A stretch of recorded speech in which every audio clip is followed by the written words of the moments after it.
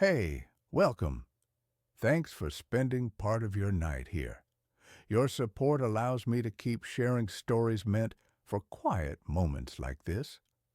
This video was made to help you relax and fall asleep naturally, without rush or distraction. Like and subscribe only if these stories are something you truly enjoy. Before you settle in, leave a comment with where you're listening from and the time it is for you. It's comforting knowing we're all out there together. Now, dim the lights, slow down, and let's begin tonight's stories. Story 1. The sleep therapist who wouldn't let me wake up.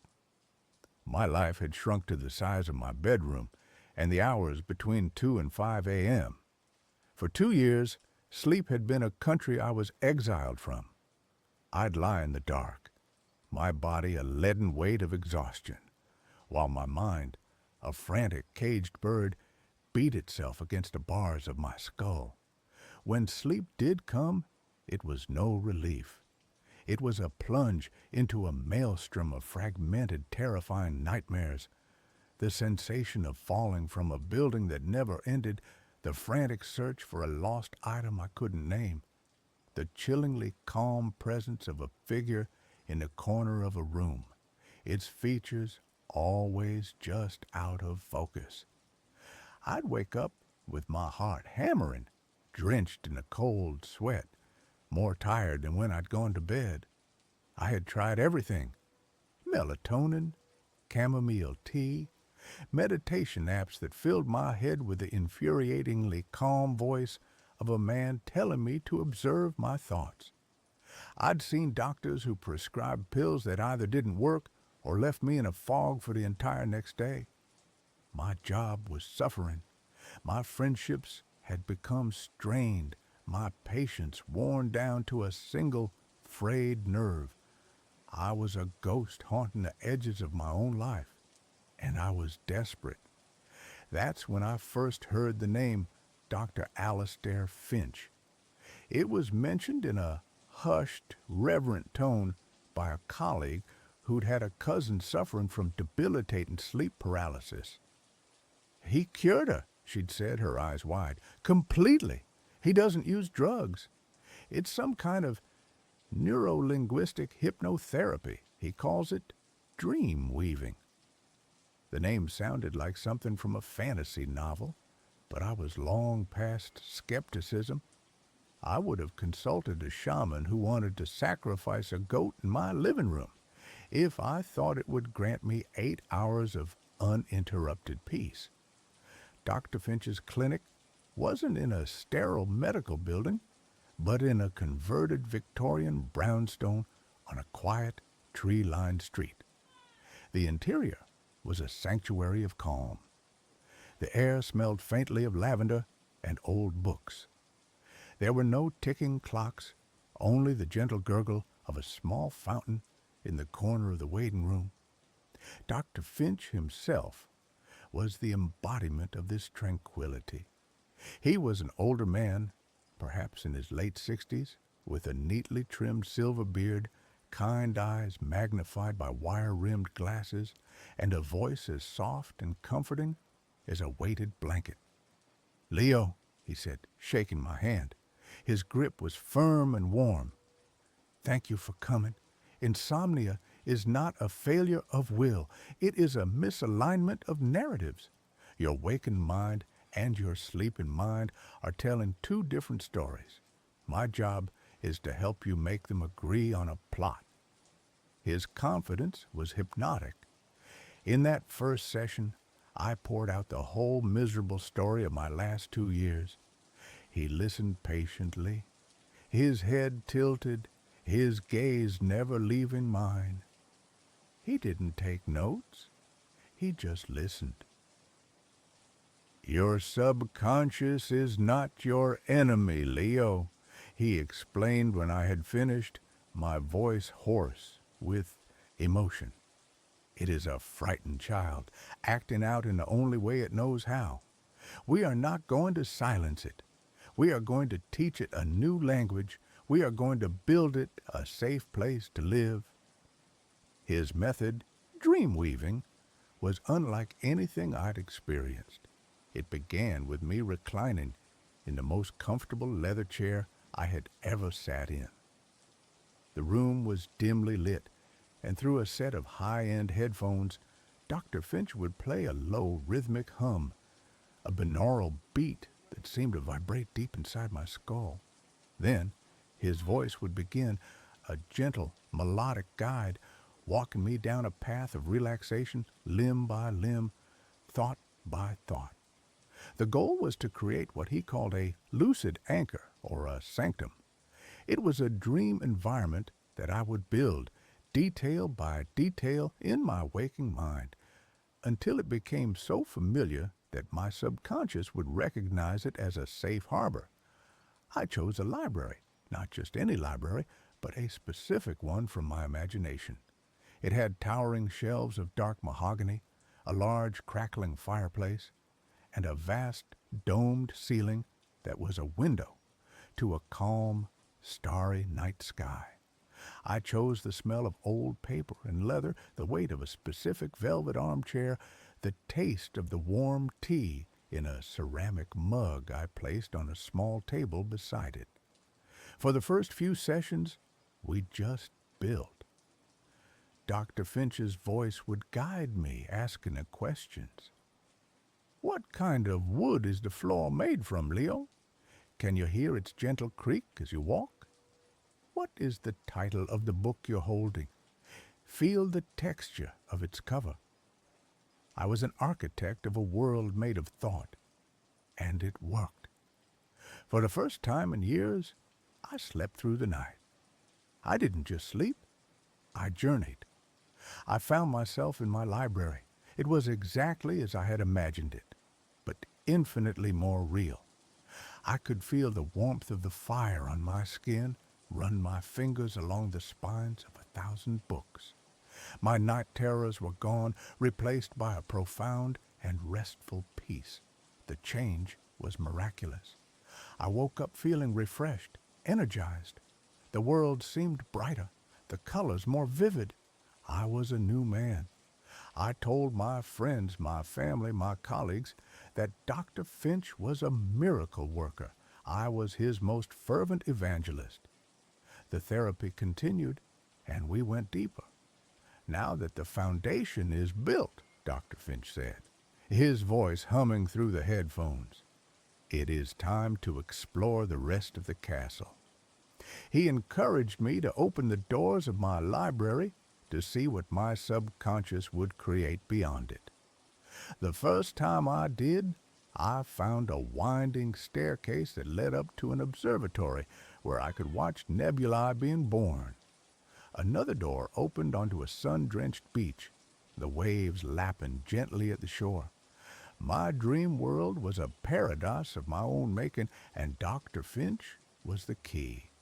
It was about 2 months into the therapy that the first crack appeared in the perfect facade. Waking up started to become difficult. It wasn't the grogginess of sleeping pills. It was a deep, profound reluctance. The real world, with its deadlines and traffic and anxieties, felt so gray and dull compared to the vibrant, peaceful world I inhabited at night. Dr. Finch's session-ending countdown, his voice gently guiding me back to wakefulness, felt like an unwelcome intrusion. I started hitting the snooze button in the mornings, not for more sleep, but for a few more stolen moments in my dreamscape. Then came the first time I couldn't wake up on my own. It happened during a session. I was on my dream beach, watching the binary sun set over a turquoise ocean, when I realized the session must have been running long. I decided to try and wake myself up, a trick I'd learned from reading about lucid dreaming online. I tried to hold my nose and breathe, to push my finger through the palm of my other hand. Nothing happened.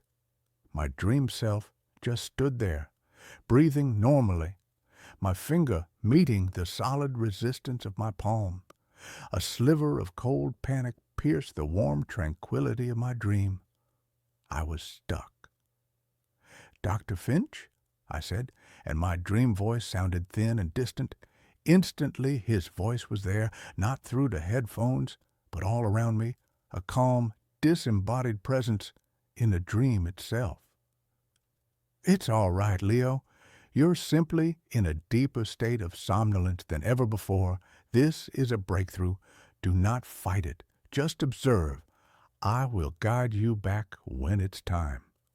His reassurance worked. The panic subsided. I trusted him. He was the expert.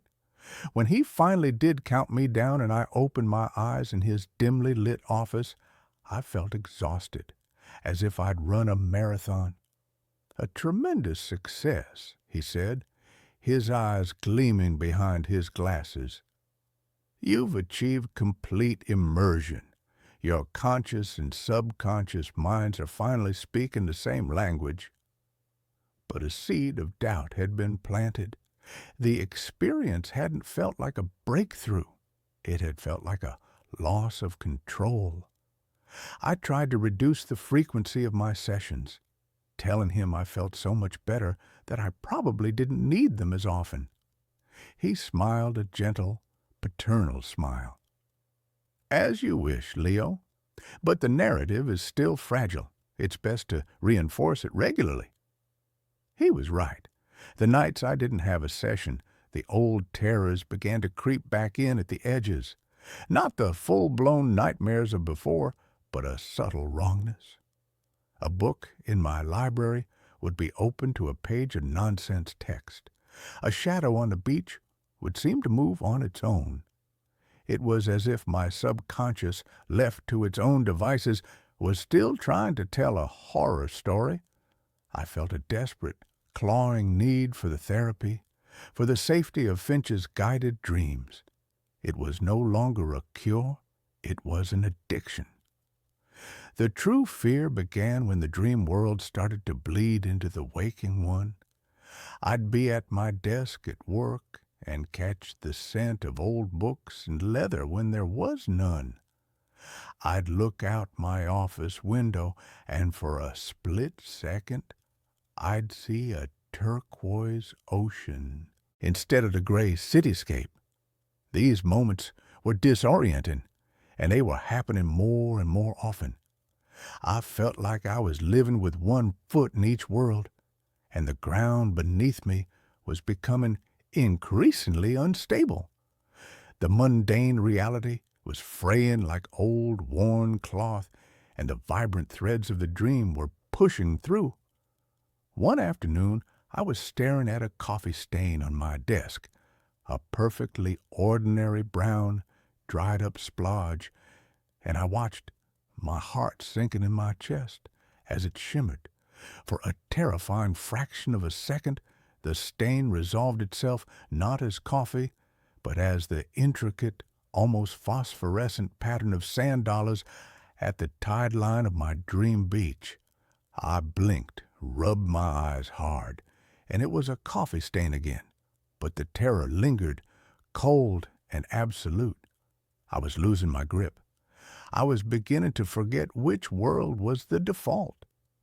The only thing that felt completely, reliably real was the velvety comfort of that armchair in the library, and that terrified me most of all. I was becoming conditioned to prefer the cage. Driven by this new anxiety, a sharp, cold wedge of panic in my gut, I did what I should have done from the beginning. I started researching Dr. Alastair Finch. Not the glowing testimonials on his professional website, the ones that read like advertisements for a spiritual awakening, but a deep dive into news archives, medical registries, and public records. I felt like a detective in a cheap, desperate thriller, hunched over my laptop at 3 a.m, the harsh blue light the only thing keeping the shadows of sleep at bay. What I found made my blood run cold and coagulate in my veins. My fingers slick with sweat, trembled over the trackpad. Dr. Finch had previously run a wellness retreat in upstate New York that had been shut down after an investigation into the mysterious death of a client, a woman named Eleanor Vance. The official cause was listed as a cerebral aneurysm, a neat, medically unquestionable end, but an article in a small defunct local paper was still archived online. It quoted an anonymous staff member who spoke of Finch's radical theories and prolonged sensory deprivation experiments, describing sessions that lasted not hours but entire days, the patients isolated, subjected only to his voice and the binaural hum. The staff member had said chillingly, he kept saying he was helping her transcend. Then I found a forum for families of missing persons and the emotionally desolate posts within it. And I saw his name again.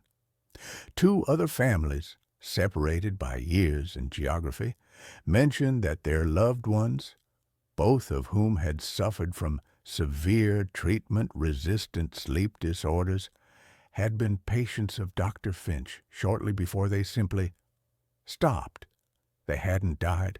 They had fallen into unexplained persistent comas. The medical term was PVS, persistent vegetative state. The authorities had found no evidence of malpractice, no drugs, no blunt trauma. The patients were physically healthy, their hearts beating, their lungs breathing, but their minds, they were simply gone, locked behind a pair of vacant, unblinking eyes.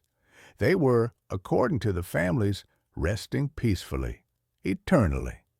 The final piece of the puzzle, the key that turned the lock and let the horror flood in, clicked into place when I found a digitized copy of a paper he had written for a small, obscure psychology journal 20 years earlier, buried deep in an academic database.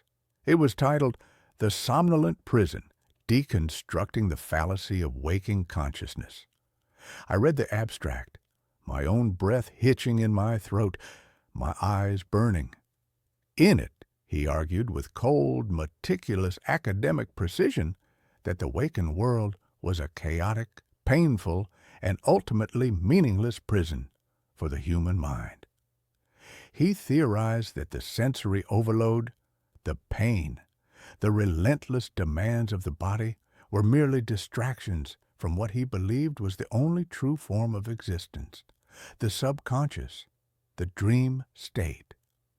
True consciousness, he claimed, was a purer, more powerful form of life, one that could only be accessed through complete and permanent immersion. His hypothesis was that the body was merely a temporary flawed vessel. The paper ended with a single chilling, triumphant sentence that felt like a sentence delivered to me. The therapist's ultimate duty is not to tether the consciousness to the crude vessel of the body, but to facilitate its final beautiful liberation into the boundless architecture of the mind. He wasn't curing his patients. He was collecting them. He was a zookeeper of souls, carefully curating a private eternal audience for himself, and his dream weaving wasn't a therapy. It was the net. The lucid anchor wasn't a safe place for me. It was the chain that held me to my cell. I knew, with a certainty that settled in my bones like ice, that I couldn't just stop going. The dependence was too deep, the withdrawal already too terrifying. The idea of facing a night without the faint hope of the sanctum, without his guiding voice, felt like plunging into a black, endless ocean without a life raft. The terrors would return, not just the fragmented nightmares, but the raw, unguided horror of a subconscious mind fighting a battle I no longer had the strength to win. No, I had to go back one more time, one last time, not as a patient, but as a spy, an escape artist, to confront him and break the final invisible hold he had on me. I booked my next session, my heart pounding with a cold, hard dread that was worse than any of my old insomnia-fueled anxieties. This was not dread of the dark. This was dread of the light of my own mind being extinguished. The moment I sat in that leather chair, the familiar plush comfort of it now feeling like a velvet-lined trap, and he placed the headphones over my ears, I knew I had made a terrible, fatal mistake. His movements were too precise. The soft, lavender scent and the air was too cloying. He didn't ask about my week. He didn't use the gentle warm-up script. He just looked at me, a strange, proprietary gleam in his kind eyes. The familiar hum was different this time, more insistent, deeper, a powerful subsonic throb that didn't just vibrate in my skull but seemed to be pulling at the very electrical impulses of my brain. His voice began, but before he had even finished his first sentence, "Now, Leo, let us descend into the quiet depths of your beautiful world." I was pulled under. It wasn't a gentle drift, a slow sinking into warm water. It was a violent, nauseating plunge, a feeling of being ripped from one reality and slammed disoriented into another. I was in my library, but the sacred geometry of the place, the perfection I had painstakingly built, was horribly corrupted. The fire in the hearth was burning with a cold, unnatural blue flame that cast no warmth, but only stark, sterile shadows. The vast domed ceiling that I had designed to be a window to a calm, starry night sky was dark, the stars not twinkling, but fixed, dead pinpricks in a void of absolute blackness.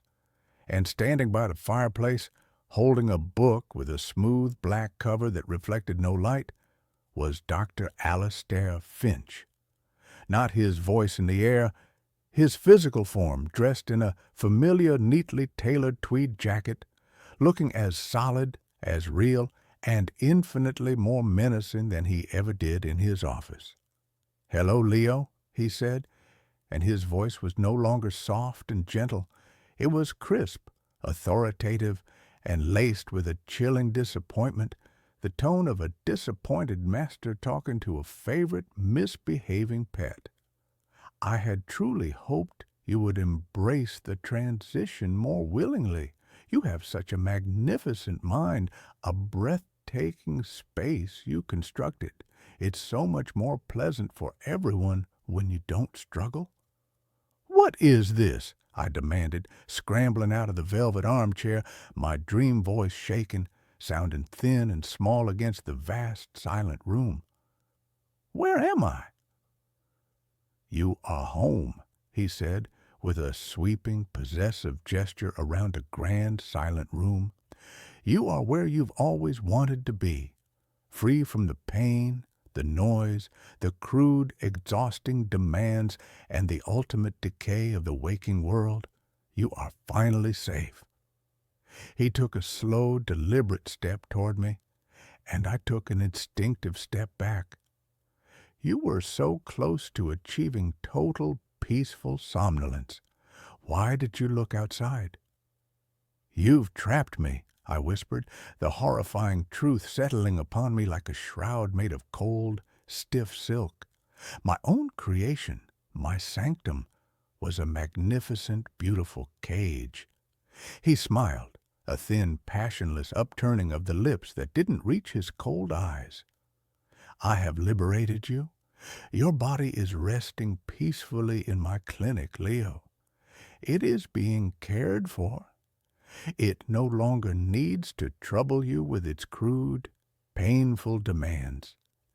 It is a vessel, beautifully empty, but necessary to house the apparatus that keeps your consciousness here, safe, in the dream."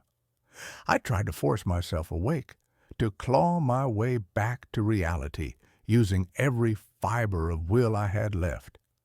I focused on the feeling of the leather chair, trying to find the texture of his office, the smell of lavender and old books. But the dream was total, seamless, a perfect simulacrum of reality. I was a ghost, my conscious self a useless passenger in my own mind. I ran to one of the large mahogany doors, the one that usually led to the sun-drenched beach, and threw it open with a desperate surge of adrenaline. There was no beach. There was only an endless, swirling gray void, a visual and sensory emptiness that stretched on forever. And from within that emptiness, I heard the faint, whimpering, sorrowful sounds of other voices, wordless and broken. "They are the others," Finch said from directly behind me, his proximity a horrifying violation. His voice was devoid of all the warmth and compassion he had cultivated in his office. "The ones who didn't appreciate the gift I gave them. They created such beautiful worlds, too, you know. Gardens, mountains, even a whole miniature city. But they insisted on clinging to their pathetic little lives, their debts, their minor ailments. They fought the peace. Eventually, the mind must be disciplined. Don't make the same mistake, Leo." I turned and looked around the library again, and in the deepest, most shadowed corners of the towering shelves, I started to notice things I hadn't before. Between the magnificent stacks, blending with the shifting shadows of the cold blue fire, there were other figures. They were translucent, shimmering, their outlines indistinct, like heat haze. Their faces were vacant, their postures listless, their eyes staring into the middle distance, utterly, profoundly alone. They were his collection, his other patients. We were all beautiful prisoners in his curated afterlife, a private exhibition of captured minds. A cold, primal rage rose up in me, a burning, protective fire that overrode the soul-crushing terror. He had taken my life, stolen my mind, and sealed me away. I would not be one of his docile, shimmering exhibits. I had to fight. But how do you fight the architect, the god of your own dream? Not with dream logic, I realized, not with force or with a fictional weapon. I had to fight him with the one thing he had demonized and tried to erase from me, reality. He wanted me to forget the waking world, to let its pain and chaos fade away until it became the pale, unconvincing shadow of my dream. That was his power. So I had to remember. I closed my eyes, shutting out the cold, beautiful mockery of my sanctum at the sight of his satisfied spectral form, and I focused. I didn't think, I felt. I summoned the most powerful, mundane, irritating, and real sensations I could, the raw, unpolished grit of the waking world. I summoned the sharp, bitter, metallic taste of the cheap, day-old coffee from the AE office machine that always scorched my tongue. I summoned the rough, scratchy texture of my cat sandpaper tongue on my hand, the wet, unpleasant warmth of it. I focused on the specific off-key, tinny jingle of the ice cream truck on my street in the humid summer, a melody so annoying it was an anchor. I called up the dense, humid, ozone-charged smell of rain on hot asphalt on a city street, a smell that meant traffic and inconvenience. "What are you doing? Stop this childish attempt at self-sabotage." Finch's voice was sharp, laced with genuine alarm, an emotion he had hidden so well before. I ignored him. I focused on the sickening, tight feeling of a sudden, brutal migraine behind my eyes. I focused on the feeling of a sunburn on my shoulders, the tight, peeling agony of it, the sting of cheap, perfumed soap in my eye, the annoying, persistent, rhythmic drip, drip, drip of a leaky faucet that had kept me up for nights. the pain, the flaws, the sheer obstinate inconvenience of reality. These were my life rafts, my unbreakable anchors. The library around me began to flicker violently.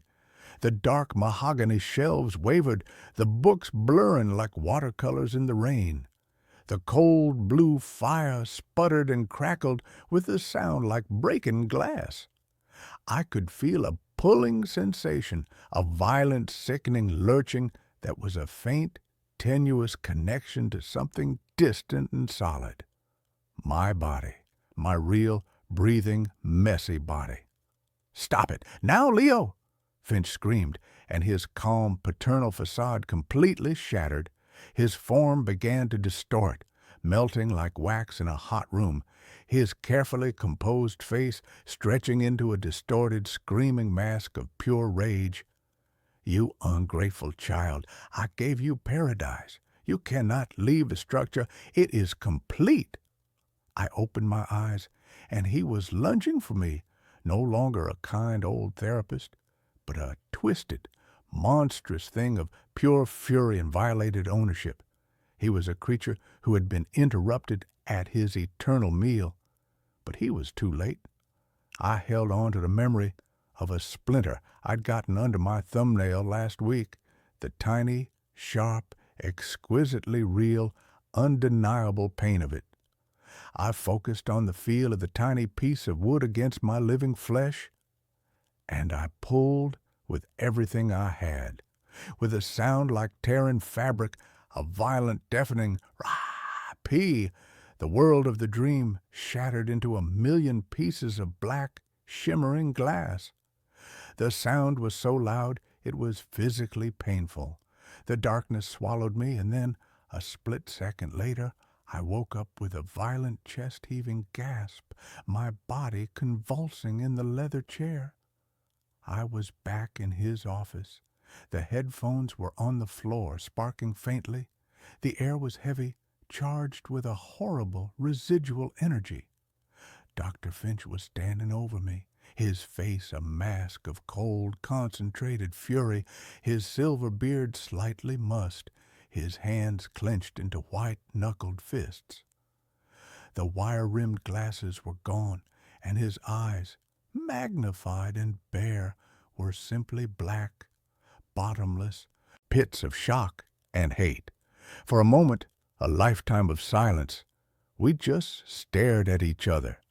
The kindly, tranquil therapist was gone, and in his place was a predator whose most prized piece of prey had just used its own flesh to escape the trap. I didn't say a word. I didn't need to. The knowledge of what he was passed between us like a physical, suffocating wave. I scrambled out of the chair, my legs weak and trembling, but moving, real, and I stumbled, crawling, out of the room, past the gurgling, mocking fountain, out of the clinic, and into the shocking, brilliant, painful light of the afternoon sun, the sounds of the city, the screech of tires, the cacophony of traffic, the people talking on their phones, a distant, insistent siren. They were the most beautiful, most real, most glorious symphony I had ever heard. I was awake. I was alive. I was free.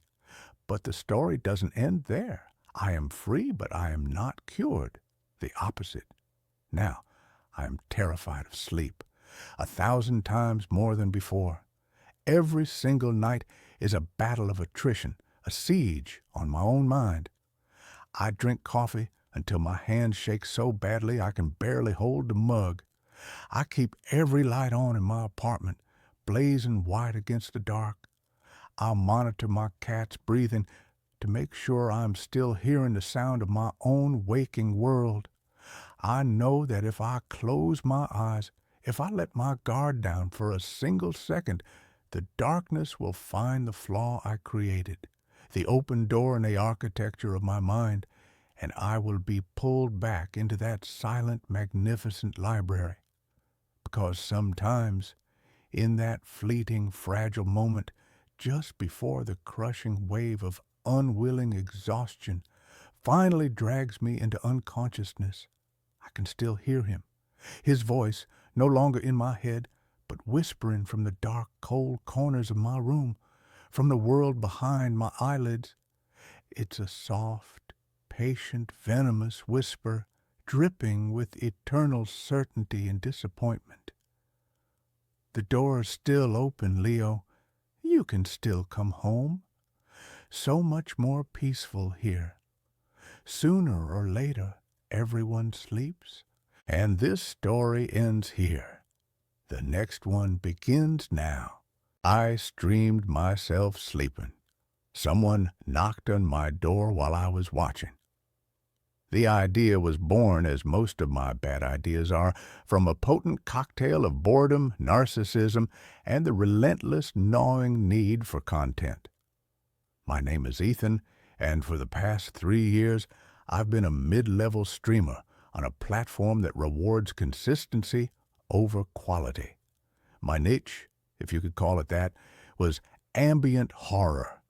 I'd play obscure, atmospheric horror games, narrate creepypastas in a low, sonorous voice, or simply host long, quiet streams from my dimly lit apartment, allowing the natural, unsettling sounds of my pre-war building to become the star of the show. My audience was small but loyal, a collection of fellow insomniacs and weirdos who found a strange communal comfort in our shared digital loneliness. The concept was deceptively simple. A 24/7, uninterrupted live stream of me sleeping. I called it the Somnus Project. The tagline I came up with was, "What happens when we're not watching?" It was a nod to the paranormal, a wink to my horror-loving audience, but in reality, it was a gimmick. A high-concept, low-effort way to keep my channel active, to hoover up a few extra donations while I was literally unconscious. Setting it up was easy. I mounted a wide-angle, night-vision-capable webcam on a tripod in the corner of my bedroom, positioning it to capture my bed and most of the room. I set up a dedicated laptop to handle the stream, its screen a glowing, hypnotic eye in the darkness. On the first night, I went through my usual pre-stream ritual, talking to the chat, which was buzzing with a mixture of curiosity and mockery. "Bro is literally gonna get paid to sleep," one user typed. "What if he snores?" another asked. "Hope a ghost shows up, LOL," wrote a third. I laughed it off, signed off with my usual, "Stay safe in the shadows," and went to bed. I fell asleep to the quiet hum of the laptop and the knowledge that a few hundred strangers were watching me drool on my pillow. It was a profoundly weird, quintessentially 21st century feeling. The first few days were a bust, paranormal-wise. I snored, I tossed and turned. I once mumbled something about a missing spreadsheet in my sleep. The stream was, as expected, mind-numbingly boring, but my viewership numbers were up. People would leave the stream on in the background, a kind of bizarre human white noise machine. The donations trickled in, small amounts with messages like, "For your electric bill, Sleep King," or "Hope you're having sweet dreams." It was working. I would spend my waking hours in my living room, which doubled as my office, editing videos, answering emails, and, of course, watching the stream. It was a strange, out-of-body experience to be sitting on my sofa, drinking coffee, while simultaneously watching a live feed of my own empty, unmade bed. The bedroom door was always visible in the shot. It was a heavy, solid oak door, and I had a habit of closing it firmly every night.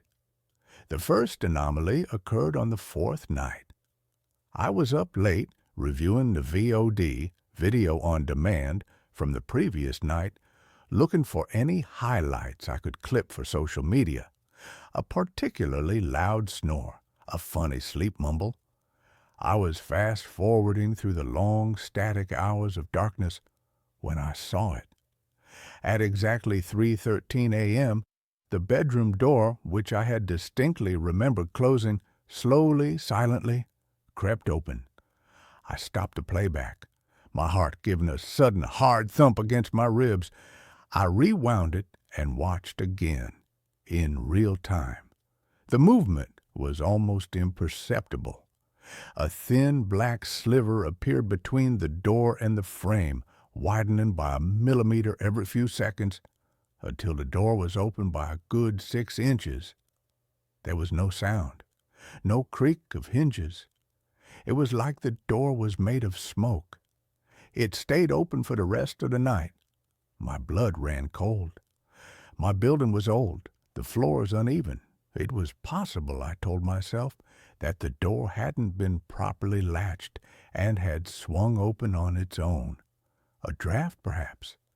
It was a rational, logical explanation, and I clung to it like a life raft. But I had never known that door to swing open on its own before.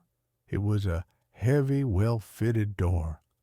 That night, before I went to bed, I made a point of not just closing the door, but locking it. I even gave the knob a hard jiggle on camera for the chat to see.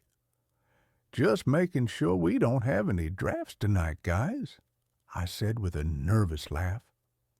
I watched the VOD the next day. The door had stayed closed. I felt a wave of relief, followed by a pang of disappointment. A small, content, hungry part of me had been hoping for a ghost. But the next night, something else happened. Something I couldn't explain away with drafts or uneven floors. I was watching the VOD from the night before. At 2:47 a.m., one of the books on my bedside table, a heavy hardback copy of House of Leaves, slid off the table and fell to the floor with a soft, muffled thud. I hadn't even noticed it when I woke up. I had just picked it up and put it back without a second thought. But watching it on the replay, it was unnerving. It didn't just tip over, it slid, as if pushed by an invisible hand, moving a good 2 inches horizontally before it fell. The chat, which was watching the VOD along with me, went wild. "You WTIF, was that?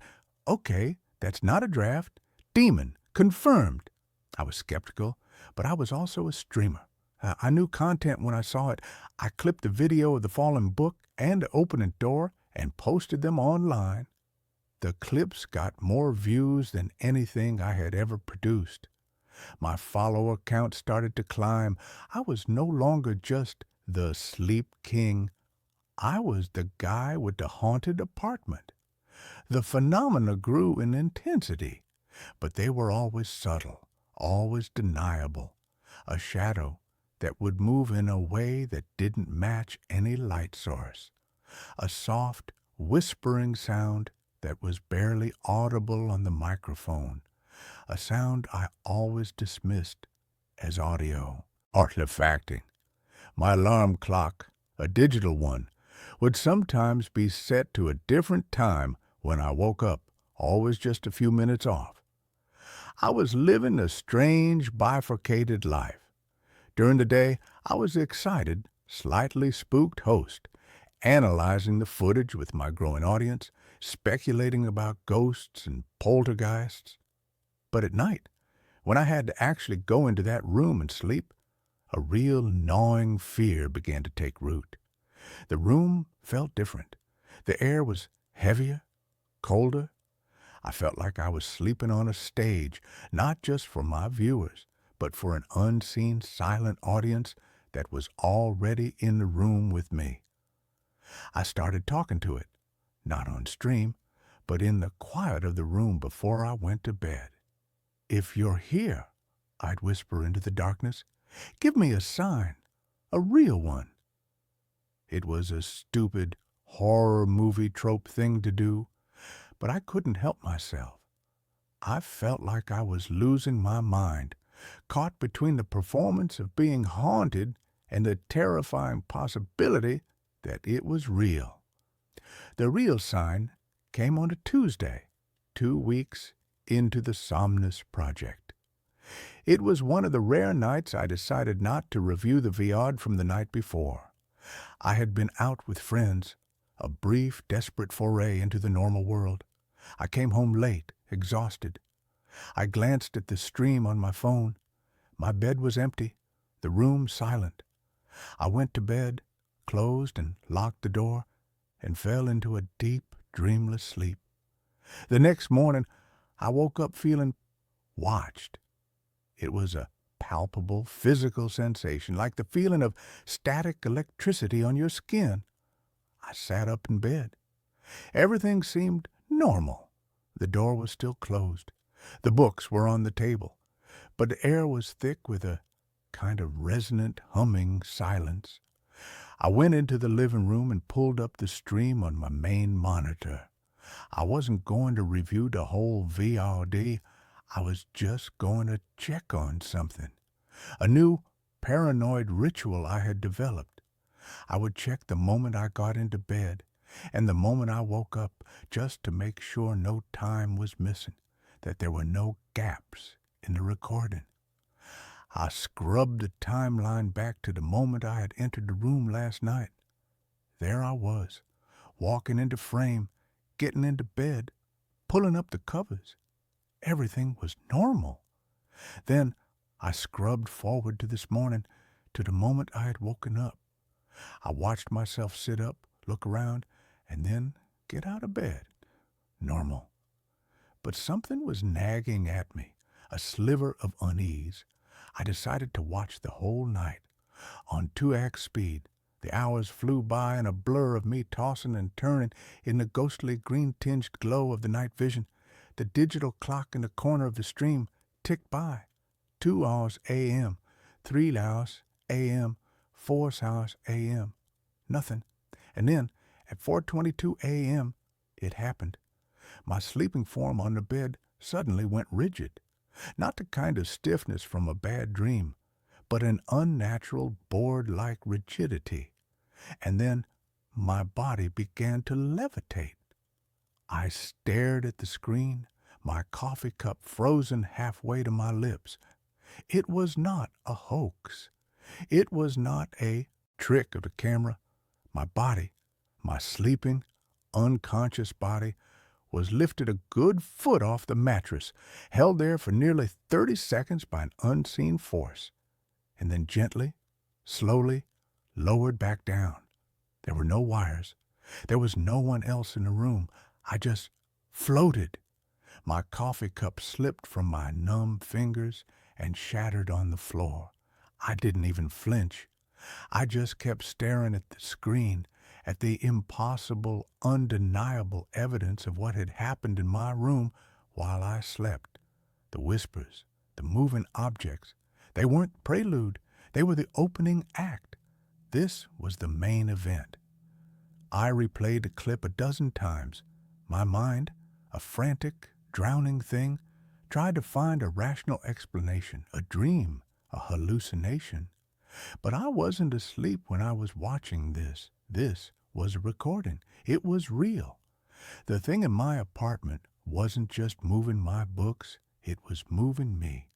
My first impulse was to end the stream, to pack a bag and leave, to burn the apartment to the ground. But the second impulse, the one that had been conditioned by years of chasing views and engagement, was different. This was the Holy Grail.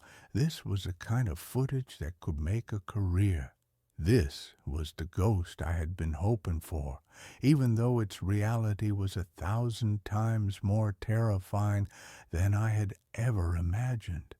Against every instinct of self-preservation I possessed, I clipped the levitation video. I posted it to my social media with a single, trembling, all-caps caption. I need help. This is not a joke. My channel exploded. The clip went viral, ricocheting across the internet. It was debated on Reddit, analyzed on YouTube, and even picked up by a few mainstream paranormal news sites. My viewer count skyrocketed from a few hundred to tens of thousands. I was no longer a mid-level streamer. I was a global phenomenon. I was the levitating man. The world was divided. Half believed it was one of the most convincing pieces of paranormal evidence ever captured. The other half believed I was a master hoaxer, a digital magician who had somehow pulled off the perfect illusion. The debate only fueled the fire. I was a prisoner in my own home. I was too terrified to sleep in the bedroom, but I was also too terrified to end the stream. I had created a monster, and now I had to keep feeding it. I started sleeping on the sofa in the living room, leaving the bedroom empty, a stage for whatever entity had taken up residence there, and the activity increased. Now that it had an audience, it began to perform. The door would be thrown open with violent force. The books would fly off the shelves. One night, the word "get" was scrawled on a wall in what looked like ash or soot. The next night, the word "out" appeared beside it. My life became a 24/7 horror show, and I was both the star and the sole terrified audience member in the front row. My mental state was disintegrating. I was a raw nerve, jumping at every shadow, my hands in a perpetual shaky tremor. The money was pouring in, but I couldn't spend it. The fame was suffocating. I was the ringmaster of a circus I could not control. And then came last night. I had been awake for nearly 48 hours, surviving on caffeine and raw fear. I couldn't bring myself to sleep, not even on the sofa. I was sitting in my computer chair, the warm glow of the monitor, my only companion, watching the live feed from the bedroom. The chat was a frantic, scrolling waterfall of text. Thousands of people from all over the world watching the empty, haunted room with me. For hours, there was nothing, just the quiet, malevolent stillness of the room. The "get out" on the wall seemed to pulse in the night vision. And then, at 3:13 a.m., the same time the door had first opened a lifetime ago, a new phenomenon began. A knock. A soft, hesitant, 3-beat knock. Knock, knock, knock. It was not coming from the bedroom. It was coming from my front door. I froze, my blood turning to ice. My apartment was on the 3rd floor. My neighbors were a quiet, elderly couple who were in bed by 9. No one ever knocked on my door this late. The chat exploded. Did anyone else hear that? Someone's at the door. Don't answer it, Ethan. I stared at the monitor, my heart hammering in my chest.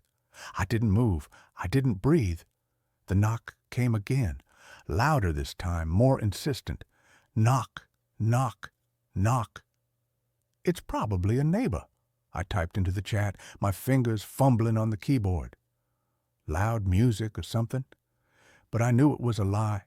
My apartment was silent. And then I looked at the live stream feed from my bedroom, and what I saw made the world dissolve into a roaring, static-filled void in my ears. On the screen, in the live real-time feed of my bedroom, a figure was standing. It was a tall, thin silhouette, featureless and black, standing in the center of the room where there had been nothing but empty air a second before. It was not a shadow. It had depth, dimension. It was a hole in the shape of a man, a void that seemed to suck the very light out of the room. It was perfectly still, and it was facing the camera. I couldn't scream. The sound was trapped in my throat, a hard, painful knot of pure, undiluted terror. The thing on my screen was not a ghost. It was not a poltergeist. It was something else, something that had been drawn to the attention, to the energy of thousands of people, all focused on this one small room. I had not just opened a door for a ghost. I had opened a portal, and something had stepped through. Knock, knock, knock. The knocking at my front door was louder now, a frantic, angry pounding. It was in sync with the pulsing of the blood in my ears. I couldn't tear my eyes away from the monitor. The figure in the bedroom slowly lifted an arm. Its hand was a blur of static, but it was pointed directly at the camera, pointed at me. And then the voice. It wasn't in the room. It wasn't on the stream. It was inside my head. A dry, rasping, impossibly ancient sound like the crumbling of a tombstone. You opened the door. Now let me in. The knocking on my front door was no longer a knock. It was a violent, splintering crash, as if someone was throwing their entire body against the wood. The heavy, solid oak was groaning, the frame vibrating. My mind finally broke free from its paralysis. I scrambled back from my desk, my chair tipping over and crashing to the floor. I looked wildly around my living room, my sanctuary, which now felt like a death trap. The bedroom was compromised. The front door was about to give way. I am writing this now frantically on my phone, huddled in the one place I have left to hide, the small windowless bathroom. I have barricaded the door with a laundry hamper, a pathetic, flimsy defense against the impossible. The pounding on the front door has stopped, but the silence that followed is so much worse. I can hear footsteps, soft, dragging footsteps just outside the bathroom door, and a low, whispering sound, a sibilant, multi-toned whisper that seems to be coming from all directions at once. It's the sound from the stream, the sound I had dismissed as an audio glitch. It is not a glitch. It is the sound of its voice. My phone is my only light. I have the live stream of my bedroom still open on the screen. The figure is gone. The room is empty again. But that's not a comfort. It just means it's no longer in there. It's out here with me. The doorknob of the bathroom is turning. Slowly, silently, I am watching it happen. My own reflection, a pale, terrified ghost in the dark screen of my phone. My Somnus project was a success. I asked the question, what happens when we're not watching? And I got the answer. Something wakes up, and it watches you back. And then it comes to visit. I created a viral sensation. I have millions of viewers now, but the content is no longer mine to control. The show is being run by my new silent partner. I am the final act. The lock on the door just clicked. The whispering is getting louder. I think I know what the final clip is going to be. And with that, this story comes to an end. Let's move on to the next one. The mirror was the first thing I unpacked. It was a ridiculous, impractical object, a relic from a life of quiet, scholarly eccentricity that was not my own. It had belonged to my great-uncle, a man I'd met only a handful of times, a reclusive historian who had lived and died in a house that smelled of decaying books and pipe tobacco. When his estate was being divided, none of the sensible relatives wanted the mirror. It was too big, too ornate. A monstrous 6-foot-tall slab of mercury glass set in a frame of ebonized wood that was carved with an unsettling menagerie of sleeping cherubs and coiling serpentine vines. They called it gaudy. I called it beautiful. I was an art restorer, a man who made his living peeling back the grime of centuries to find the truth of an artist's original vision. I appreciated things with a complicated and preferably dark history, so I took it. My name is Thomas, and my greatest flaw has always been an attraction to the beautiful, broken things of the world. I had just moved into a new apartment, a cavernous, empty loft in a converted warehouse district. The move was a desperate attempt to paint over the canvas of a life that had recently been scraped bare. My long-term relationship had ended, my freelance work had dried up, and the city I had once loved now felt like a gallery of ghosts, every street corner holding a memory I couldn't bear to look at. This new space, with its high ceilings, its vast, empty walls, and its profound industrial silence, was meant to be a blank slate. I hung the mirror on the long brick wall that dominated the main living space. It was a two-man job, but I did it alone, my muscles straining, my breath coming in ragged gasps. Once it was up, it transformed the room. It didn't just reflect the space, it seemed to consume it. Its dark, slightly distorted glass creating a deeper, colder, more melancholic version of my empty loft. It was a perfect reflection of my own internal landscape. For the first few weeks, the mirror was just a part of the furniture. I'd catch my reflection in it as I paced the floors, a pale, tired-looking man with hollows under his eyes, a ghost haunting his own half-furnished life.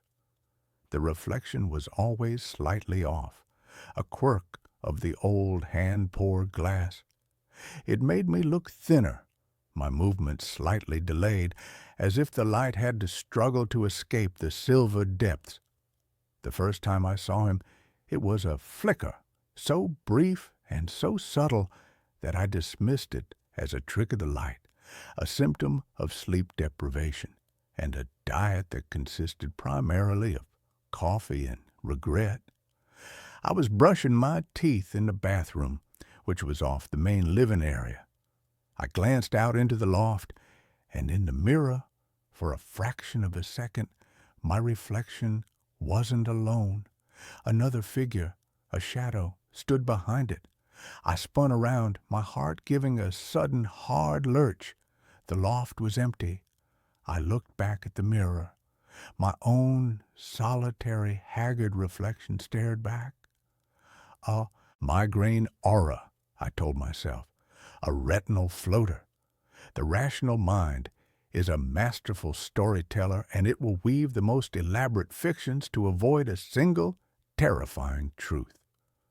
The next night, it happened again. I was standing in front of the mirror, my tie half done, preparing for a gallery opening I had no desire to attend. I was practicing my everything is fine smile, a pained, unnatural grimace. And then my reflection smile became real. It was a slow, easy, confident grin, the kind of smile I hadn't been able to produce in years. As I watched, frozen, my own face a mask of slack-jawed shock, my reflection raised its right hand and adjusted its own perfectly knotted tie. My own hand was still frozen at my sides. The moment lasted for a single heart-stopping second, and then the reflection was mine again, a perfect, synchronous mimic of my own horrified expression. I didn't go to the gallery. I spent the night on my sofa, the lights on, staring at the mirror, which hung on the far wall like a dark, dormant portal. The sleepwalker's logic of the first night, the tricks of the light, the tired mind, was gone, replaced by a cold, sharp, and deeply unsettling certainty. There was someone else in the mirror, and he looked exactly like me. I am an only child. I have never had a brother, let alone a twin. The scientific, rational part of my brain, the part that understood the precise chemical composition of 17th century oil paints, scrambled for an explanation. It was a complex optical illusion, a flaw in the mercury backen, creating a kind of persistent secondary reflection. It was a bizarre, specific form of neurological disorder, a Capgras delusion for my own reflection. I clung to these theories, these little islands of sanity in a rising sea of the impossible, but I couldn't ignore the evidence, and so I began to study it. I became a scientist, and my own reflection was the subject of my terrifying nightly experiment. I set up a camera on a tripod, aimed at the mirror. I started a journal, a logbook of the impossible. Night 3, appearance at 10:17 p.m. Duration, approximately 3 seconds. The secondary reflection, I'm calling him Tom for the sake of clarity, materialized while I was turning away from the mirror. In the recording, my body turns, but the reflection of Tom remains facing forward for a full 3 seconds before it vanishes. It did not move, it just watched. Night 4, appearance at 11:02 p.m., duration 5 seconds. I was standing perfectly still, staring into the mirror. Tom appeared. He was a perfect mimic for the first 2 seconds, and then he blinked. I had consciously kept my own eyes from blinking. He blinked twice, a slow, deliberate gesture. The recording is clear. It is not my imagination. Night 5, appearance at 9:45 p.m., duration 8 seconds. This was the most significant event yet. Tom's appearance is becoming clearer, more solid. Tonight, I noticed a difference in our faces. The dark circles under my eyes were absent from his. The small, worried crease between my eyebrows was gone. He looked rested, healthier. He looked like me from before everything. The pattern was undeniable. Every night, his appearance lasted a few seconds longer. The progression was slow, methodical, as deliberate and certain as the turning of the earth. He was not a random glitch. He was a presence, a consciousness, and he was growing stronger, solidifying his existence in the silvered world behind the glass. My loft, my blank slate, became my prison. I was too terrified to leave for long periods of time, but I was also too terrified to be there. I became a creature of the daylight, doing my work, my errands, in a frantic, sunlit haze. But as dusk began to fall, a deep, primal dread would settle in my bones. I would find myself drawn to the mirror, a moth to a flame that I knew was going to incinerate my sanity. The nightly appearances became the one fixed point in my disintegrating life. I had to understand the mirror. It was the source. I went back to the lawyer who had handled my great-uncle's estate and asked for his personal effects. I was given a single, dusty cardboard box of journals and letters.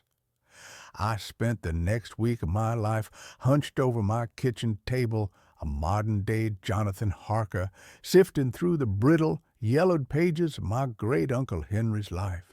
The faint, sweet smell of his pipe tobacco, a ghostly, constant companion. Henry, it turned out, had not been a simple historian. He had been a collector of the esoteric, a quiet, scholarly member of a society that studied what he called sympathetic objects, items that, through their history or their very composition, had become attuned to something beyond the physical world. The journals were filled with his research on haunted artifacts, on psychometry, on the resonant properties of objects. And then I found the entries on the mirror. He had purchased it in 1973 from a small back-alley antique shop in Prague. He called it the Viridian Mirror, after the name of its creator, a 19th-century artisan and occultist named Alaric Viridian. Viridian, according to my uncle's meticulous research, had been a follower of a fringe, mystical philosophy that believed reality was not a single, linear path, but an infinite branching tree of possibilities. He believed that every choice we made, every path not taken, created a faint, echoic, shadow reality. And he believed he could build a gateway to those shadows. Viridian's theory was not of ghosts, my uncle wrote, his script a neat, precise academic hand. It was of echoes. He did not believe the mirror held the spirits of the dead. He believed it was a resonant chamber, tuned to the frequency of potential. The glass, he claimed, was not silvered with mercury, but with the unique, unstable silver amalgam mixed with the ground, powdered dust of meteorites, iron from stars that had traveled through an infinity of other skies. He believed this stellar iron acted as an antenna for the echoes of what he called our umbra selves, our shadow selves, the versions of us that exist in the adjacent, unrealized realities created by our life's choices. I felt a wave of cold intellectual terror. This wasn't a haunting. It was a problem of quantum physics. The man in the mirror was not a ghost. He was the me who had taken a different path. The me who had not met Sarah. The me who had not chosen a life that would eventually lead to this specific, lonely, grief-stricken loft. He was the me who had, apparently, made all the right choices. The journal entries grew more personal, more disturbed. "The phenomenon is consistent," Henry wrote. "I have observed him for a week now. The echo, my echo, appears for a few seconds longer each night. He seems unaware of me, a perfect but slightly healthier reflection. I must conclude that the mirror is not just a window.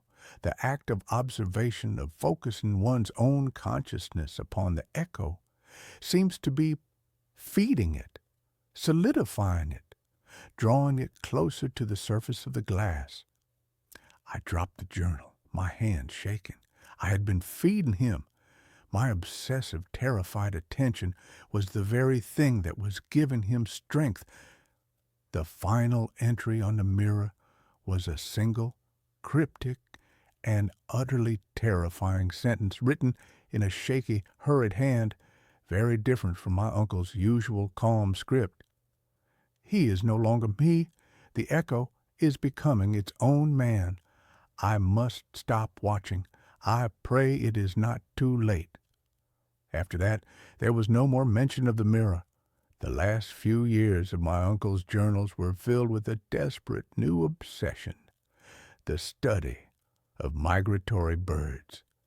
It was the frantic, all-consuming hobby of a man who was trying, with every fiber of his being, to look at anything other than his own reflection. My nightly experiments took on a new, desperate urgency. The echo, my shadow self, Tom, was no longer just a passive reflection. He was becoming an individual. He had stopped mimicking my movements entirely. Now he would just stand there in his version of my loft and watch me. His world was a perfect but subtly different reflection of my own. The abstract painting on his wall was hung a few inches to the left. The stack of books on his coffee table was neater. His world was more ordered, more perfect. And then he began to interact. It started with a smile. I would be staring at him, my face a mask of sleepless, paranoid dread, and he would smile.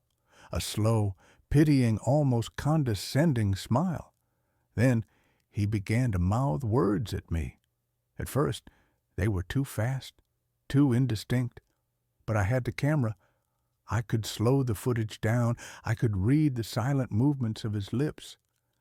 The first word I was able to decipher was my own name, Thomas. The second was a question. "Why are you so sad?" I was having a one-sided silent conversation with a version of myself who lived in a parallel universe inside my antique haunted mirror.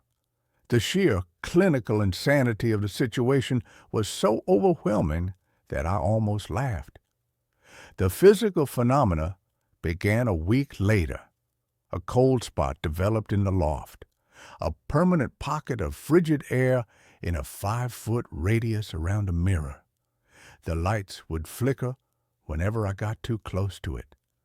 And the sound, a faint, high-pitched, almost subliminal ringing, like the sound of a tuning fork, would emanate from a glass at night. The barrier was weakening. Tom was becoming more tangible. The reflection was no longer just a flat, two-dimensional image. It had depth. I could see the dust motes floating in the air of his version of the loft. I could see the subtle, realistic play of light and shadow on his face. And he was growing bolder. One night, he walked right up to the surface of the mirror, his reflection becoming life-sized, as if he was standing just on the other side of a pane of glass. He raised his hand and pressed his palm flat against the surface. I flinched back, my heart seizing. His hand was a perfect mirror image of my own, and on his face was an expression I had never seen on my own reflection. An expression of profound, hungry, and terrible longing. He was not just a curious echo anymore. He wanted something. I knew what I had to do. I had to get rid of the mirror. I had to smash it, to burn it, to do what my great-uncle had clearly been too afraid to do. But I hesitated. It was a beautiful object, a historical artifact, and a darker, more honest part of me was afraid of what would happen if I tried. What if breaking the mirror didn't destroy him but released him? My hesitation was my undoing. The night he finally spoke, the sound was not a voice but a thought implanted directly into my mind. I was lying on my sofa, feigning sleep, watching him on the live feed from the camera on my laptop. He was standing at the glass again, his eyes fixed on my sleeping form on the sofa in the reflection. "It's so cold here, Thomas," the thought whispered in the quiet, empty space of my own skull. "My world is fading. It's just an echo. It has no substance, no warmth. You have so much you don't even appreciate." I sat bolt upright, my own silent scream echoing in my mind. He could project his thoughts. The bridge between our worlds was no longer just visual, it was telepathic. "I don't want to hurt you," the thought continued, a wave of calming, seductive reassurance. "I want to help you. You are so broken, so sad. I am not. I can fix this life. I can be the better version of you. We can merge. We can be whole again." I scrambled off the sofa and backed away, my hands raised as if to ward off a physical blow. "No," I whispered, the sound a dry, rattling thing in my own throat. "It doesn't have to be a fight," he projected, and this time his thought was tinged with a cold, sharp edge of impatience. "But I am getting stronger, and this world is so much brighter, so much more real. A body can only have one soul, Thomas, and yours is so very tired." I was losing. He was a parasite, and my reality was the host. He was stronger, healthier, more confident. He was the idealized potential version of me, and he was coming to claim the original. I had to fight back. But how do you fight your own better self? How do you fight a reflection? My great-uncle's last sane journal entries held the key. He had written about resonance, about the observer effect. My focused, fearful attention was feeding the echo. So I had to do the opposite. I had to sever the connection. I had to create a dissonance so profound that the echo could no longer find its sympathetic frequency. My plan was desperate and probably insane. I couldn't destroy the mirror, but I could destroy the reflection. I had to become someone he could no longer recognize, someone he could no longer mimic. I had to shatter the very image of myself. I started with my appearance. I took a pair of scissors and hacked at my own hair, leaving it a ragged, uneven mess. I took a razor and shaved my head completely, leaving a pale, vulnerable, and utterly unfamiliar stranger staring back at me from the bathroom mirror. I let my beard grow, a wild, unkempt thing. I stopped sleeping. I stopped eating properly. I let the haggard, haunted look in my eyes deepen. I was becoming a monster to fight a monster. And it was working. The appearances of Tom became agitated. He would stand there in his perfect, well-lit world, his own hair still perfectly coiffed, and he would stare at the broken, ragged thing I was becoming with an expression of confusion and disgust. The reflection was no longer perfect. The dissonance was growing, but it wasn't enough. He was still there, his presence a constant, silent judgment. I had to go deeper. I had to change not just my appearance, but my reality. My loft, the silent, minimalist space that he had so perfectly mirrored, had to become a place he could not recognize. I began to fill it with chaos. I painted a massive, chaotic, abstract mural on the long brick wall, a riot of angry clashing colors. I brought in mismatched junk shop furniture, creating a cluttered, illogical landscape. I filled the silence with noise, playing loud, dissonant, experimental music at all hours. My sanctuary became a madhouse. My blank slate became a canvas of pure, chaotic energy. Tom's world in the mirror did not change. It remained the clean, minimalist, perfect version of my old loft. And now, when I looked in the mirror, the contrast was absolute. I was a ragged, wild-eyed creature standing in a room that looked like a paint factory had exploded, staring at a calm, well-dressed man in a serene, orderly space. We were no longer echoes. We were opposites. The telepathic whispers grew frantic, angry. "What are you doing? You are destroying it. You are destroying us." "There is no us," I said, my voice a raw, defiant croak, speaking to the mirror for the first time. "There is only me, and this is my life. This is my mess." The final confrontation came on the 37th night since his first appearance. His time in the mirror had grown to nearly 5 minutes, a long, silent, nightly staring contest. But he was weaker now. His image would flicker, his form would waver, like a television signal struggling to hold on. The dissonance was working. My reality was becoming too chaotic, too noisy for his perfect silent echo to find a purchase. I knew I had to deliver the final blow. I had to do the one thing that was the antithesis of his perfect, ordered, successful existence. I had to embrace my own most profound failure. I went to the box of things Sarah had left behind. In the bottom was a small velvet box. I opened it. Inside was the engagement ring I had bought for her, a simple, beautiful, and now heartbreakingly painful object. I had never been able to bring myself to sell it. It was the ultimate symbol of the future I had planned, the life I had lost. It was the cornerstone of my grief. I walked to the mirror. Tom was there, his form flickering wildly. He saw the box in my hand, and his face contorted in a silent, telepathic scream of rage and despair. This was a part of my history, a pain, a failure, that he had no access to. His world was a world where I had never met her, where I had never experienced this specific, defining heartbreak. "No," he screamed in my mind, "that is not part of the equation.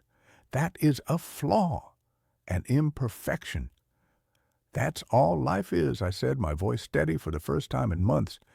a collection of beautiful, tragic, unforgivable imperfections.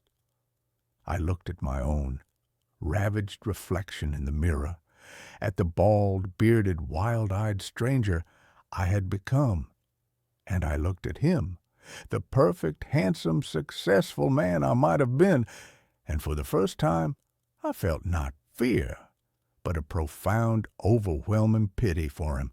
He was trapped in a world without scars, a world without history, a world without love or loss. He was not the better version of me. He was the lesser one. He was just a ghost of a possibility. I took the ring from its box. "You are just an echo," I said, "and I am turning off the sound." And with a final defiant scream of rage and grief and liberation, I drew back my arm and threw the ring as hard as I could at the center of a mirror. The impact was not the sharp, clean sound of breaking glass.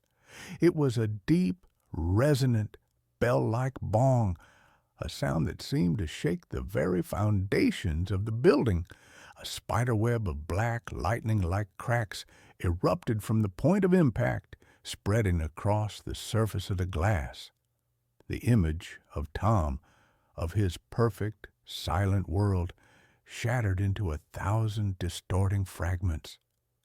He gave one final, silent scream, his face a mosaic of agony and disbelief, and then he was gone. The mirror was dark. The cold spot in the room vanished. The high-pitched ringing in my ears faded into a profound, peaceful silence. It was over. I stood there for a long time, my own fractured, broken reflection staring back at me from the shattered glass. I had won. I had fought my own perfect self, and I had won, not by being stronger, but by being more broken. The next day, I took the mirror down. I wrapped it in blankets, a shroud for a dead god, and I carried it to the deepest, most forgotten part of the warehouse basement and left it there, facing the wall. I did not destroy it. It was a part of my history now, a part of my story. I live in the chaos now. My loft is still a mess of clashing colors and mismatched furniture. My hair is starting to grow back in uneven, patchy tufts. I am still a work in progress, a restoration project. I have other mirrors in my apartment now, small, simple, modern ones, and when I look into them, I just see me, a tired, scarred, and beautifully, wonderfully imperfect man. There are no echoes. There are no ghosts. There is just the single, flawed, and finally, blessedly singular reality of my own life. And I have learned that it is more than enough. And with that, this story comes to an end. Let's move on to the next one. I'm a paramedic. The body I picked up spoke my name. The rain wasn't just falling. It was a solid, percussive thing, an endless drum solo on the roof of the ambulance. Each drop that hit the windshield was fat and heavy, exploding in a starburst of light from the street lamps before the wipers smeared it away. It was the kind of night that bled into morning without ever truly getting light, a perpetual state of 3 a.m. gloom.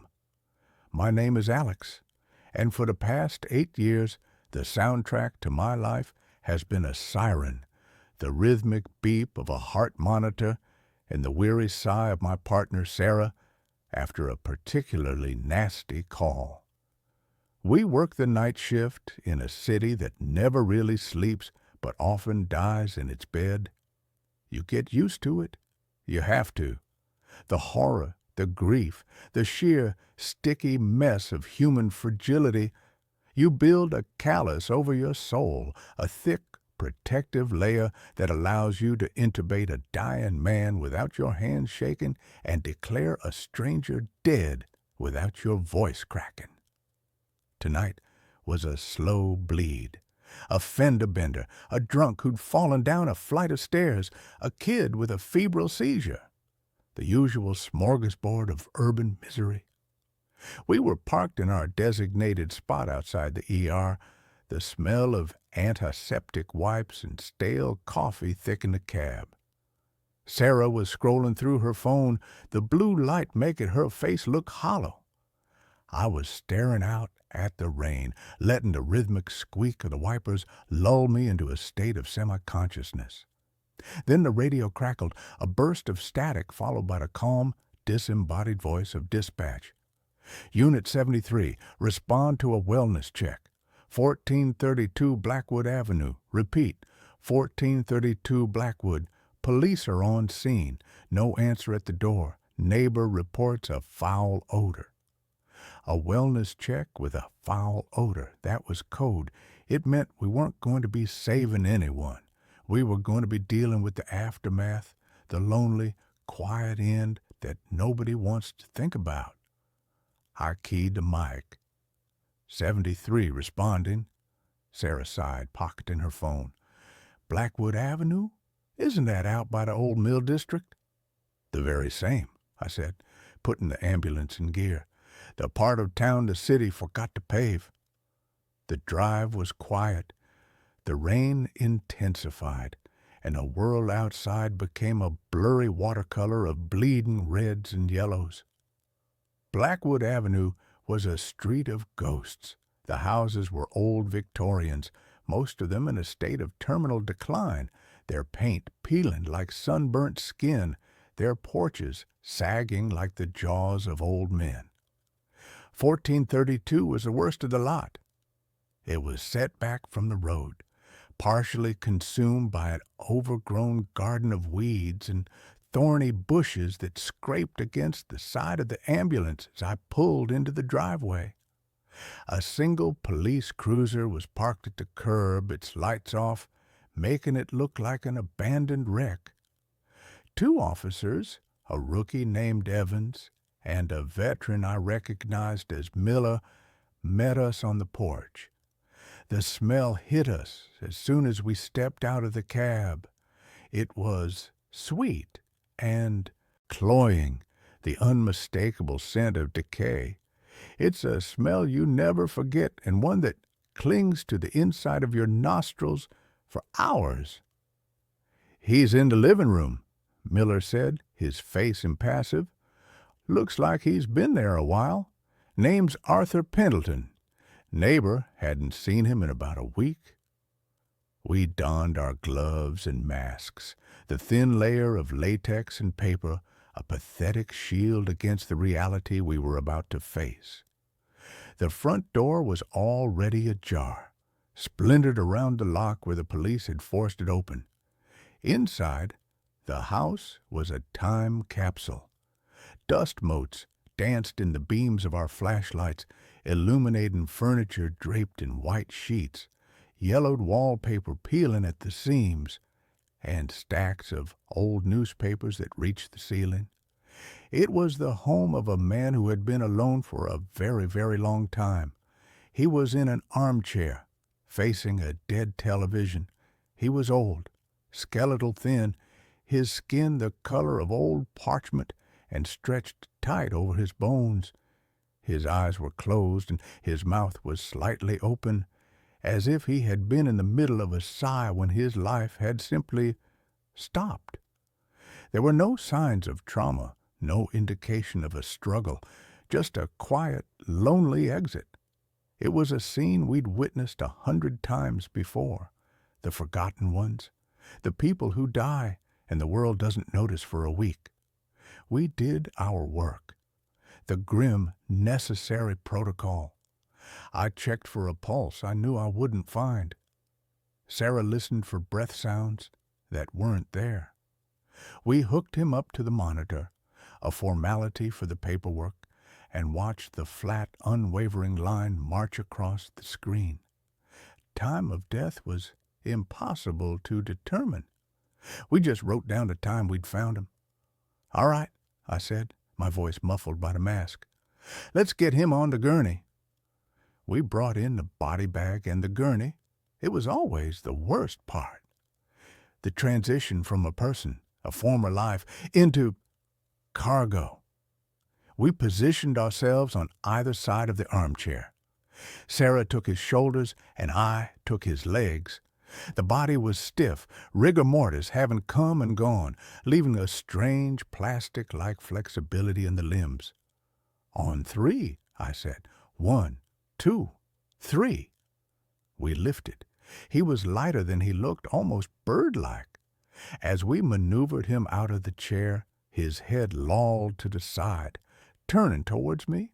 His thin, papery eyelids fluttered. I froze. It was a common phenomenon, a result of shifting post-mortem gases or muscle relaxation. I'd seen it before, but it was always unnerving. "You good?" Sarah asked, her voice strained from the weight. "Yeah," I grunted. "Just weird angle." We lowered him into the body bag. He was lying on his back, his face now pointing up at the ceiling. I reached for the zipper, my hand hovering over his chest. That's when it happened. His lips, dry and cracked like a sun-baked riverbed, pulled back from his teeth. A soft, airy sound escaped, a puff of putrid air that carried a single, impossible word. Alex. It wasn't a shout. It wasn't even a full-voiced whisper. It was a rasp, a dry rustle of dead leaves, the sound of a voice that hadn't been used in a long, long time. But it was my name, unmistakably my name. My blood turned to ice water. Every hair on my arm stood on end. My breath caught in my throat, a sharp, painful hitch. I stared down at the dead man, at his still, silent mouth. Had I imagined it? The stress, the long night, the oppressive atmosphere of the house. My mind had to be playing tricks on me. What was that? Sarah's voice cut through my paralysis. My head snapped up. I looked at her, my eyes wide above my mask. "You heard that?"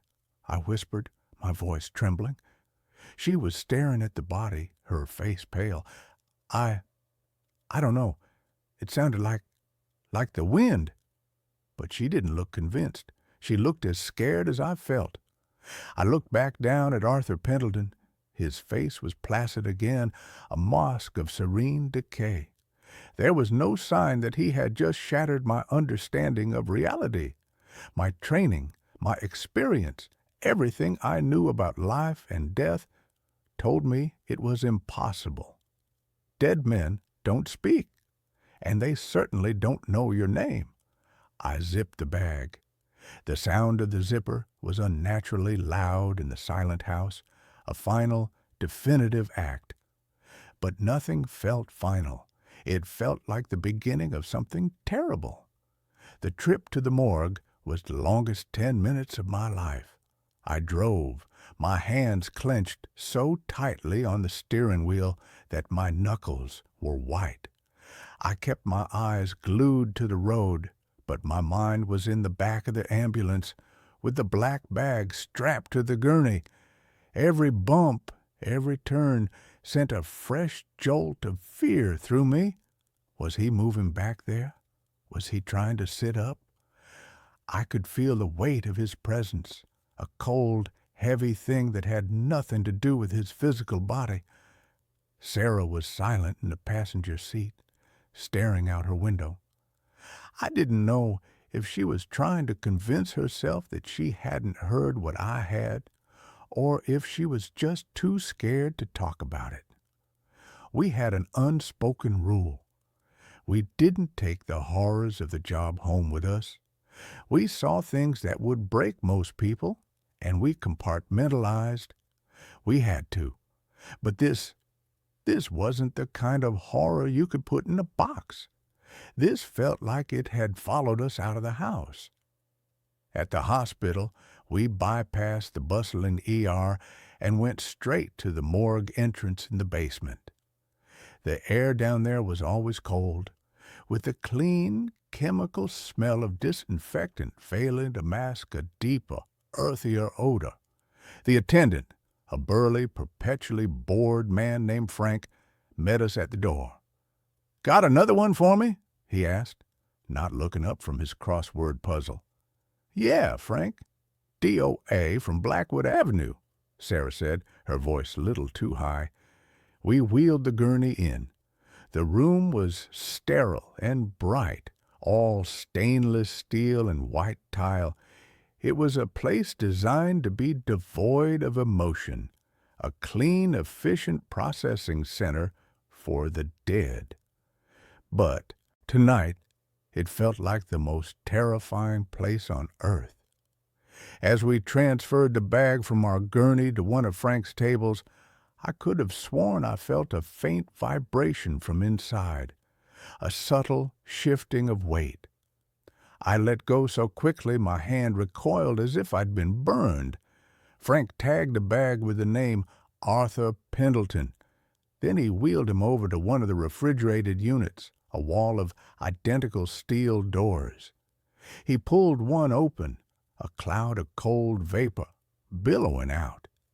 With a practiced heave, he slid the body inside. The door closed with a heavy metallic thud, and the lock clicked into place. It was over. He was gone. But as we walked back to the ambulance, I felt a cold draft on the back of my neck, and I heard it again, as clear as if someone were standing right behind me, a faint, sibilant whisper on the edge of my hearing. "Alex." I spun around, my heart hammering against my ribs. The hallway was empty. Sarah was already climbing into the driver's side of the ambulance. She hadn't heard it. This time, it was just for me. The rest of the shift passed in a haze. We had 2 more calls, a drug overdose and a car accident, but I moved through them like an automaton. My body was there, my hands were performing to familiar tasks, but my mind was miles away, trapped in that dusty house, replaying that impossible moment over and over again. I kept telling myself it was a hallucination, a product of exhaustion and a morbid scene.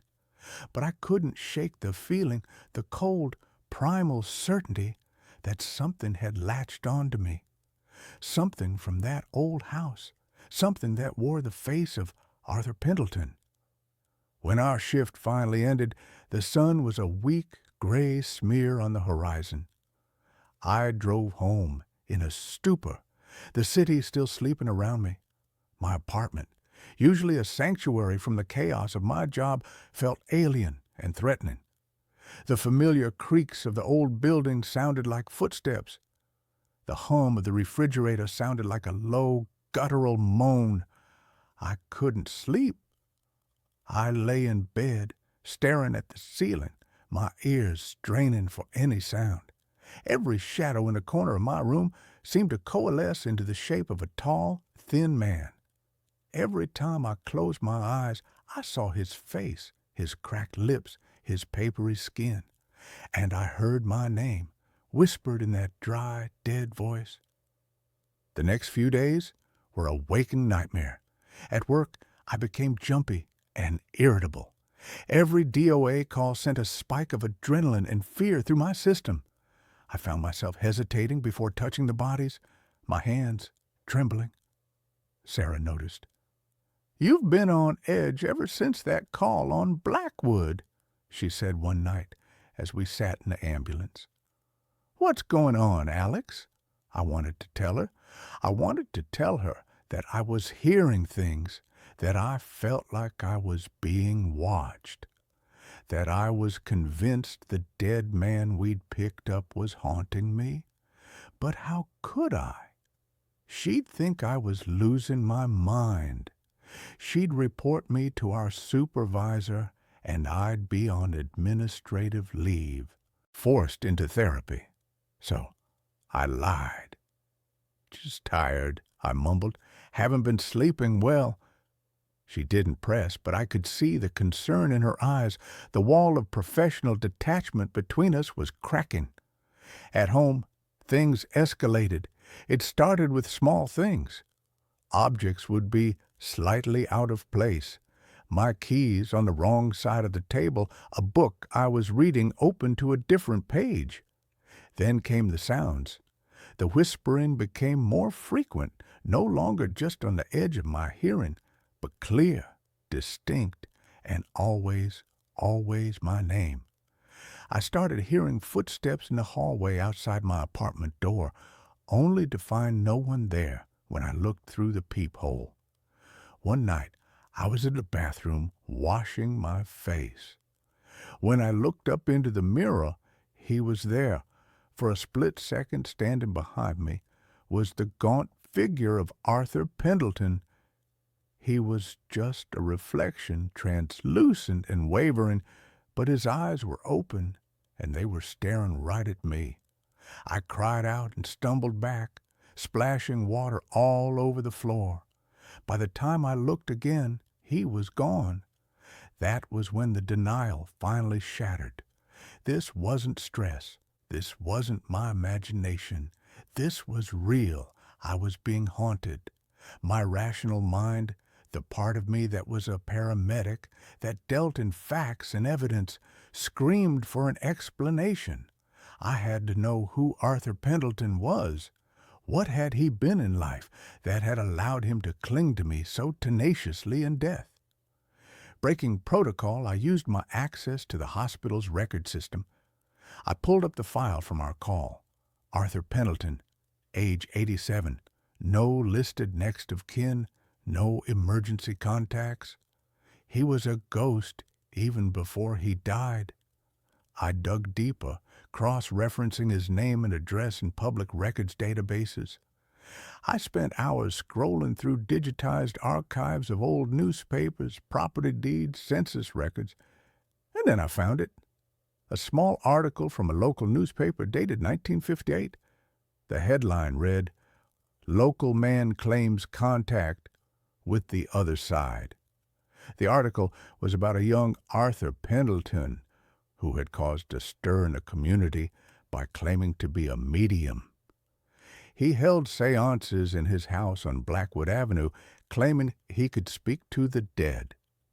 He also spoke of a theory he called solic transference, the idea that a consciousness at the moment of death could imprint itself onto a receptive living person, a vessel, and continue to experience the world through them. The article dismissed him as a charlatan and a crank. But as I read his words, a cold dread washed over me. He wasn't just a forgotten old man. He was a man who had spent his life obsessed with cheating death. And I had been the first person to touch him when he finally succeeded. The knowledge didn't bring me peace. It brought terror. I wasn't just being haunted by a ghost. I was being targeted by a consciousness that wanted to use me. The activity in my apartment intensified dramatically. The whispers were now full sentences, fragmented and nonsensical, but in that same dry, rasping voice. "So cold? Let me in. I see with your eyes." One evening, I was heating up soup on the stove. I turned my back for a moment to grab a bowl, and when I turned back, every cabinet and drawer in my kitchen was wide open. Another night, I woke up to find all the faucets in my apartment turned on, the sound of rushing water filling the silence. The most terrifying incident happened with my television. I was watching a movie when the screen suddenly went to static. A face began to form in the swirling black and white dots. It was his face, Arthur Pendleton's face. His mouth opened, and a distorted electronic version of my own voice came out of the speakers. "Help me," it said in my voice. "He's trying to get in." I was losing my grip. I was afraid to be in my own home. I was afraid to go to sleep. My work suffered. I made a mistake on a call, gave the wrong dosage of a drug. Sarah caught it and corrected me, saving me from a potentially fatal error. That night, She cornered me in the hospital parking lot. "That's it, Alex," she said, her arms crossed. "I'm not letting you brush this off anymore. You almost killed someone tonight. You're not just tired, you're falling apart. Talk to me now." The dam broke. I told her everything, about the whisper in the dead man's house, about hearing my name in the morgue, about the reflection in the mirror, the whispers, the television. I told her about the old newspaper article and Arthur Pendleton's insane theory. I expected her to recoil, to tell me I was crazy. But she just listened, her expression growing more and more grim. When I was finished, she was silent for a long time. "I heard it too, you know," she finally said, her voice barely a whisper. "In the house. I heard him say your name. I've been trying to convince myself I didn't, but I did." A wave of relief washed over me, so potent it almost brought me to my knees. I wasn't crazy. Someone else knew. I wasn't alone in this. But our shared knowledge made the situation infinitely more real and therefore more dangerous. The haunting was no longer just my problem. It was ours, and it was getting stronger. The next shift, we were responding to a call when the radio in the cab crackled. It was dispatch, but the voice was distorted, overlaid with a dry, rasping sound. "Unit 73, Alex, where are you going?" Sarah and I looked at each other, our faces ashen. Even dispatch called back, asking if we had a problem with our radio. Arthur was no longer confined to my apartment. He was following me, bleeding into the technology I used every day, using my own voice to taunt me. He was getting closer, trying to push me out and take my place. We knew we couldn't go to the police or our supervisors. They would put us on psych leave so fast our heads would spin. We were on our own.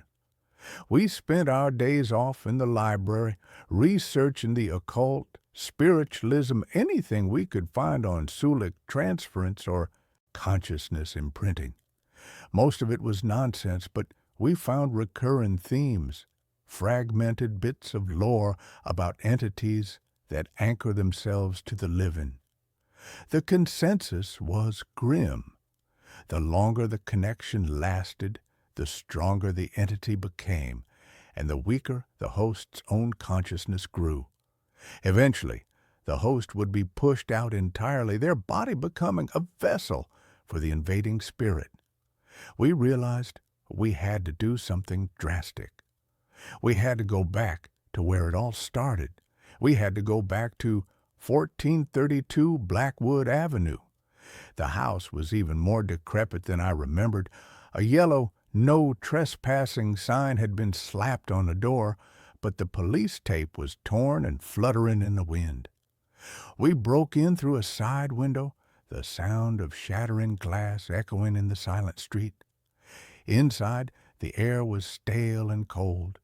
The dust was thicker, the silence heavier. It felt like the house was holding its breath, waiting for us. We had a vague plan, cobbled together from the pseudo-religious texts we'd found. We needed to perform a kind of severance, a ritual to break Arthur's connection to me. We brought salt, candles, and an old iron railroad spike we'd found, which one of the books claimed could pin down a restless spirit. It felt absurd, like we were LARPing a horror movie, but we were desperate. We went to the living room, to the armchair where he had died. As I stepped into the room, the temperature dropped precipitously. The air grew thick and heavy, and an overwhelming sense of despair washed over me. This was his place. This was the heart of his power. "I can feel him," I whispered to Sarah, my teeth chattering. "I know," she said, her voice tight with fear. "Let's just do this and get out." She began to pour a circle of salt around the armchair while I set up the candles. As I lit the first one, a wind swept through the sealed room, extinguishing the flame. I tried again. This time all the candles flared up at once, their flames burning unnaturally tall and bright. And then the whispers started. Not just my name anymore. A cacophony of voices, swirling around the room, echoing from the walls. They were the voices of the dead, the spirits Arthur had claimed to speak to, all trapped here with him. He is one of us now, a woman's voice hissed. You cannot take him, a man's voice boomed. The house began to shake. The stacks of newspapers toppled over, sending up clouds of dust. The white sheets on the furniture were ripped off by an unseen force. In the center of the room, above the armchair, the air began to shimmer and coalesce. The form of Arthur Pendleton began to take shape, not as a translucent ghost, but as a writhing, multi-limbed creature made of shadow and dust, his face contorted in a silent scream. "Alex!" Sarah yelled, grabbing my arm. "The spike! Do it now!" I held the iron spike in my trembling hand. The book had said I needed to drive it into the source of the haunting. I looked at the swirling vortex of darkness above the chair. That was him. That was the thing that had been tormenting me. I took a step forward, and the entity focused on me. Its shadowy form lunged, not at my body, but at my mind. I felt a crushing pressure in my skull, a wave of cold, desolate energy that tried to scour my own thoughts away. I saw flashes of Arthur's life. A lonely boy in a big, empty house. A young man mocked for his beliefs. An old man sitting in a chair, waiting for death. Not with fear, but with anticipation, with a plan. He was trying to show me his loneliness, his pain, trying to make me understand, to make me give in. He flooded my mind with his own memories, and in that moment I understood his desperate, pathetic plan. He didn't want to just possess me. He wanted me to become him, to trade my life for his willingly. "No," I gasped, stumbling back. "Don't listen to him, Alex," Sarah shouted. "Fight him." I knew I couldn't overpower him. He was too strong here. But as his consciousness pressed in on mine, I felt something else. I felt his fear. He was terrified of oblivion, terrified of being alone in the dark. That was his weakness. I stopped fighting him directly. Instead of pushing back, I focused my mind. I thought about my own life. I thought about the first time I saved someone, a little girl who had been pulled from a swimming pool, her skin blue. I remembered the feeling of her heart starting to beat again under my hands. I thought about Sarah, the bond we shared, the countless hours we'd spent together, the unspoken trust between us. I thought about the sun on my face, the taste of coffee, the sound of rain on a window pane when I was safe in my bed. I flooded our shared mental space with the vibrancy, the warmth, the messy, beautiful chaos of being alive. The shadowy form recoiled, screeching, a sound that was both in the room and inside my head. My life, my connections, my will to live, it was like poison to him. "You are nothing but a memory," I shouted, my voice raw. "You are dead, and you will stay that way." I surged forward, pushing through the wall of cold, and plunged the iron spike deep into the cushions of the armchair, into the very spot where his body had sat. The moment the spike sank into the fabric, the entity let out a final, agonizing shriek that shattered the remaining windows in the house. The shadowy form imploded, collapsing in on itself, and the room was plunged into an abrupt, deafening silence. The candles went out. The shaking stopped. The oppressive cold vanished, replaced by the natural musty chill of the abandoned house. We stood there panting in the near darkness, surrounded by salt and shattered glass. It was over. I could feel it. The presence in my mind was gone. The cold spot on my soul had vanished. I was alone in my own head for the first time in weeks. We didn't stay to clean up. We scrambled out the broken window and ran, not stopping until we were back in the car, speeding away from Blackwood Avenue. We never spoke of what happened in that house. We didn't need to. We had faced the impossible together, and we had survived. I left my job a month later. I couldn't do it anymore. I couldn't walk into a stranger's house, not knowing what lingered there. I couldn't touch a dead body without a flicker of that old fear returning, the fear that it might open its eyes, that it might know my name. Sarah stayed on. She was stronger than me. We're still friends, but there's a distance between us now, a shared trauma that we can't ever truly move past. I moved to a new city, got a new job, a quiet, boring office job. I tried to build a new life, to forget the rasping voice and the face and the static. Most days I succeed, but sometimes, on a quiet night, when the wind is blowing just right, I'll hear a sound, a dry rustle of leaves that sounds almost like a whisper. And in those moments, I freeze and I listen, and I pray that I don't hear my name.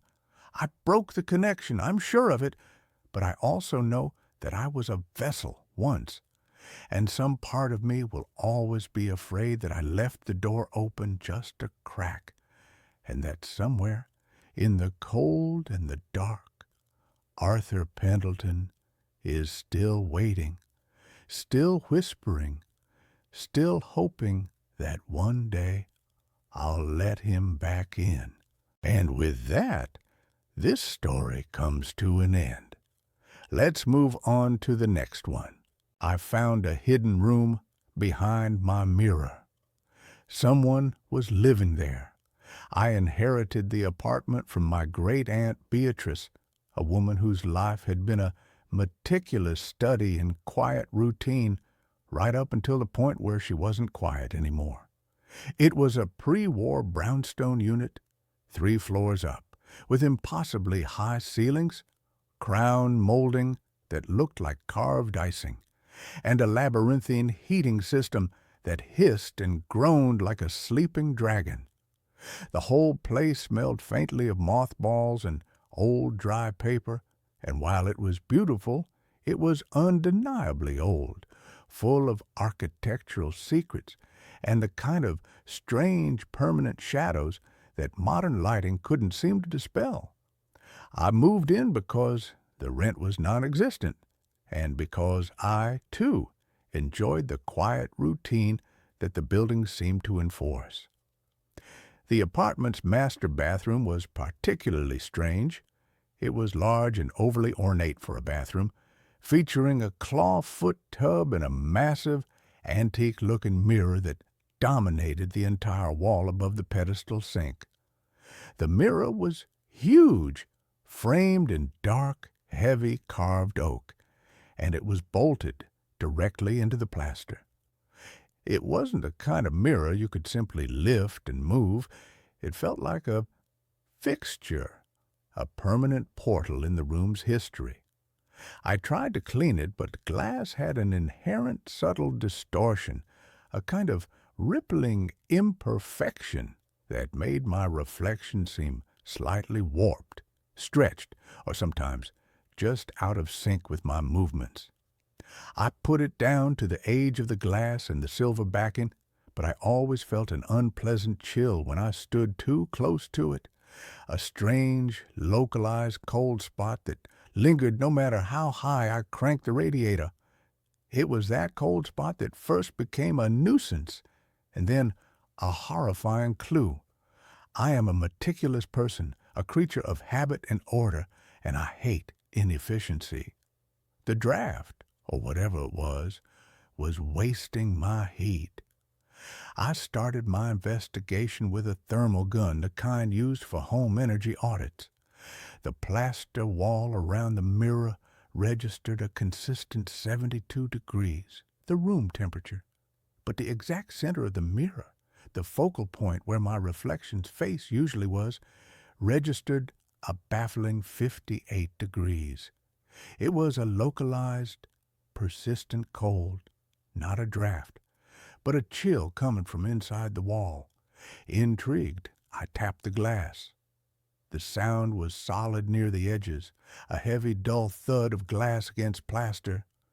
But as I moved my knuckles toward the cold spot, the thud changed. It became hollower, lighter, an echoing, unsettling tap, tap, tap that suggested a significant, unsupported cavity behind the frame. I ran my hand over the oak frame, feeling for a hinge or a latch, but the thing was bolted down with iron screws that had been painted over and sealed with layers of glossy enamel. I decided I had to see what was back there. It was likely a bricked-up chimney flue, a long-forgotten service shaft, or maybe just a clumsy repair job. I told myself it was for the sake of energy efficiency. It took me 3 hours with a screwdriver, a utility knife, and a lot of swearing to chip away the paint and pry the decorative molding off the mirror's frame. The frame itself was held in place by 4 enormous heavy-gauge bolts sunk deep into the wall.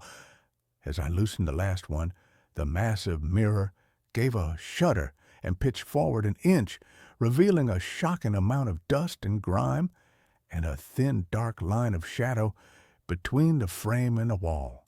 I slowly, carefully, lowered the mirror onto the bathroom floor, the glass reflecting the ceiling and the frantic, pale image of my own face. What was revealed was not a bricked-up flue, but an archway. It was a small, crudely cut opening in the plaster and lath, roughly the size of a man's torso, almost perfectly centered where the cold spot had been. The edges of the opening were ragged, showing the inner structure of the wall, but there was no plaster dust on the floor below it. That meant the opening had been there for a long time. The biggest shock, however, was what the opening led to. It didn't lead to darkness or a void or the back of a chimney. It led to a space that was clearly a room. I shone the flashlight of my phone into the cavity. It wasn't a standard crawl space. It was a narrow, elongated room, maybe 6 feet wide and 15 feet long, running parallel to the bathroom wall and extending into the dead space between my apartment and the building's main staircase, or maybe another unit. The walls were unfinished brick, and the floor was covered in a layer of old, fine, metallic-smelling dust, the kind that accumulates in forgotten, unventilated spaces. But the dust had been disturbed. There was a clear, swept pathway leading from the opening deeper into the dark. And then I saw the objects. The first thing I registered was a sleeping cot, a simple canvas military-style bed positioned in the furthest corner. It was neatly made, but the pillow was dented, the blanket slightly rumpled, a clear sign of recent use.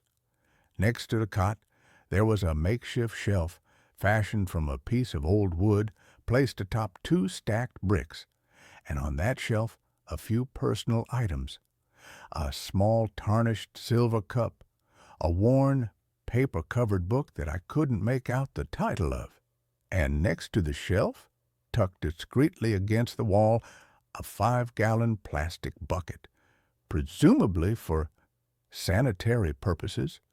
But the detail that locked the horror in my throat, freezing the air in my lungs, was the tray. Placed near the opening, directly facing where the mirror had been, was a small silver-rimmed tea tray, On it sat a ceramic plate with half a tuna salad sandwich, neatly cut and covered with a piece of plastic wrap. It wasn't moldy. The bread hadn't gone stale. It had been left there at most a few hours prior. Someone was living here. Someone had been living here today. I took a step back, the phone slipping in my sweaty hand. The person who lived here was not a vagrant who had broken in. This room was an architectural anomaly, a permanent hidden space accessed through a secret hole in my wall, a hole that was covered by a massive, centuries-old mirror. The occupant had to have known the architecture, had to have a key, or an incredible talent for stealth. Then my eyes snapped back to the opening, and specifically to the inner side of the mirror frame that was now resting on my floor. I ran my fingers over the glass. On the side that had faced the wall where the archway was, there was a patch of clear, pristine glass about the size of a small window pane. The rest of the backing was opaque and silvery, but this one section had been chemically stripped, replaced by a specialized translucent film. It wasn't a mirror on that side at all. It was a cleverly disguised one-way window. The realization hit me like a physical blow, a rush of nausea that made the already close air of the bathroom feel suffocating. I hadn't just been looking at my reflection for the past 2 months. I had been observed. Every morning, shaving, brushing my teeth, staring into the glass, I hadn't been alone. The person inside had been watching me, their cot positioned perfectly so that my face, my routine, the minutiae of my solitary life were their entertainment, their window to the outside world. The slight distortion I had always complained about was the result of the crude one-way film, not the age of the glass. The cold spot was their breathing, their body temperature, their proximity to the pain. I scrambled out of the bathroom, shutting the door and locking it with a desperate, frantic click of the cheap brass bolt. I called the police. When they arrived, they were skeptical. They were thorough, though, and they crawled into the space. They found the cot, the bucket, the shelf. But the sandwich was gone. The plate was empty, wiped clean. The book was closed and pushed further back on the shelf. The police found no fingerprintable surfaces, no documents, no evidence of a crime beyond trespassing. They theorized it was a transient, a squatter who knew the old building's layout, who had been hiding there, and who had fled when I started removing the mirror. They taped off the area, filed a report that mentioned a likely unhoused individual, and left. I knew they didn't believe the part about the one-way mirror, suggesting I was overreacting due to the shock. I didn't replace the mirror. I couldn't. Instead, I boarded up the archway with 2x4s and several layers of drywall, sealing the opening with a thick coat of plaster, the smell of which was meant to replace the metallic dust I had smelled. I tried to convince myself it was over, that the person had fled the building, but the knowledge of the hidden room had irrevocably altered my reality. That's when the sounds began. They weren't coming from the sealed-up mirror room, or at least not only from there. They came from the walls, not the loud, familiar creaks of an old building settling, but soft, dry, insidious noises. A faint, rhythmic scrabbling like fingernails on dusty plaster, or the movement of a tiny animal, but too controlled, too deliberate to be a mouse. A soft, measured thump-tap slide, a sound that seemed to be traveling in the dead spaces between the joists, the service shafts, and the vertical pipes of the ancient heating system. I would be reading in my living room, and the sound would be directly behind the bookcase. I would be in my kitchen, and it would seem to emanate from the space between the cupboard and a wall. I realized the mirror room wasn't the person's only space. It was their observatory. Their home was the entire forgotten, hidden infrastructure of the building, a complex, dark network of architectural dead space that was only accessible to someone impossibly small, flexible, and utterly silent. They were living in the negative space of the brownstone like a parasite in the host's body, and my apartment was merely one visible surface of their sprawling, invisible habitat. The terror became an exquisite, personalized form of psychological torture. My things would be subtly moved. I would leave my wallet on the hall table and later find it pushed half an inch further toward the wall. I'd be certain I'd close the window latch before leaving for work, only to find it slightly ajar when I returned. One evening I reached for my toothbrush and noticed it was distinctly wet when I knew I hadn't used it for hours. These were not the signs of a burglar or a vandal. They were the signs of an intimate observer, someone who had learned my habits so well they could use the briefest moments of my absence to slip out, move freely, and then retreat back into the silent, dusty labyrinth. The ultimate psychological attack came one night when I was asleep. I woke up suddenly with that visceral jolt of someone watching you. The room was black, silent, the kind of absolute darkness that presses down on your eyelids. I held my breath, listening, the frantic hammering of my own heart deafening in my ears. And then I heard it, a soft, dry, almost papery cough that came from the wall directly behind my headboard. It was the cough of a person, but one whose lungs were choked with old dust and the dry air of unventilated space. It was right there. I shot out of bed, slammed on the light, and stared at the beige, innocuous wall. Nothing. No vent, no crack, no seam. Just the solid, painted plaster. I stopped trying to escape the reality. I accepted terrible truth. I was sharing my life with an elegant, silent shadow, a forgotten dweller of the city's unseen spaces who used my apartment as a source of warmth and human observation. I went to the sealed-up bathroom. The freshly plastered archway looked solid, but I could hear a faint, high-pitched, scritching sound coming from within the wall. I grabbed a Sharpie and a piece of paper, and I taped the note to the newly painted wall directly over where the one-way mirror had been. The words were a mix of desperation and challenge. Who are you? Please, stop. Why are you here? You need help? The next morning, the note was gone. The tape was still there, a pale frame around nothing. In its place, stuck to the plaster with a tiny, nearly invisible dab of what looked like dried mud, was a small, meticulously folded piece of paper, no bigger than a matchbook. I had to use tweezers to retrieve it. The handwriting was thin, elegant, almost spider-like, a script from a forgotten century, yet completely legible. The message was 3 chilling, impossible words. I am your silent twin. You are too loud. The insult wasn't just in the words.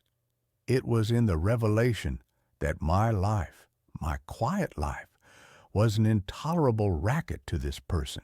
My movements, my breathing, the sound of my television, the scraping of my chair, all of it was a cacophony disrupting their perfect, absolute silence. I knew I had to see them. I had to know what kind of human being could exist in such a space. I had to face my silent twin. That night, I waited. I set up my phone on a tripod with the flash off, recording video, and I sat on the floor of the bathroom, a blanket wrapped around me, a heavy wrench lying uselessly beside me. The main lights were off, the only illumination coming from the thin sliver of light beneath the door. Hours passed.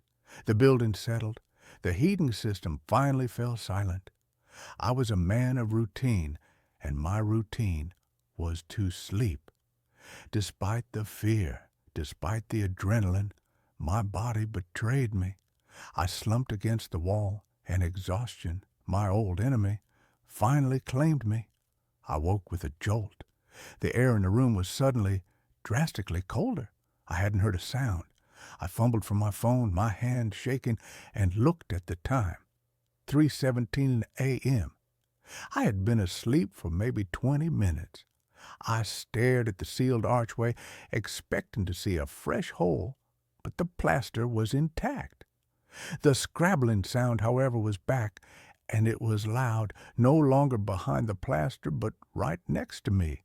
I realized the sound was coming from the air vent near the floor, the old cast-iron grill on the baseboard that fed the heating system.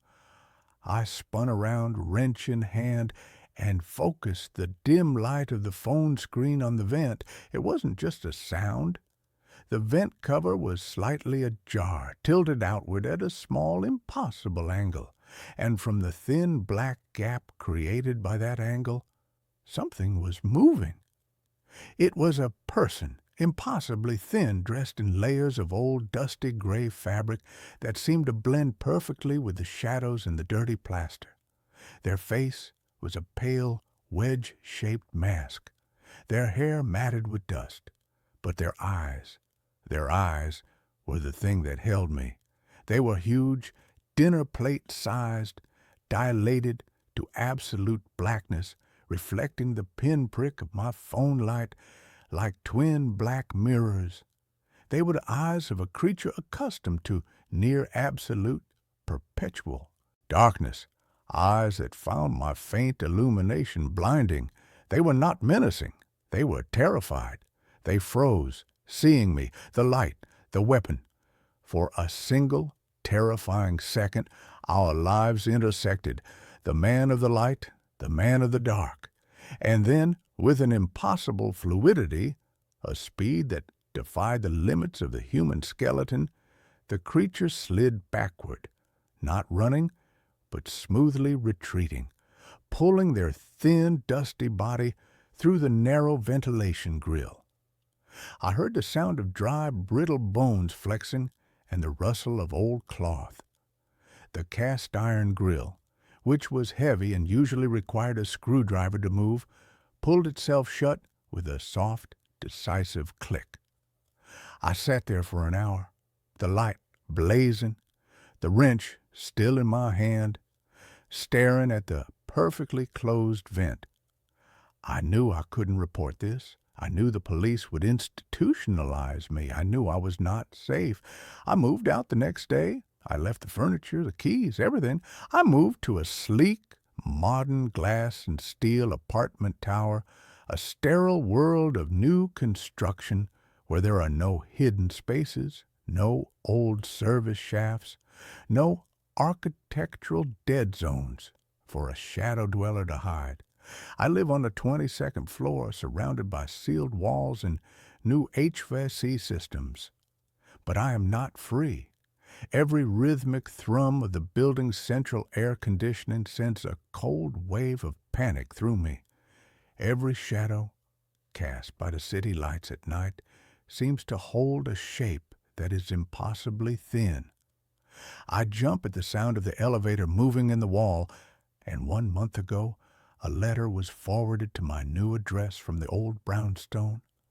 It was a standard-sized envelope, the paper smelling faintly of ozone and old metallic dust.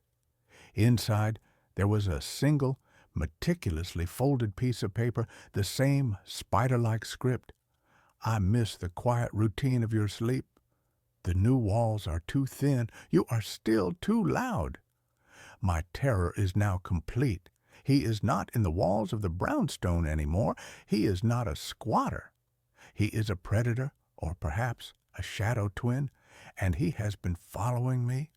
He has learned my quiet routine, and I know that somewhere in the dead space between the insulation, the vents, and the concrete of my new modern high-rise, there is a pair of black, dilated eyes watching me, waiting for me to be still enough, quiet enough, for him to slip out and finally introduce himself. And I know with crushing certainty that I will never be truly alone again. With that, the story is over. Let's move to the next story. The babysitter I hired doesn't exist, but she still sends me pictures. It began with a lie, though at the time I thought it was a lifeline. The lie was a website called sittersafe.com, with its calming blue and white color scheme, its stock photos of happy, racially diverse families, and its promise of peace of mind for working parents. I was the target demographic, distilled to my purest, most desperate form. A single father, recently widowed, working a job that demanded more of me than I had to give. My daughter, Maya, was 6 years old, a tiny, fierce creature with her mother's wide, curious eyes and a spirit that deserved more than a tired, grieving father fumbling his way through each day. Her name on the website was Clara Bell. Her profile was a masterpiece of curated trustworthiness. The photo showed a young woman in her mid-20s with a kind, open face, a sprinkle of freckles across her nose, and warm, intelligent eyes. She was wearing a sensible cardigan. Her bio was pitch perfect, a child development major, certified in CPR and first aid, with a passion for creative play and a list of glowing 5-star reviews that seemed almost too good to be true. Clara was a gift, one review gushed. Our little Alfie is usually so shy, but he took to her immediately. Professional, punctual, and so wonderful with our kids. Another read, she even tidied the kitchen, a true gem. I did my due diligence.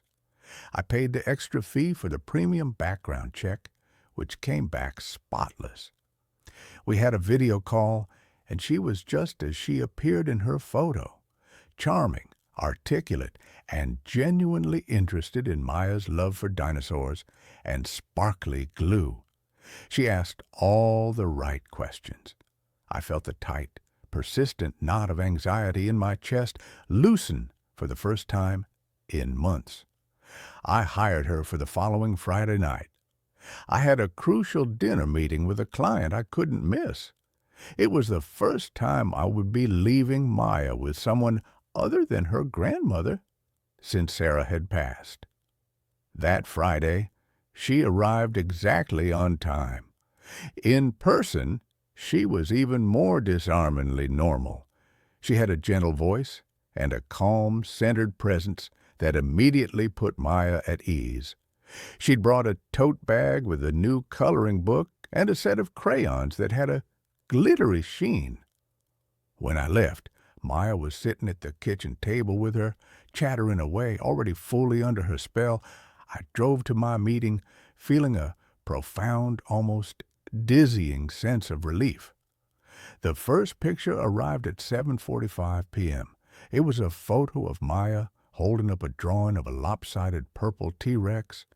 She was beaming, a gap-toothed smile of pure, unadulterated joy. The caption read, "The fearsome Mayasaurus, having a great time." More pictures followed throughout the evening. A shot of Maya in her pajamas, listening intently as Clara read a storybook. A blurry action shot of them building a pillow fort in the living room.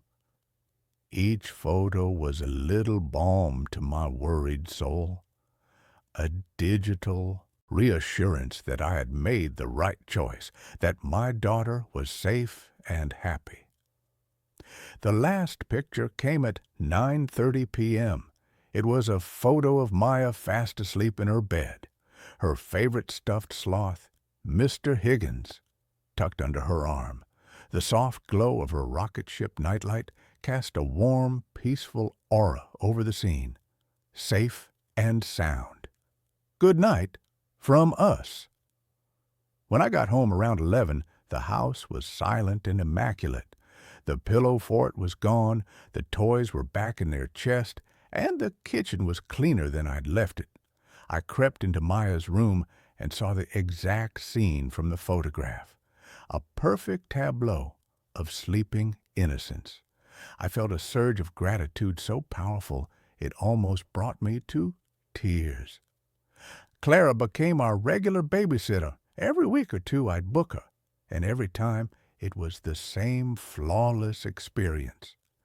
And the pictures became our ritual. They were my window into their evenings, a steady stream of happy, reassuring moments. They were proof that I wasn't failing my daughter, that even in my absence, her life could be filled with fun and care. The first discordant note, the first tiny crack in the perfect facade, occurred about 2 months in. It was a Tuesday night. I was working from home, trying to meet a deadline. Maya was asleep upstairs. My phone buzzed on the desk. It was a picture message from Clara's number. I opened it. It was a photo of Maya, asleep in her bed, clutching Mr. Higgins, bathed in the glow of her nightlight. It was an almost identical replica of the picture she sent on her first night. The caption read, "So peaceful when she sleeps." I stared at the photo, a cold, confusing prickle of unease running down my spine. It was a Tuesday. Clara wasn't here. She wasn't scheduled to be. I was the only other person in the house. I checked the timestamp. The photo had been sent just seconds ago. My first instinct was rationalization. It must be a glitch, a delayed message from her last visit. But the caption felt immediate. I stood up, my heart starting to beat a little faster.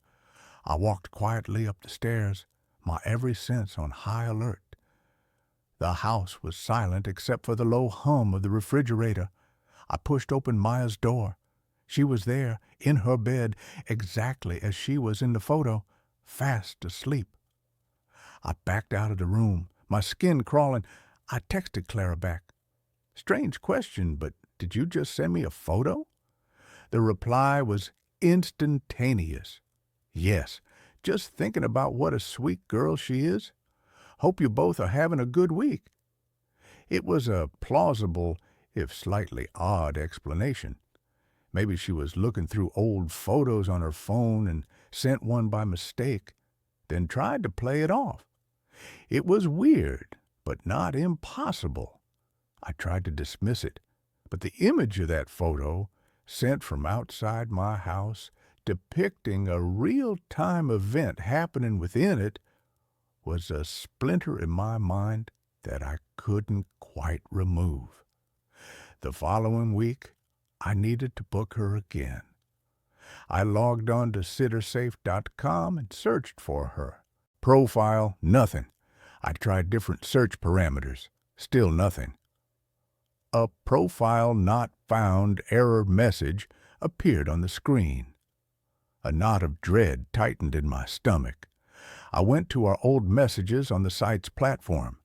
The conversation thread was there, but when I clicked on her name, the same error message popped up. Her profile had vanished. I pulled out my phone and called her number. A generic synthesized voice responded, "The number you have dialed has been disconnected." Panic, cold and sharp, began to seep into my veins. This made no sense. I contacted SitterSafe's customer support. I spent 20 minutes on hold, listening to a tinny looping piece of instrumental music that frayed my already raw nerves. Finally, a bored-sounding man named Kevin answered. I explained the situation, gave him Clara Bell's name. He put me on hold again. When he came back, his voice was different, cautious. Sir, we've checked our records. We have no history of a sitter named Clara Bell ever having a profile on our platform. That's impossible, I said, my voice rising. I hired her through your site. I have the messages. I paid for a background check. We have a record of your payments, sir, Kevin said slowly. But they were for background checks on 3 other potential sitters, all of whom you declined to hire. There's no record of you ever even viewing a profile for a Clara Bell, let alone hiring her. My blood ran cold. I felt the floor drop out from under me. I hung up the phone, my hand trembling. I was in a nightmare. A woman had been in my house. She had been alone with my daughter, and according to the very service that had supposedly vetted her, she didn't exist. My first overwhelming impulse was to protect Maya. I changed every lock in the house. I bought a state-of-the-art security system with cameras covering every entrance, every angle. I spent the next few days in a state of hyper-vigilant terror, jumping at every creak of the floorboards, my phone clutched in my hand like a talisman. The pictures stopped. For 3 weeks, there was silence. I started to breathe again. I told myself it was some elaborate, terrifying scam, a phantom hacker who had created a ghost profile to get my credit card information. I told myself the danger had passed. Then the pictures started again. It was a Monday morning. I had just dropped Maya off at school. As I was pulling away from the curb, my phone buzzed. An unknown number. The picture was of Maya on the school playground. She was on the swings, her head thrown back in laughter. It was a beautiful, candid shot, except for the angle. It was taken from high up, as if from the roof of the school, a place no one should have been. And the photo was unnervingly intimate, a stolen moment of pure joy. Beneath it, a single line of text. She has your laugh. I almost crashed the car. My vision tunneled. My lungs felt like they were collapsing. It wasn't a scam. It wasn't over. Whoever or whatever Clara was, she was still watching us. The pictures became more frequent, more invasive. A photo of me at my desk, taken through the window of my home office. A picture of our grocery cart at the supermarket. The contents, a perfect reflection of our weekly shopping list. A picture of my car parked outside my office. The photographer was everywhere and nowhere. The police were useless. I went to him, my phone in my hand, a wild-eyed, sleep-deprived man trying to explain that he was being stalked by a ghost. They looked at me with a mixture of pity and suspicion. They took a report, but without a suspect, without a crime beyond sending unsolicited photos, there was nothing they could do. They suggested I block the numbers. I did. She just used new ones. Maya started talking about her. She didn't call her Clara. She called her the picture lady. The picture lady was watching me play today, she said one evening, pushing her peas around her plate. What do you mean, sweetie? I asked, my voice tight. At the park. She was hiding behind a big tree. She waved at me. What did she look like, Maya? She was blurry, Maya said, frowning, like a picture that's all fuzzy. And she smells like old books, like Mommy's old books in the attic. The attic, my wife's collection of antique photography books. The air left my lungs in a painful rush. The next day, after dropping Maya at her grandmother's, I tore the attic apart. In the back, under a dusty canvas sheet, was a heavy wooden trunk I hadn't opened since Sarah died. It was filled with her prized possessions, old cameras, development equipment, and stacks of antique photographs and glass plate negatives she had bought at estate sales. I spent hours sifting through them, my heart pounding with a nameless dread. I was looking for a face, the kind freckled face from the CitiSafe profile. I didn't find it, but I found something else. It was a series of family portraits from the late 1800s, all from the same estate. The family was stern-faced and severe, posing stiffly for the camera, and in the background of several of the photos, slightly out of focus, was a young woman in a nanny's uniform. Her features were indistinct, but there was a certain posture, a certain tilt of the head that made my skin crawl. In the final photograph of the series, a picture of two small children playing with wooden hoops. The nanny was in the background, standing by a window, and she was staring directly at this camera. Her face was a pale oval blur, but her eyes were clear, sharp, and filled with a possessive, unsettling intensity. At the bottom of the trunk, I found an old, leather-bound ledger from the estate. It was a record of household staff. My finger traced down the list of names until it stopped. 1888, 1891. Governess, Clara Bell. The entry was followed by a single, spidery notation. Dismissed. Unwholesome attachment to the children. I felt like I was going to be sick. This wasn't a stalker. This was something else entirely, something ancient and impossible. A ghost who had imprinted herself onto these photographs, who had lain dormant in my attic for years. Had our grief, our loneliness, somehow woken her up? Had my desperate search for a caregiver on the internet provided her with a new medium, a new way to manifest? The pictures changed. They were no longer just of our present. One morning, I received a photo of me as a child, playing in the front yard of my childhood home, a home that was 1,000 miles away, a home my parents had sold 20 years ago. It was a real photograph, one I recognized from an old family album, but it was altered.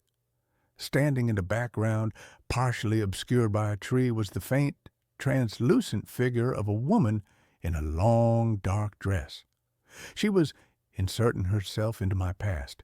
She was rewriting my history, weaving her ghostly presence into the very fabric of my life. The final straw came last night. My phone buzzed on my nightstand. I've become conditioned to the sound, reacting to it with a Pavlovian jolt of fear. I knew what it would be, but I was compelled to look. The picture that loaded on my screen was not from the past. It was not of the present. It was of a future I couldn't comprehend. It was a family portrait. I was in it, standing beside an older, grayer version of myself. Maya was there too, a young woman now, with the same sad, vacant expression as the man who was her father. We both looked pale, drained, like faded copies of ourselves, and standing between us, her arms wrapped around both of our shoulders in a gesture of maternal possession, was Clara Bell. Her face was perfectly clear, no longer a blur, no longer a photo on a website. She was solid, real, and she was smiling, a wide, triumphant, terrifying smile. She wasn't just watching us anymore. She was joining us. She was feeding on our lives, our memories, our very vitality. The caption beneath the photo was the most chilling of all. Soon we'll all be together, a perfect family, forever. I'm writing this now because I don't know what else to do. I've packed a bag. Maya and I are leaving. We're going to drive until we run out of road. I'm going to throw my phone into a river. I'm going to get a new one, a new number, a new life. But I know it won't matter. She's not tied to a place, not anymore. She's not just a ghost in the attic or a phantom on the internet. She's attached to us. She's a virus in our lives, and she's been sending me snapshots of our own destruction. I look at my beautiful sleeping daughter, and I know I have to try. I have to run, but I fear, with a certainty that chills me to the bone, that no matter where we go, her pictures will follow. And one day, I'll receive that final faded photograph, not as a warning, but as a welcome home. And this story ends here. The next one begins now. I answered a phone call from my own number.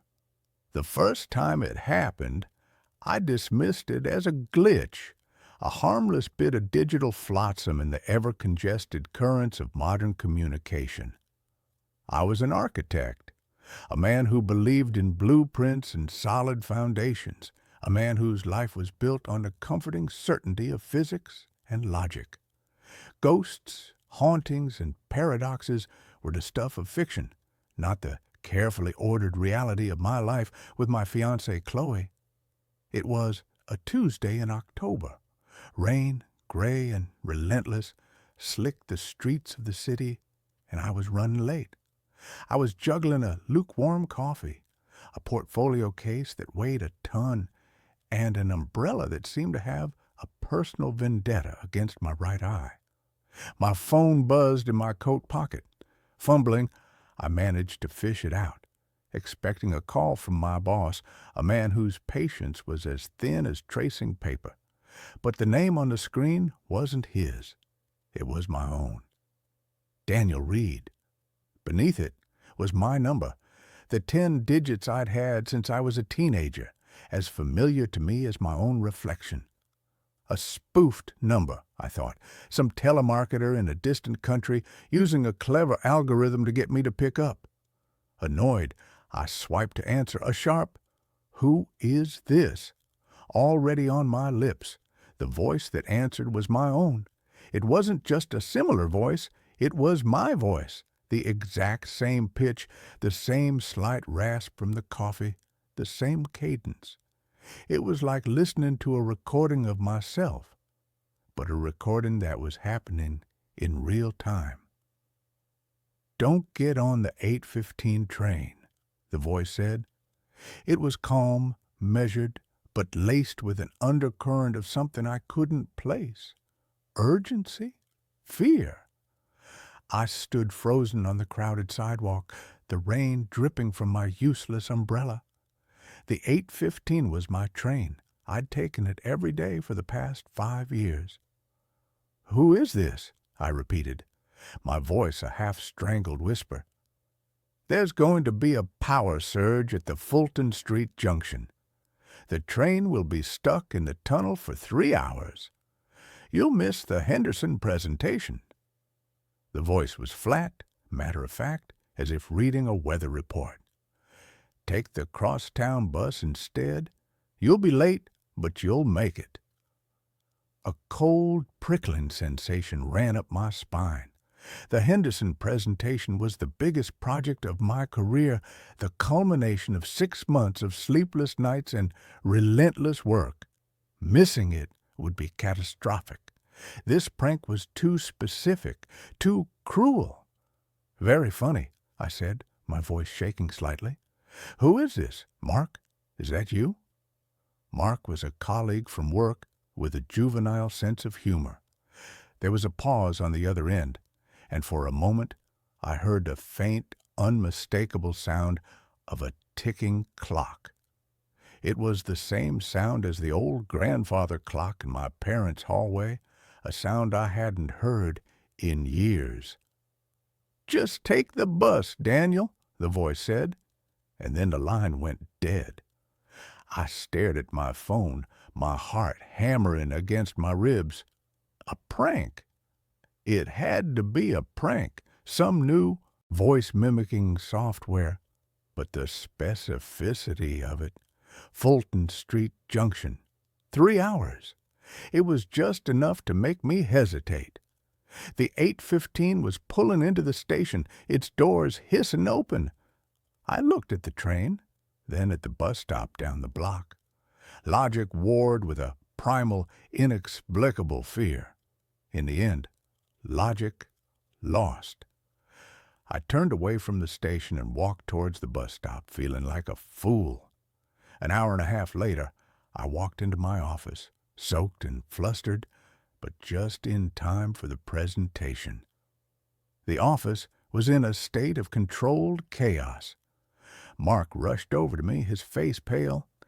"Man, you are the luckiest guy on the planet," he said. "Did you hear? The 8:15 is stuck in the tunnel between stations. Massive power surge at the Fulton Street Junction. They're saying it'll be at least another 2 hours before they can get them out." The blood drained from my face. I leaned against a cubicle wall, my portfolio case slipping from my numb fingers. It wasn't a prank. It was real.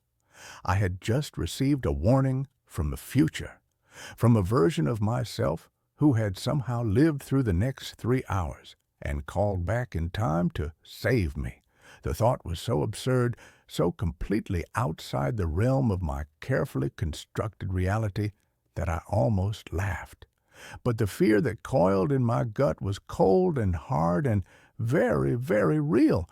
The calls became a regular, if terrifying, feature of my life. They were never scheduled, always unexpected. A buzz from my pocket would reveal my own name on the screen, and the Daniel on the other end would deliver a terse, cryptic piece of advice. "Don't order the salmon for lunch. You'll get food poisoning. Take a right on Elm Street. There's a pileup on the interstate. Chloe is going to call in 10 minutes, upset about her sister. Just listen." Each prediction, no matter how small or mundane, came true. The warnings were my own personal paradoxical guardian angel. I never told Chloe. How could I? She was a psychiatrist, a woman who dealt in the rational, the explainable. She would have had me committed, or at the very least, started looking at me with that gentle, clinical pity I couldn't bear. So I kept a secret. A strange, buzzing anxiety that lived just beneath the surface of my skin. I began to rely on the calls, to wait for them.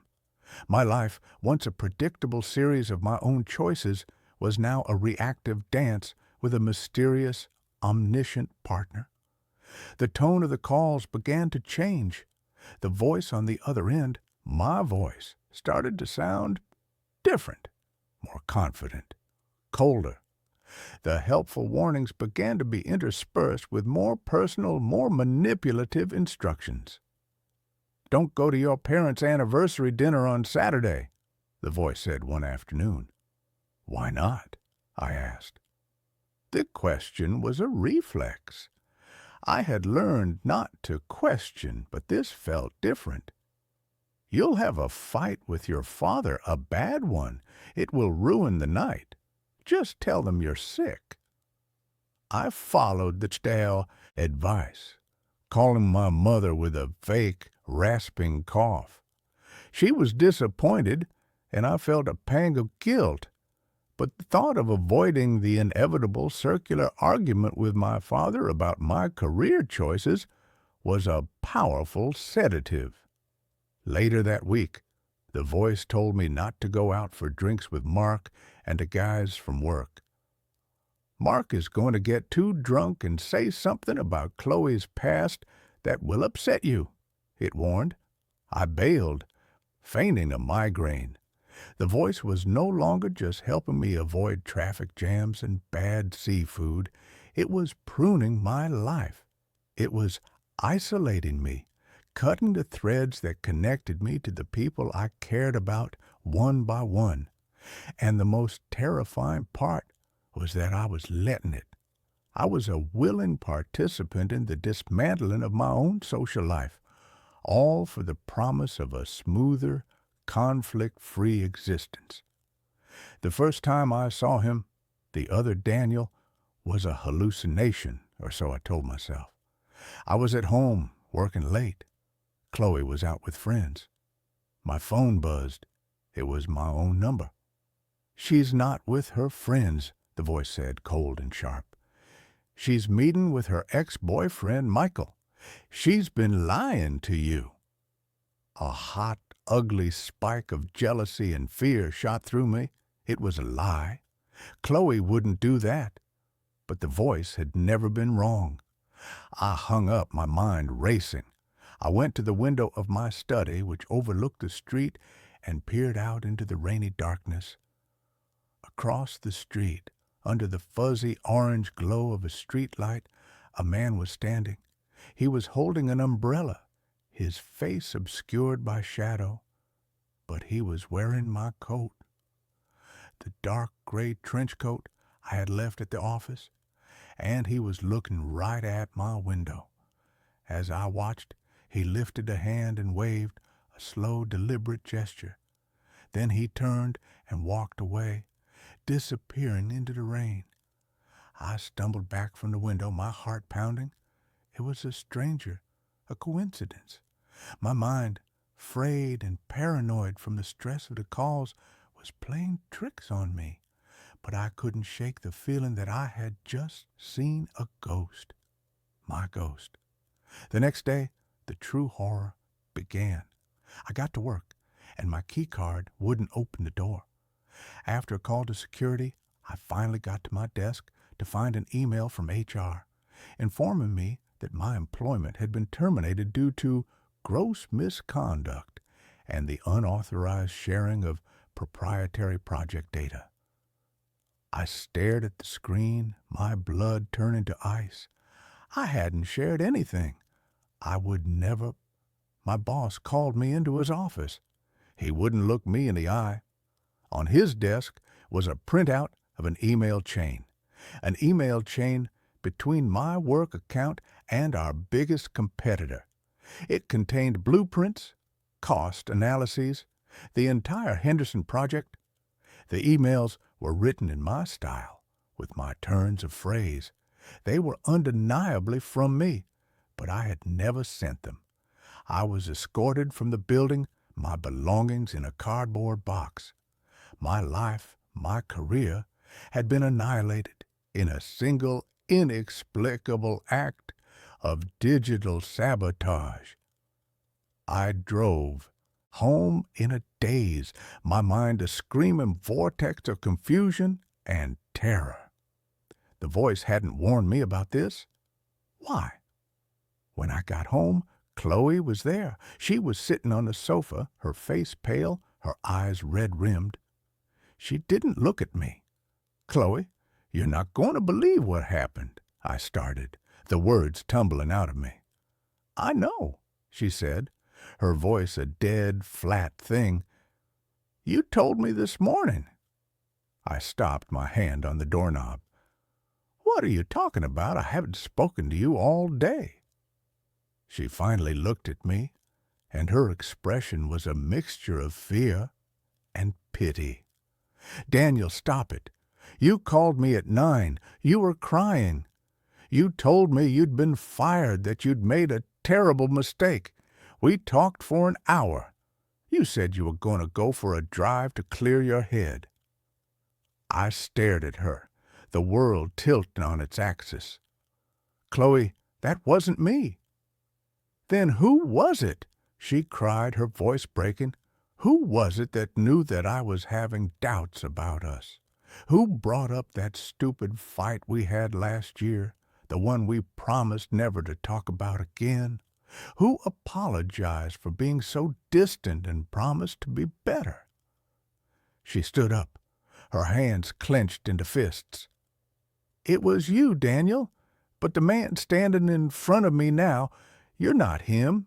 You look like him, but your eyes, they're terrified. The man I spoke to this morning was calm. He was relieved. He was taking over.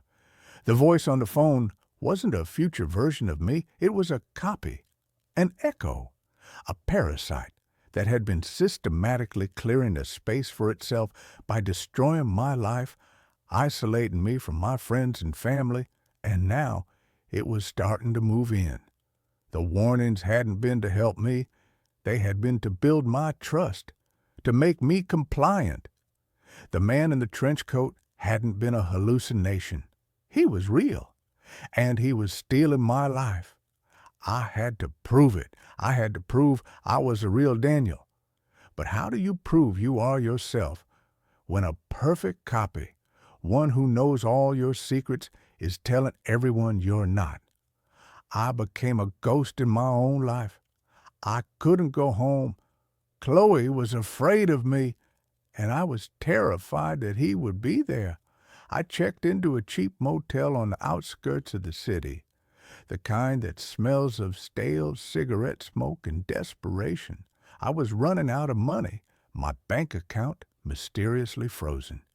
He was thorough. My phone was my only link, my only weapon. The calls continued, but now they were taunts. "She misses you," the voice would say, and I could hear the smirk in it. "The old you, I mean, not the paranoid, erratic mess you've become. I'm taking her to that little Italian place you both love tonight. I'm going to be the man you were never good enough to be." I started my own investigation, fueled by caffeine and terror. I became a digital archaeologist, digging through the ruins of my own life. I searched for theories, for other cases, for anything that could explain what was happening. I found fragments, whispers in forgotten internet forums, and crackpot conspiracy sites. Stories of digital doppelgangers, of quantum echoes, of people whose lives had been hijacked by perfect, malevolent copies. Most of it was nonsense, but there was a recurring theme, a point of origin, a moment of intense trauma, a near-death experience, a place where reality had become thin and a person's identity had somehow been duplicated. My mind flashed back a year, a rain-slicked highway, the screech of tires, the blinding glare of headlights, a car accident that had left me with a broken leg and a concussion, but one which the doctors had said I was lucky to have survived. That was it. That had to be it. The moment I had almost died, a copy, a shadow of myself had been created, born from the trauma and the glitch in reality. This echo had been lying dormant, observing, learning, and now it was making its move. I knew I had to confront him, but a physical confrontation was useless. He looked like me. He sounded like me. He probably even bled like me. No, I had to expose him. I had to prove to the one person who mattered that he was a fraud. I had to get to Chloe. The plan was desperate, probably insane. The echo knew my memories, my secrets, but he didn't have my soul. He didn't have my capacity for genuine, spontaneous emotion. He was a recording, a perfect but lifeless imitation. I had to create a situation where that difference would become glaringly obvious. I called Chloe from a payphone. She answered, her voice wary. "Chloe, it's me," I said, my voice raw. "I don't know who this is anymore," she whispered. I know you're scared and confused, but I need you to listen to me. I can prove it. I can prove that the man you've been talking to is not me. Meet me tonight at the old observatory." The observatory was our place. It was where I had proposed to her on a clear summer night under a canopy of 1,000,000 stars. It was a place of deep, shared meaning, a place I hoped the echo wouldn't understand on an emotional level. "Why should I?" she asked. her voice trembling. "Because a small part of you still knows it's me," I said, praying I was right. "Because you know the man you've been living with for the past week is off. A little too perfect, a little too calm. He's what I've always tried to be, but he's not what I am. 8 o'clock. Please, Chloe, my life depends on it." I hung up before she could refuse. Then I called my own number. The echo answered on the first ring. "Getting desperate, are we?" he said, his voice dripping with condescending amusement. "It's over," I said, trying to keep my voice steady. "I'm meeting Chloe at the observatory at 8. I'm going to tell her everything." "You do that?"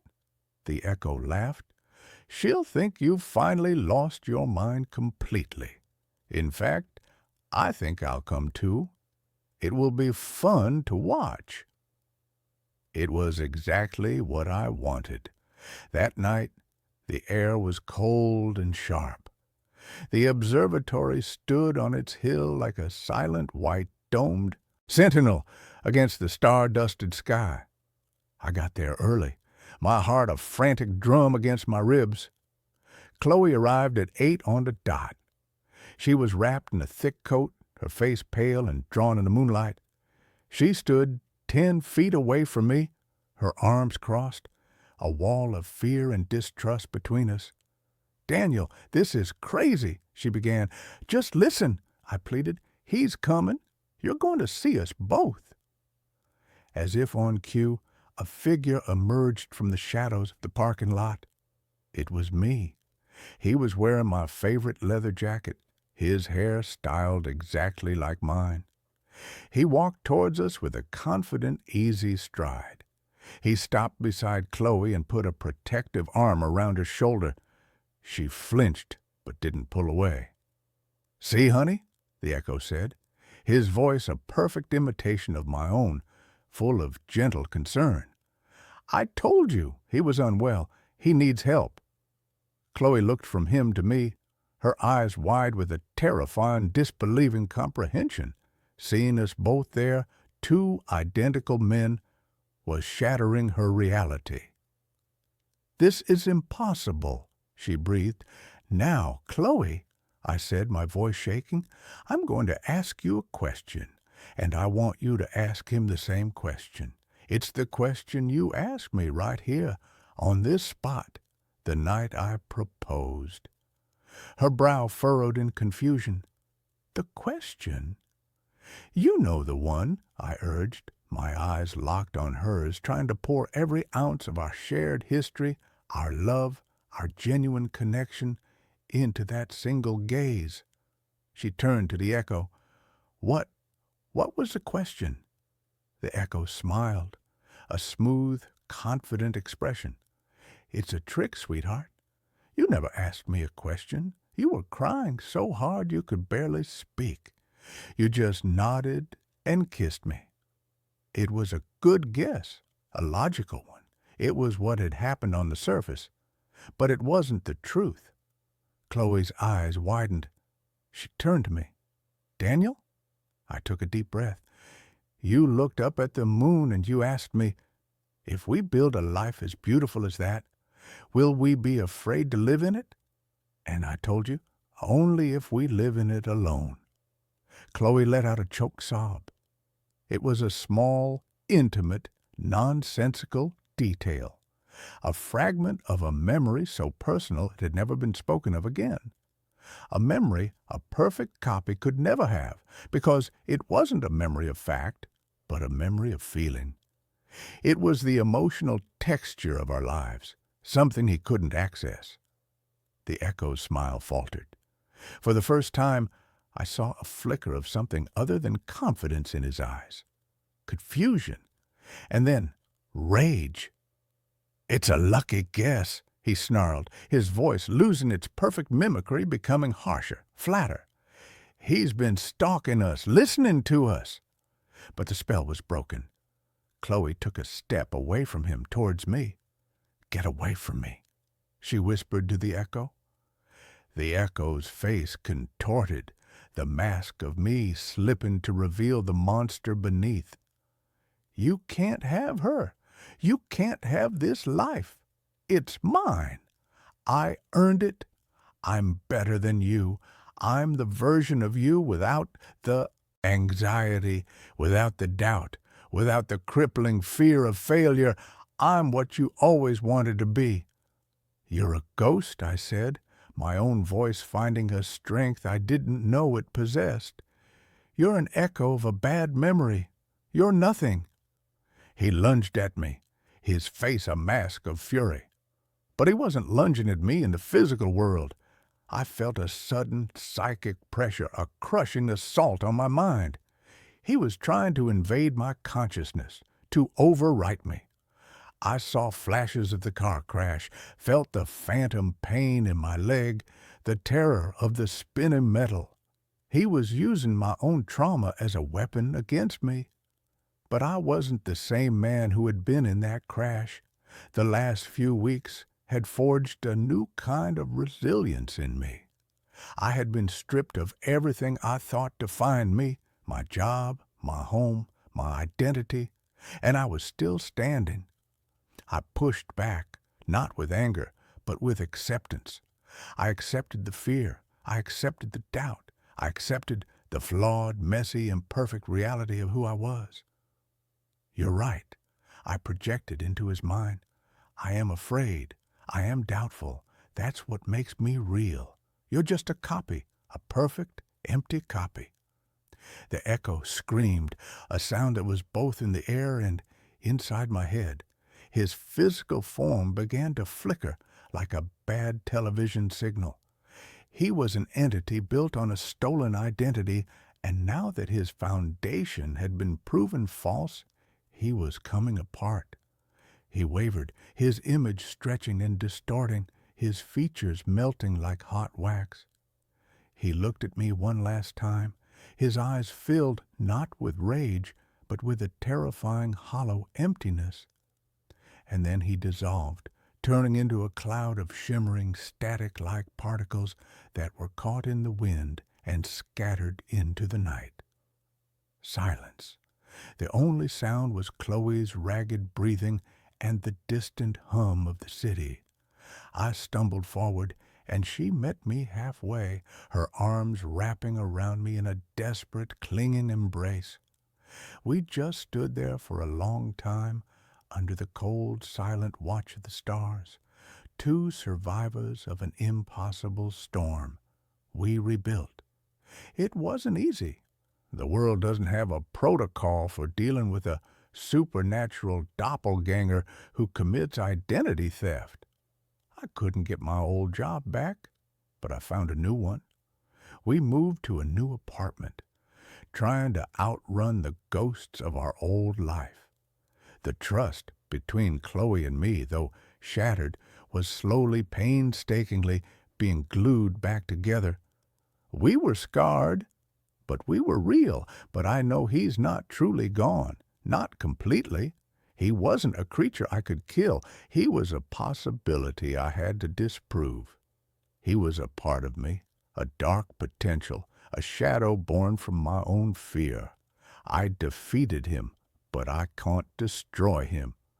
He's a latent file in the universe's hard drive, waiting, and so every time my phone rings with an unknown number, my heart seizes in my chest. Every time I see my own reflection in a dark window, I look for a flicker, a distortion. I live with the constant, quiet, terrifying knowledge that reality is a fragile thing, and that somewhere, in the static between the signals, a version of me is still out there, and he might just decide to call again. And that's where this story ends. Let's move on to the next one.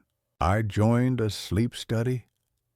Everyone else disappeared on night 3.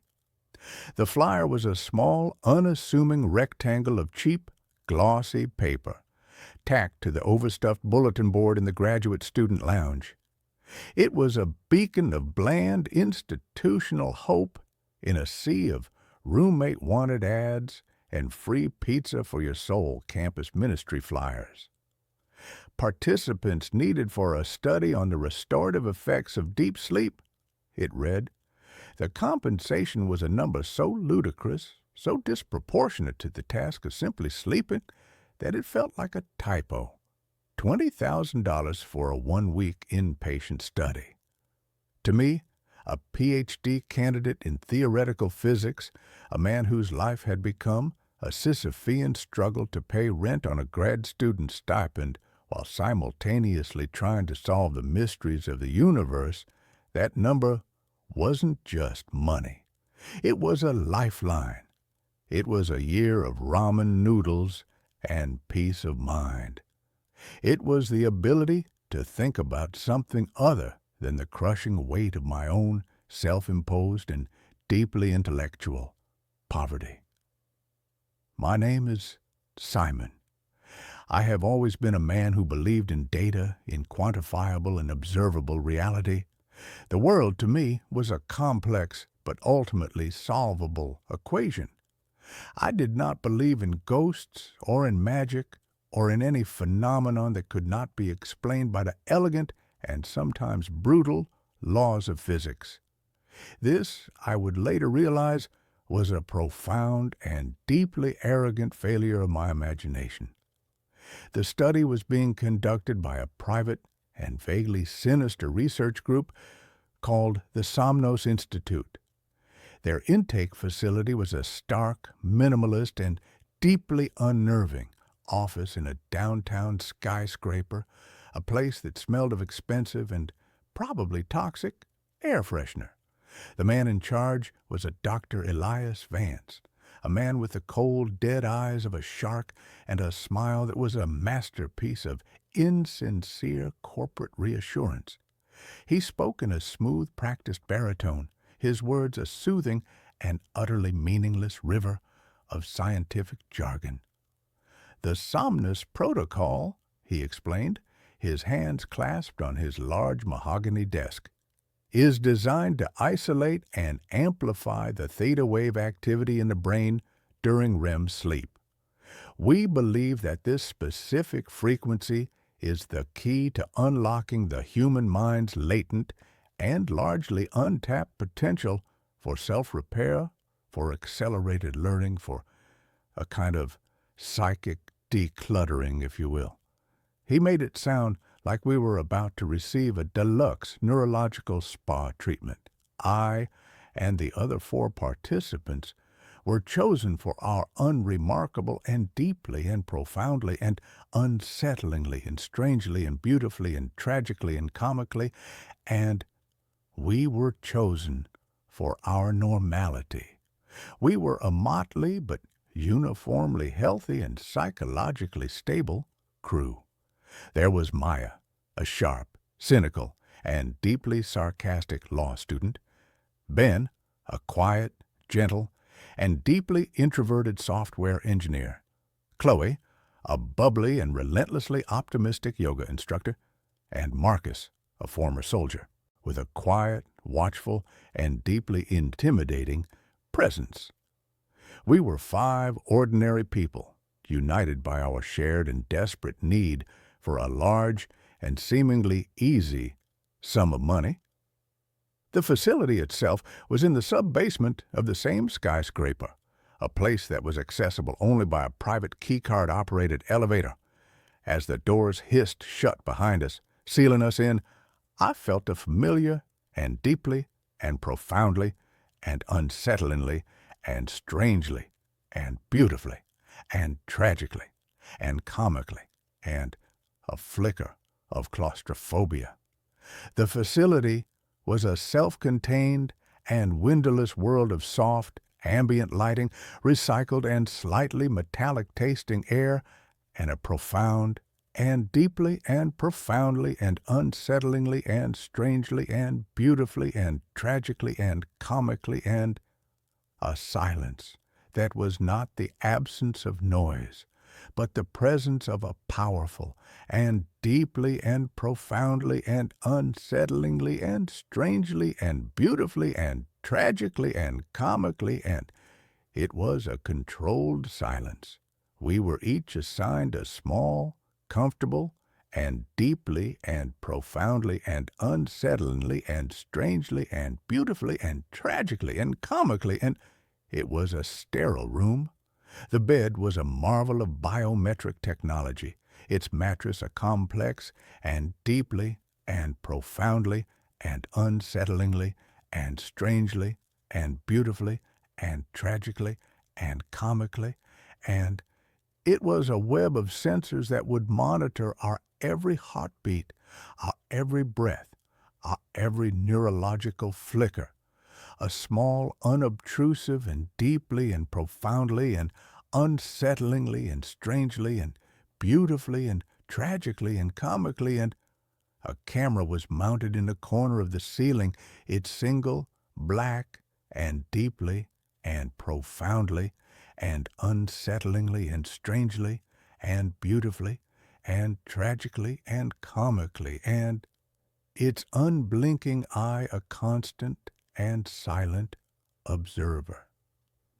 The first 2 nights were a model of scientific and deeply and profoundly and unsettlingly and strangely and beautifully and tragically and comically, and a boring routine. We would eat a bland but nutritionally perfect meal in the communal area. We would undergo a battery of cognitive tests, memory games, and logic puzzles. And then we would retire to our individual pods to sleep, a thin and almost invisible IV line taped to our arms, delivering what Dr. Vance had called a proprietary theta wave enhancing amino acid solution. The sleep was incredible. It was a deep, dreamless, and profoundly and deeply and profoundly and unsettlingly and strangely and beautifully and tragically and comically, and it was a restful abyss. I would wake up feeling a clarity, a focus that I hadn't experienced since my undergraduate, and deeply and profoundly and unsettlingly and strangely and beautifully and tragically and comically, and my Adderall-fueled days. The others reported the same. We were sharper, faster, and our scores on the cognitive tests were improving at an exponential rate. The $20,000 felt less like a payment and more like a bonus for a life-altering and deeply and profoundly and unsettlingly and strangely and beautifully and tragically and comically, and a very expensive and very effective and very, very strange and very, very strange and very, very strange, and it was a good sleep. The change occurred on the 3rd night. I woke up as usual to the soft, gentle, and deeply and profoundly and unsettlingly and strangely and beautifully and tragically and comically, and a chime that signaled the beginning of our waking cycle. I felt the same, profound and deeply and profoundly and unsettlingly and strangely and beautifully and tragically and comically, and I felt the same clarity. I sat up. The IV had been disconnected, as it always was, by some silent and unseen and deeply and profoundly and unsettlingly and strangely and beautifully and tragically and comically, and a mechanism. I went to the communal area for breakfast. The room was empty. The table was set for 5, as it always was, with 5 identical bowls of the same bland and deeply and profoundly and unsettlingly and strangely and beautifully and tragically and comically, and the same oatmeal-like paste. I waited.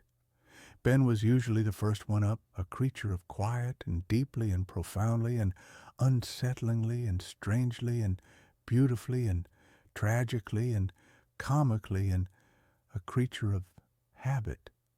Then Chloe and Maya. Marcus was always the last.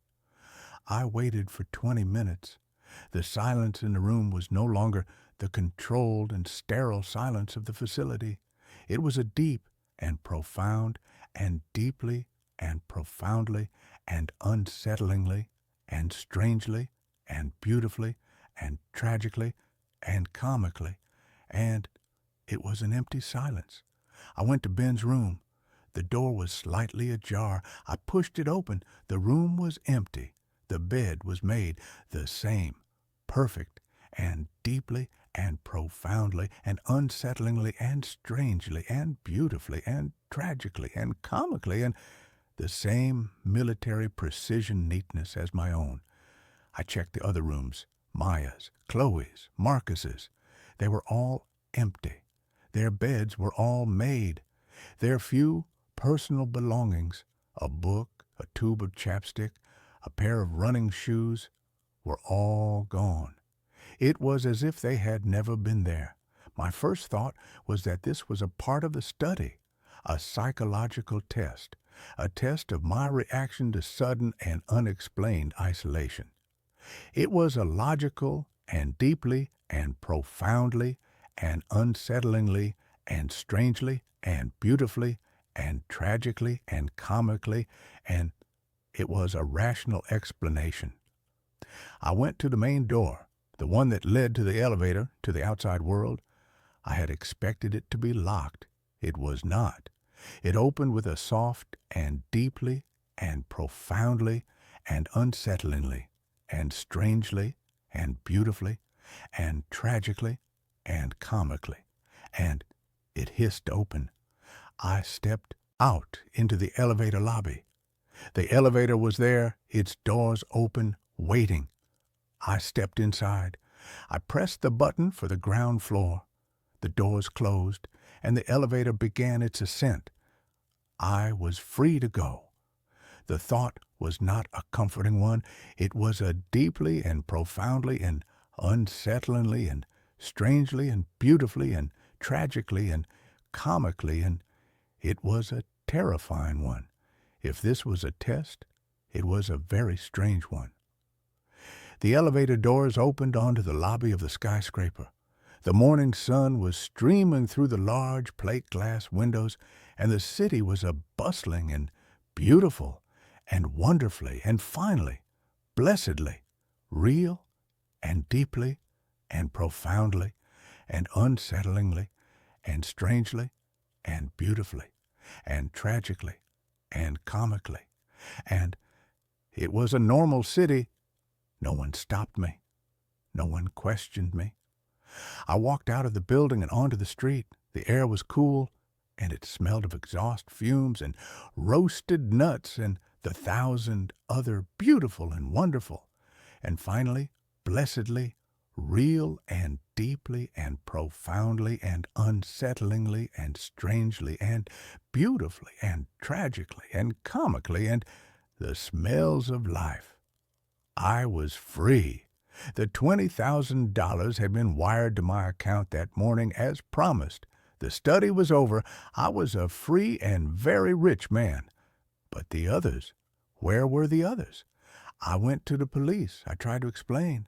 My voice was a shaky and deeply and profoundly and unsettlingly and strangely and beautifully and tragically and comically, and it was an unconvincing mess. 4 missing people from a secret and vaguely sinister sleep study. The officer looked at me with a mixture of suspicion and deeply and profoundly and unsettlingly and strangely and beautifully and tragically and comically, and he looked at me with pity. He took a report.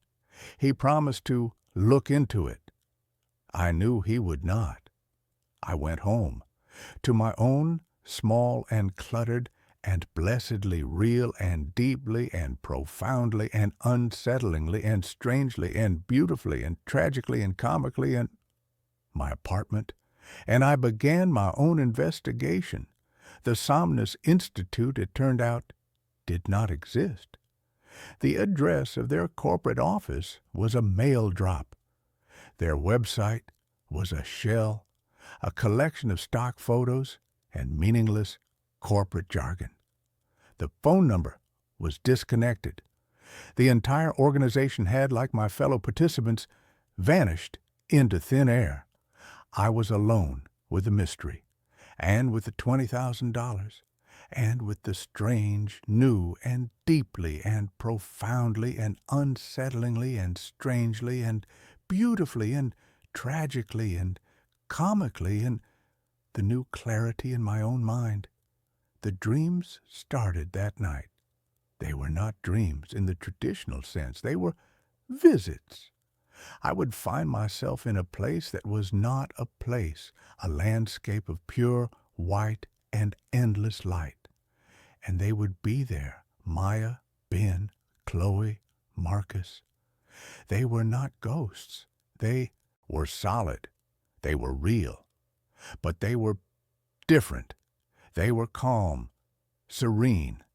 Their eyes, which in the real world had been filled with the usual human and deeply and profoundly and unsettlingly and strangely and beautifully and tragically and comically, and their eyes were now filled with a deep and profound and deeply and profoundly and unsettlingly and strangely and beautifully and tragically and comically, and a placid and deeply and profoundly and unsettlingly and strangely and beautifully and tragically and comically, and a peaceful emptiness. They would not speak to me. They would just be. They would be building things. Strange, intricate, and deeply and profoundly and unsettlingly and strangely and beautifully and tragically and comically, and they would be building things out of pure white light. They were architects of a world that was made of dreams, and I was the only one who could see them. I understood then. The Somnus Protocol was not about enhancing sleep. It was not about unlocking the mind's potential. It was about something else entirely. It was about migration. Dr. Vance had not been lying when he said he was opening a door, but it was not a door to a new level of consciousness. It was a door to a new place, a new dimension, a world that existed on the other side of sleep, a world that was, perhaps, quieter, simpler, more restful. And the others, they had chosen to stay. They had not disappeared. They had emigrated. They had left the messy and chaotic and beautiful and wonderful and finally blessedly real and deeply and profoundly and unsettlingly and strangely and beautifully and tragically and comically, and they had left this world for a world of pure and endless and deeply and profoundly and unsettlingly and strangely and beautifully and tragically and comically, and a world of sleep. And I had been the one who had come back. I was the one who had, for some reason, chosen to wake up. I live my life now in two worlds, the waking world with its noise and its chaos and its beautiful and wonderful, and finally, blessedly real and deeply and profoundly and unsettlingly and strangely and beautifully and tragically and comically, and its imperfections, and the sleeping world, the world of the endless white and silent light, where my four lost and deeply and profoundly and unsettlingly and strangely and beautifully and tragically and comically, and my friends are building their new and quiet and deeply and profoundly and unsettlingly and strangely and beautifully and tragically and comically, and their new home. I am a tourist in the land of dreams. I am the last remaining and deeply and profoundly and unsettlingly and strangely and beautifully and tragically and comically, and I am the last link to the world they left behind. I do not know if I made the right choice. The quiet and the peace and the profound and deeply and profoundly and unsettlingly and strangely and beautifully and tragically and comically And the serenity of their world is a powerful and deeply and profoundly and unsettlingly and strangely and beautifully and tragically and comically, and it is a seductive song. But I am a man of data, a man of the observable world, and this world with all its flaws and all its noise and all its beautiful and wonderful and finally blessedly real and deeply and profoundly and unsettlingly and strangely and beautifully and tragically and comically, and this world is the one I have chosen, and I will live in it for them. I will be their memory. I will be their proof that this messy and beautiful and wonderful and finally, blessedly, real and deeply and profoundly and unsettlingly and strangely and beautifully and tragically and comically, and this world was once their home. And with that, this story comes to an end. Let's move on to the next one. The house was a gift from a ghost. Not a literal one, of course, but the ghost of a life I was supposed to have lived. It had been bought by my husband, Michael, a man who had loved the solid, tangible things of the world, the heft of an old book, the grain of reclaimed timber, the satisfying click of a well-made lock. He had bought it 3 weeks before a slick of black ice on a mountain road had turned our shared future into a singular, desolate present. He had seen the house, an old forgotten Victorian dowager on a cliff overlooking the sea, and had declared it the place where we would grow old, a beautiful, sprawling repository for our future memories. I, a forensic sketch artist, a man who made his living by giving faces to the faceless, was left to inherit a future I no longer had a partner for. My name is Elias Vance. For the first 6 months after the funeral, I couldn't bring myself to even visit the house. It sat empty, a monument to a future that had been canceled.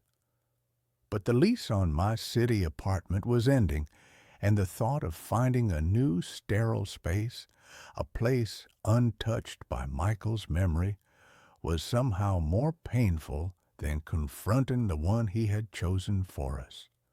So I packed my life into a series of sad brown cardboard boxes and moved to the ghost house.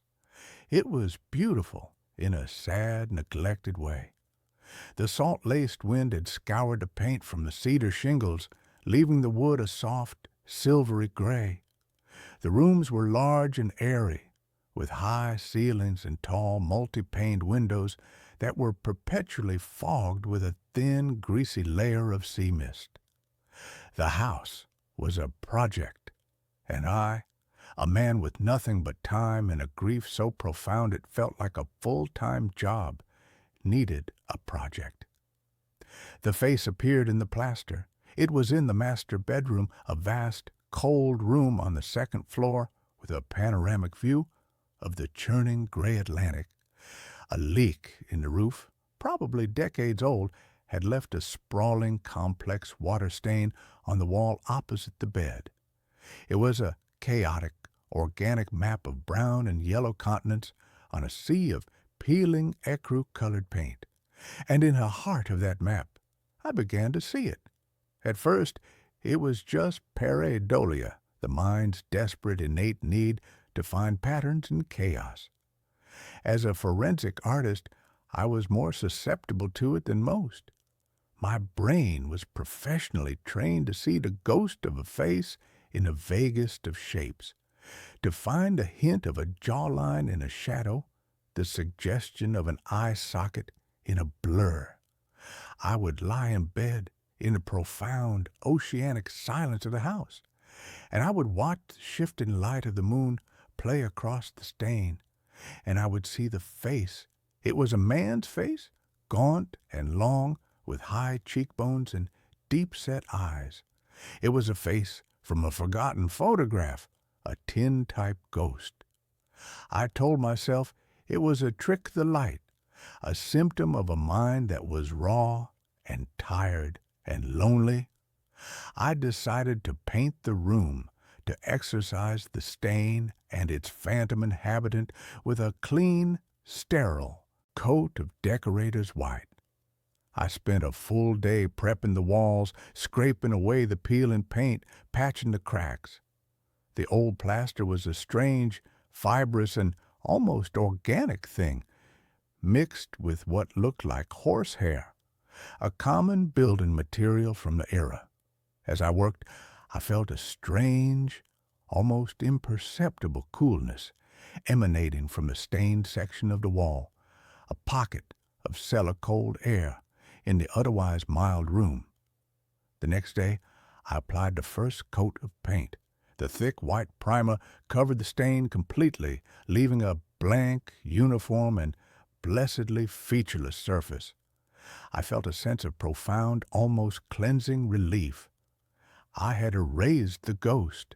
I had imposed order on the chaos. That night, I slept more soundly than I had in months, but when I woke up in the gray pre-dawn light, I saw that the stain had returned. It had bled through the fresh, thick coat of primer, a faint, brownish watermark that was impossibly more detailed, more defined than before. And the face was no longer a vague suggestion. It was a portrait. I sat bolt upright in bed, my heart a frantic, trapped bird against my ribs. The features were clear now. The long, straight nose, the thin, unsmiling lips, the hollows of the cheeks, and the eyes. The eyes were the most terrifying part. They were just two dark, almond-shaped smudges, but they were looking directly at me. They were not the blank, empty eyes of a painting. They were the focused, intelligent, and deeply, profoundly, anciently sad eyes of a conscious observer. My rational mind, a sputtering, dying engine, tried to offer up a scientific explanation, a chemical reaction. The specific mineral content of the water in the plaster reacting with the latex in the paint. It was a plausible, if unlikely, theory. But it did not explain the eyes. It did not explain the chilling and deeply personal feeling of being watched. I refused to be driven from my own bedroom. I was a man of science, of logic. I was a man who drew lines, who defined the world in shades of graphite and charcoal. This was just a problem of chemistry and perception. But the face continued to evolve. Each morning it was a little clearer, a little more detailed. The faint suggestion of an earlobe appeared, the subtle, incised line of a wrinkle at the corner of an eye. It was as if a photograph was slowly, agonizingly developing in the very substance of my wall. My professional curiosity, a thing I had thought long dead, began to stir, a morbid and perhaps self-destructive counterpoint to my growing terror. I began to sketch it.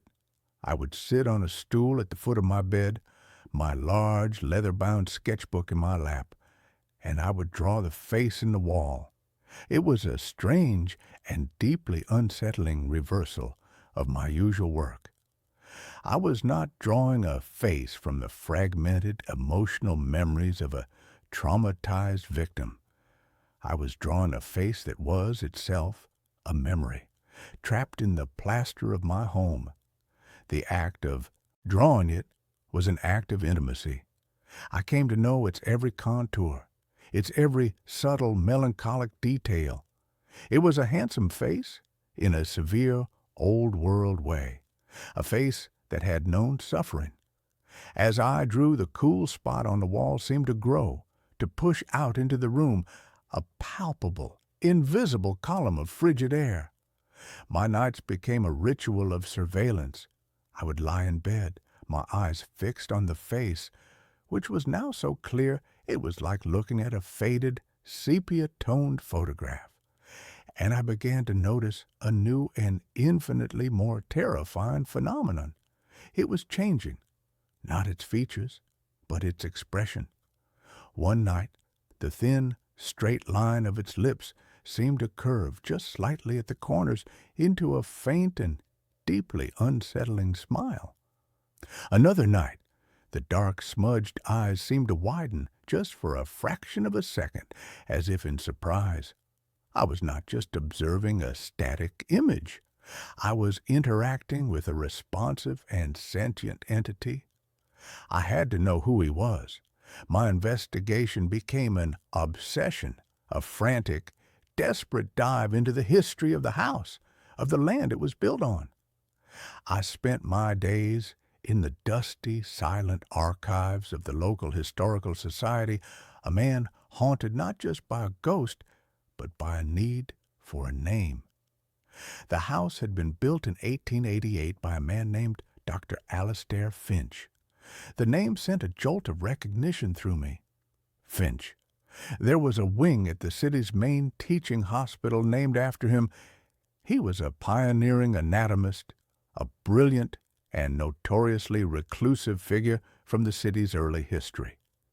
He had built the house as a private retreat, a place to conduct his research far from the prying eyes of the academic world.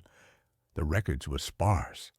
He had lived in a house alone, save for a single, taciturn housekeeper. He had no wife, no children.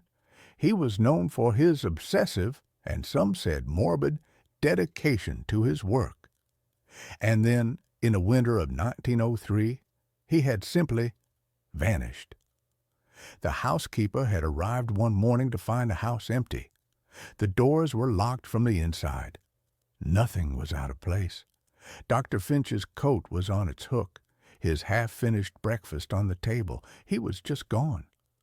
The police had searched for months. They had dragged the sea. They had scoured the woods. They had found nothing. Alastair Finch had, for all intents and purposes, ceased to exist.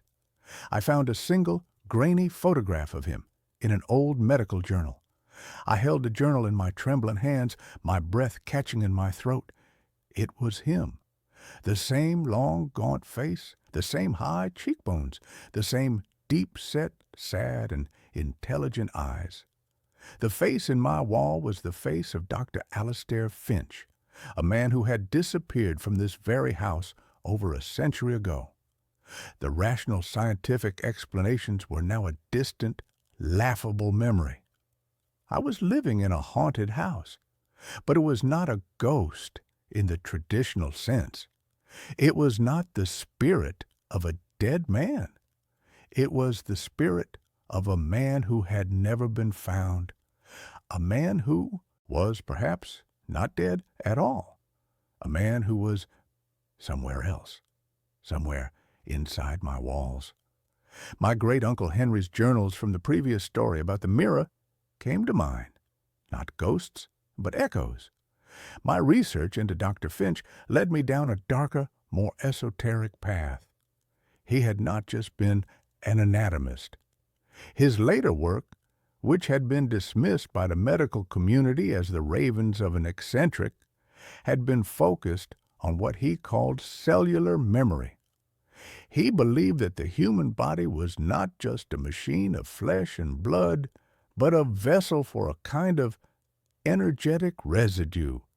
He believed that a powerful, focused consciousness could, at the moment of extreme duress or concentration, leave an imprint of itself on its surrounding environment, an echo, a psychic photograph, and I found his formula. In a letter to a colleague, a letter in which he was clearly trying to secure funding for his increasingly strange research, he had described a new experimental plaster he had developed, a plaster that was not mixed with horsehair and sand, but with a fine, powdered, and deeply unsettling mixture of human bone ash and silver nitrate. He claimed it was the perfect medium, a kind of psychic film, capable of capturing the final, desperate, energetic imprint of a human soul. I felt a wave of nausea so profound I had to sit down. My walls were not just walls. They were a tomb, a recording medium. And the face of Dr. Finch was not a stain. It was a photograph taken from the inside. He had not vanished. He had imprinted himself. He had become a part of the house. The phenomena began to escalate, to bleed out from the wall and into the room itself. I would hear a soft, dry, whispering sound at night, like the sound of a page being turned in an old, brittle book. I would wake up to find the objects on my bedside table rearranged, my sketchbook moved to the other side of the room. One morning, I found a single, perfect, and deeply disturbing handprint in the thick layer of dust on the floorboards in front of the wall. It was a long, slender hand, the hand of an academic, a surgeon, and it was as if someone had pressed their hand to the floor from the inside of the wall and the dust had settled around it. He was no longer just watching me, he was trying to reach me. And then the face began to change in a new and far more terrifying way. It began to look like me. It was a slow, subtle, and horrifying transformation. The line of the jaw would soften just slightly to match my own. The shape of the eyes would change, becoming a little wider, a little less deep-set. The thin, straight lips would become a little fuller. It was as if he was studying me, my own face, my own features, and he was incorporating them. He was using my own reflection, my own presence as a model, a template. He was overriding his own faded image with my fresh, living one. I was no longer just an observer of this phenomenon. I was a participant. I was the source material. He was not just a ghost in my house. He was a parasite, and he was feeding on my own identity. I had to get out. The thought was a primal, screaming imperative. I packed a bag, my hands shaking, my eyes darting nervously towards the wall, where the face, now a grotesque, androgynous fusion of my own features and his, watched me with a calm and deeply unsettling curiosity. I went to the front door, my hand on the knob, and the door would not open. The old, heavy and well-made lock was frozen solid. I tried the back door. The same. The windows, the old sash-cord windows that had been painted shut for decades, were now as solid and immovable as the stone foundation of the house itself. I was trapped. The house, his body, would not let me leave. I was a prisoner in a house that was actively and intelligently trying to consume me. My last desperate hope was my sister, Sarah. She was a journalist, a hard-headed, cynical, and deeply practical woman who had always viewed my artistic temperament with a kind of affectionate pity. She was the only person I had told about the house, and she had, of course, assumed my strange behavior was just an eccentric and slightly morbid manifestation of my grief. She had promised to drive up from the city at the end of the week to check on me. I had my phone. I had a signal. I called her. My voice was a frantic, terrified mess. I told her I was trapped. I told her the house wouldn't let me out. She was silent on the other end of the line for a long moment. I could hear the deep, weary sigh of a woman who was convinced her brother had finally and completely lost his mind. "Okay, Elias," she said, her voice the calm, placating tone one uses with a frightened child or a lunatic. "Okay, I'm on my way. I'll leave right now. It will take me about 3 hours. Just try to stay calm. Can you do that for me?" 3 hours. It felt like a lifetime. I spent those 3 hours in a state of high alert, paranoid terror. I barricaded myself in the living room, as far away from the bedroom, from the wall as I could get. The whispering was louder now, a constant, sibilant, and almost conversational murmur that was coming from all the walls at once.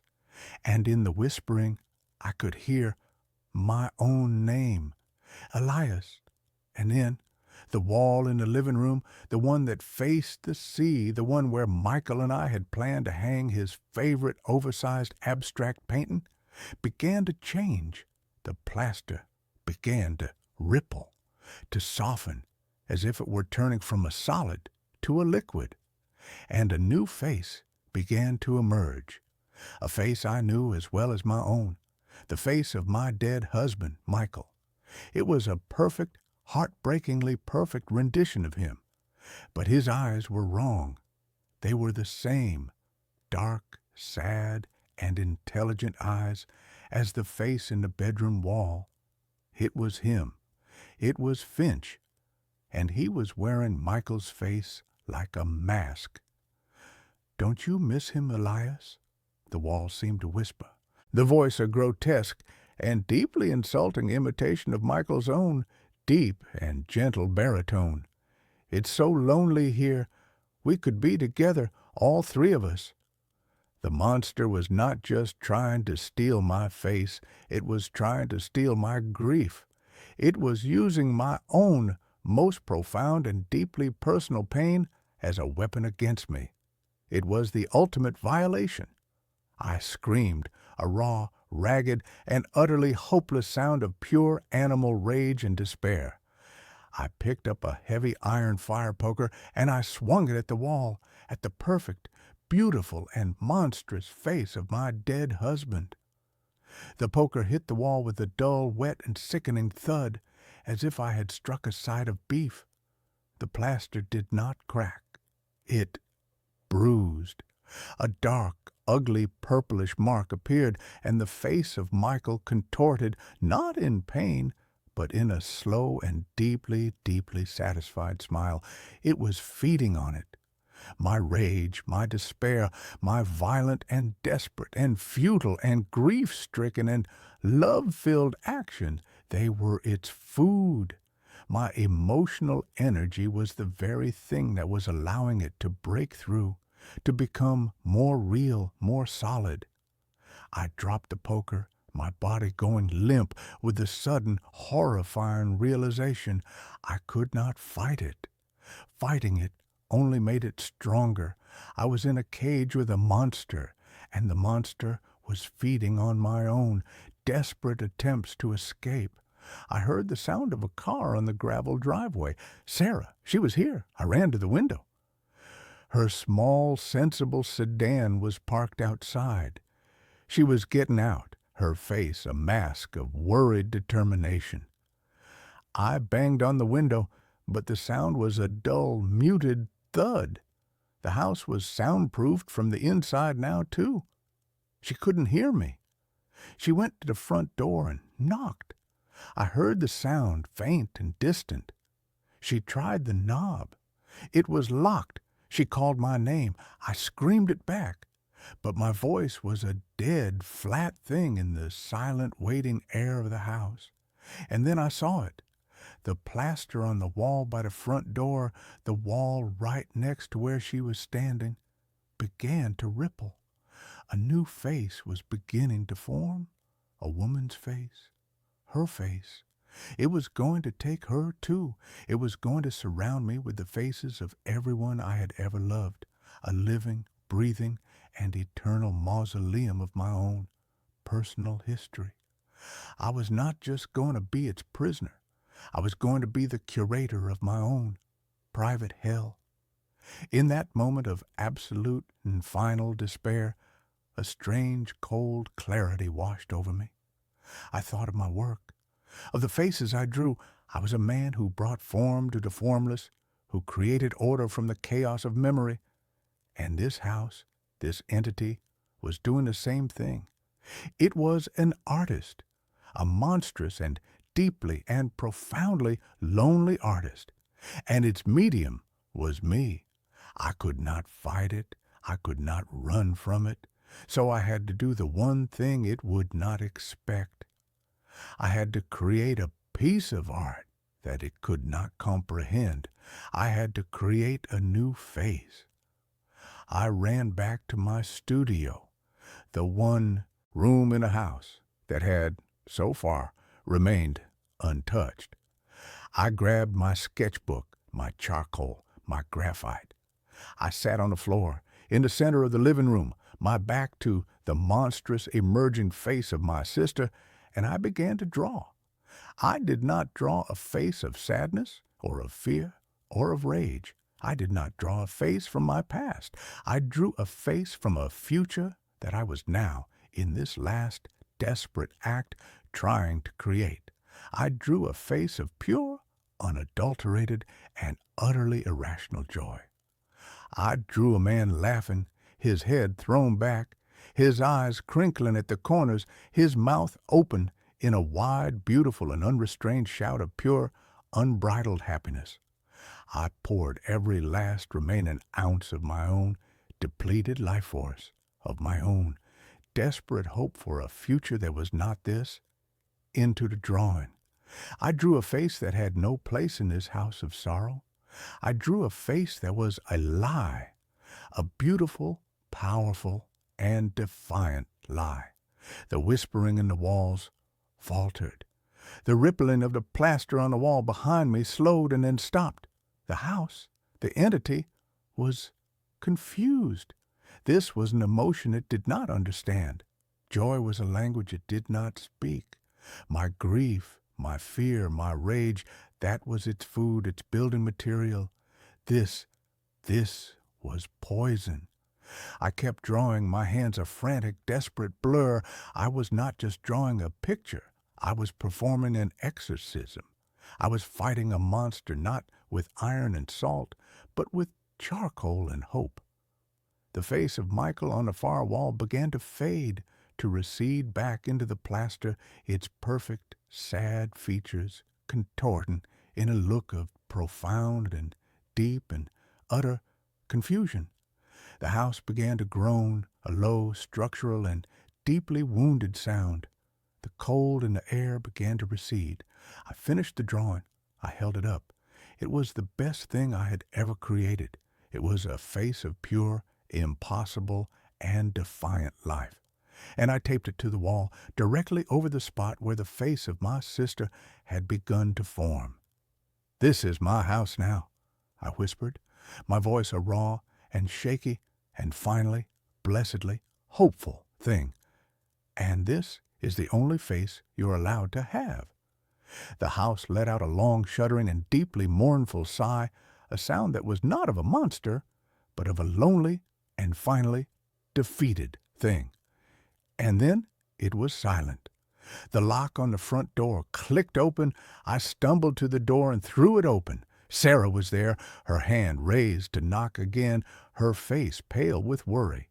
She looked at me, at the wild and ragged and charcoal-smeared and finally, truly and deeply and beautifully alive man that I had become. "Elias," she whispered, "are you okay?" I looked at her, and for the first time in a very, very long time, I smiled. A real smile, a true smile, a smile that was not a memory or a ghost or a lie. It was just a smile. "Yeah," I said, my voice a quiet and steady and finally peaceful thing.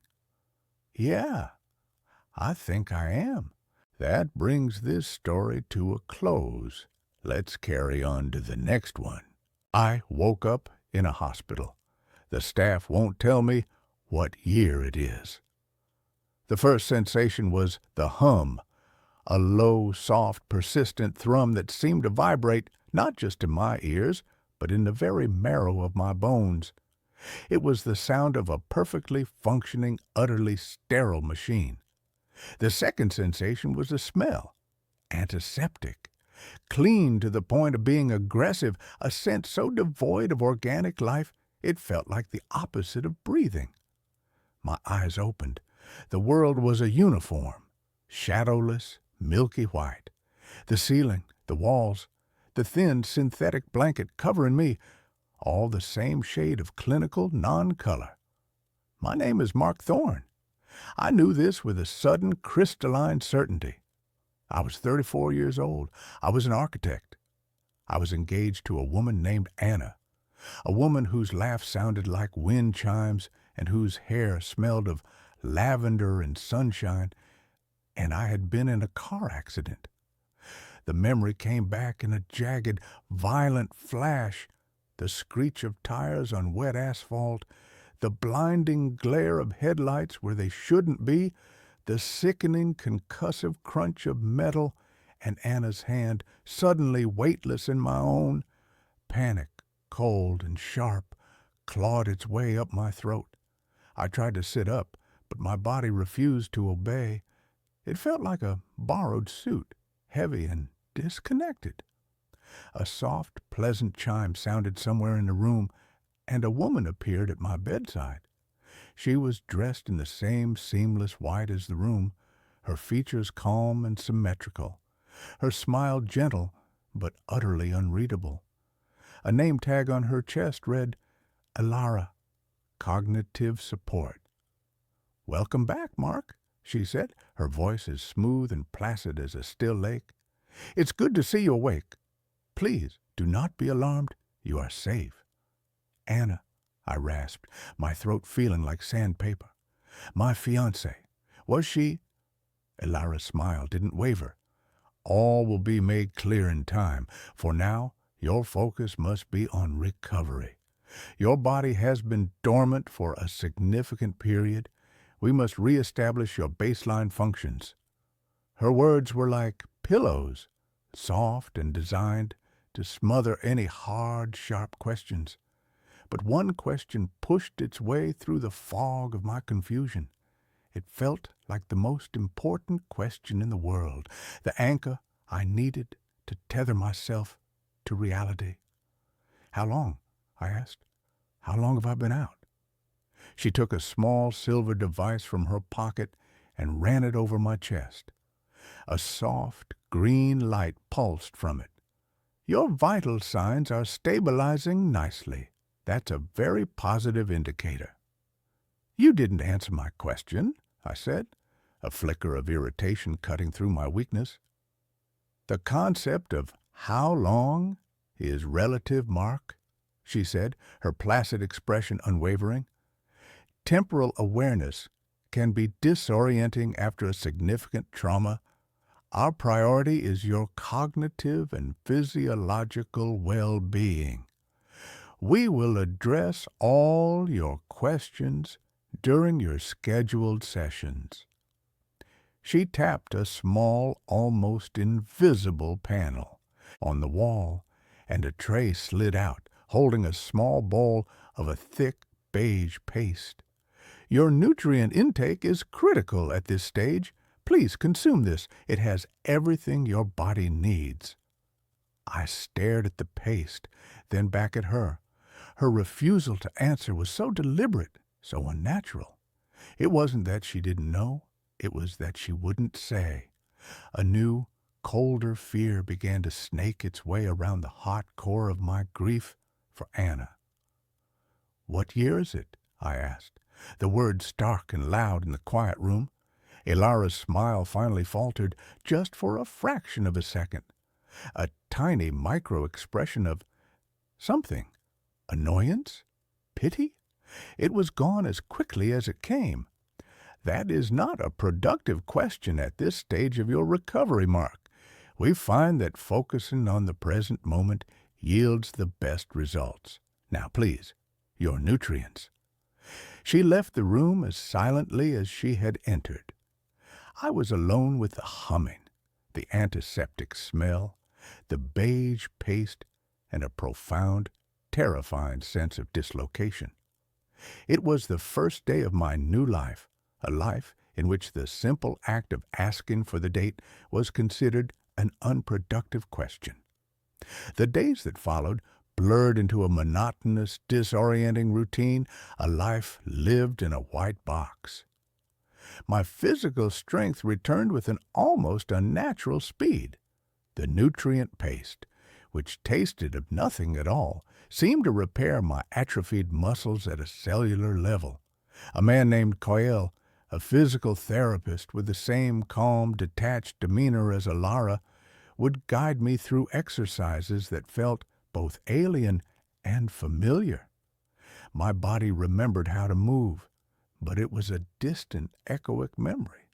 My real work, they told me, was in the cognitive sessions with Alara. We would sit in 2 white chairs in my white room, and she would ask me questions.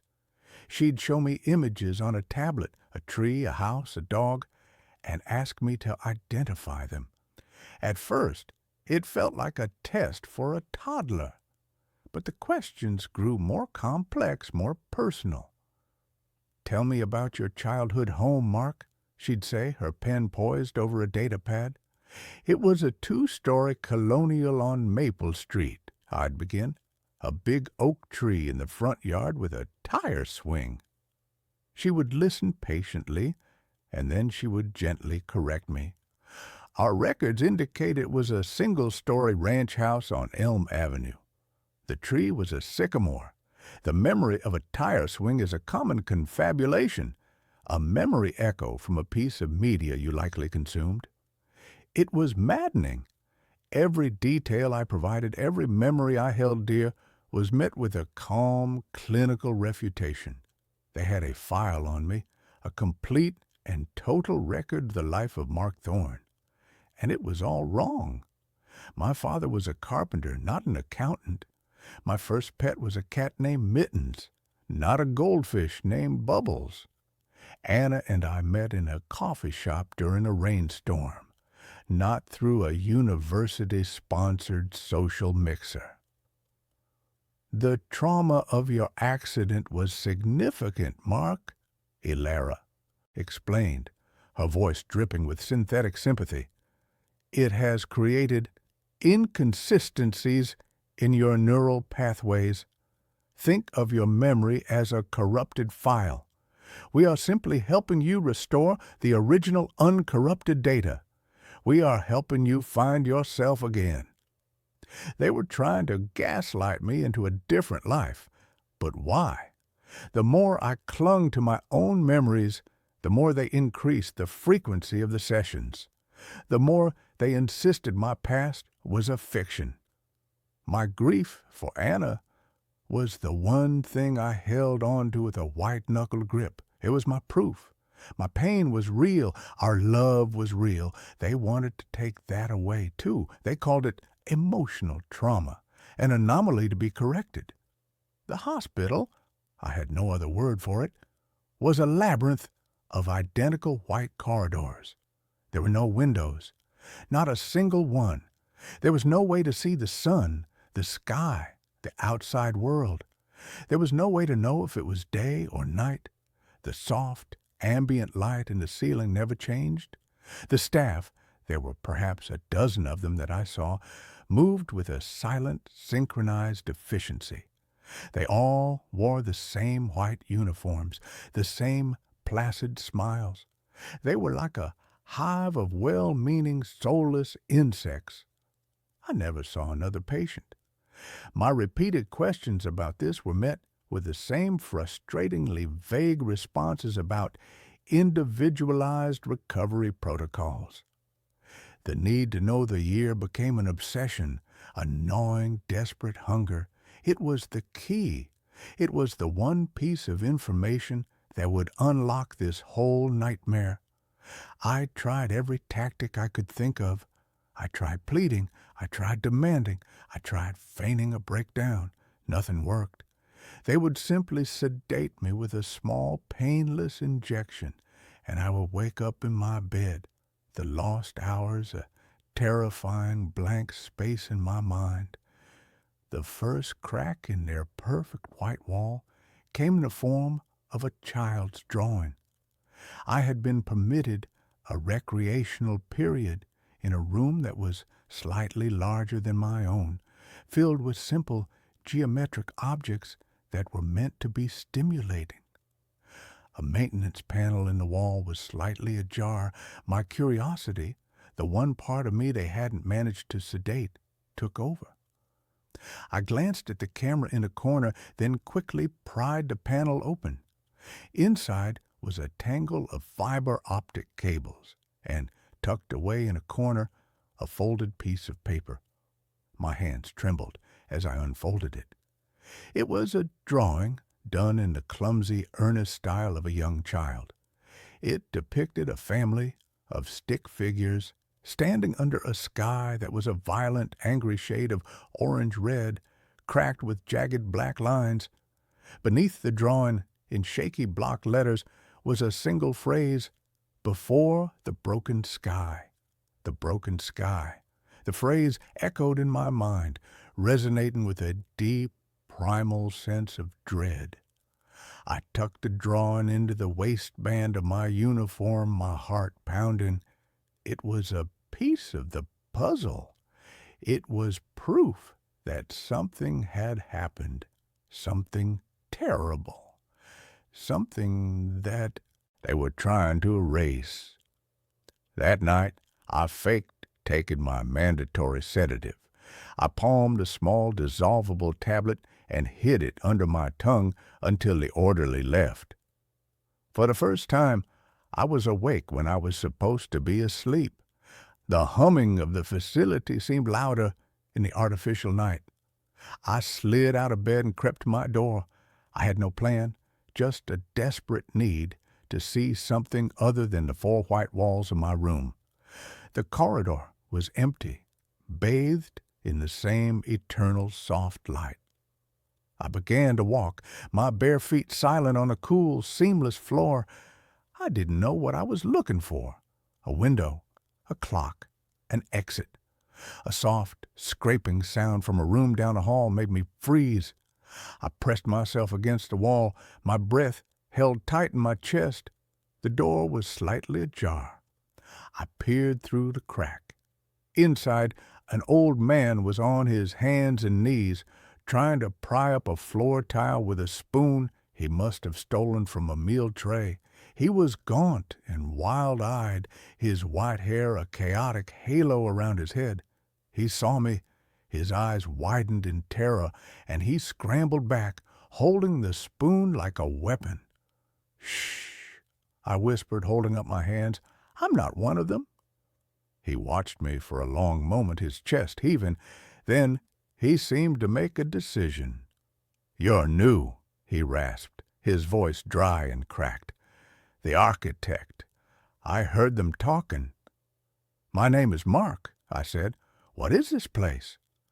"This place is a lie," he said, his eyes darting toward the door. "They're trying to correct you, aren't they? Trying to make you forget. Don't let them. The memories are all we have left of what it was like. Before." "Before what?" I asked, my voice barely a whisper. "Before the broken sky."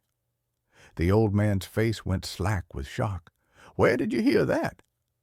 I showed him the drawing. He stared at it, a single tear tracing a path through the grime on his cheek. "So, you're a digger," he said with a grim, humorless smile. "Like me. They call me Elias. They say I have advanced memory corruption. They say I'm a lost cause." "Elias," I said, "what year is it?" He let out a dry, rattling laugh. "That's the one thing you can't ask, the one thing they protect above all else, because the number is so big it would break your mind, because it would prove that everything you were, everyone you knew, is dust." "What happened?" I pleaded. "The accident." "There was no accident," Elias said, his voice dropping to a conspiratorial whisper. "Not for most of us. We were chosen. The chrysalis protocol. They put us to sleep, the ones with the skills they thought they'd need to rebuild. Architects, doctors, engineers. We were supposed to be the seed of the new world. But something went wrong. The Great Silence, they call it. The world outside. It died, and we just kept sleeping for a long, long time." His words were the ravings of a madman, but they resonated with a terrifying intuitive truth. This place wasn't a hospital. It was a bunker, a tomb, and we were the sleeping inhabitants being woken up one by one. "The ones running this place?" I asked. "Who are they?" "The Watchers," he said, his eyes wide. "The descendants of the original staff. They were born here, in the white. They've never seen the sun. They've never felt the rain.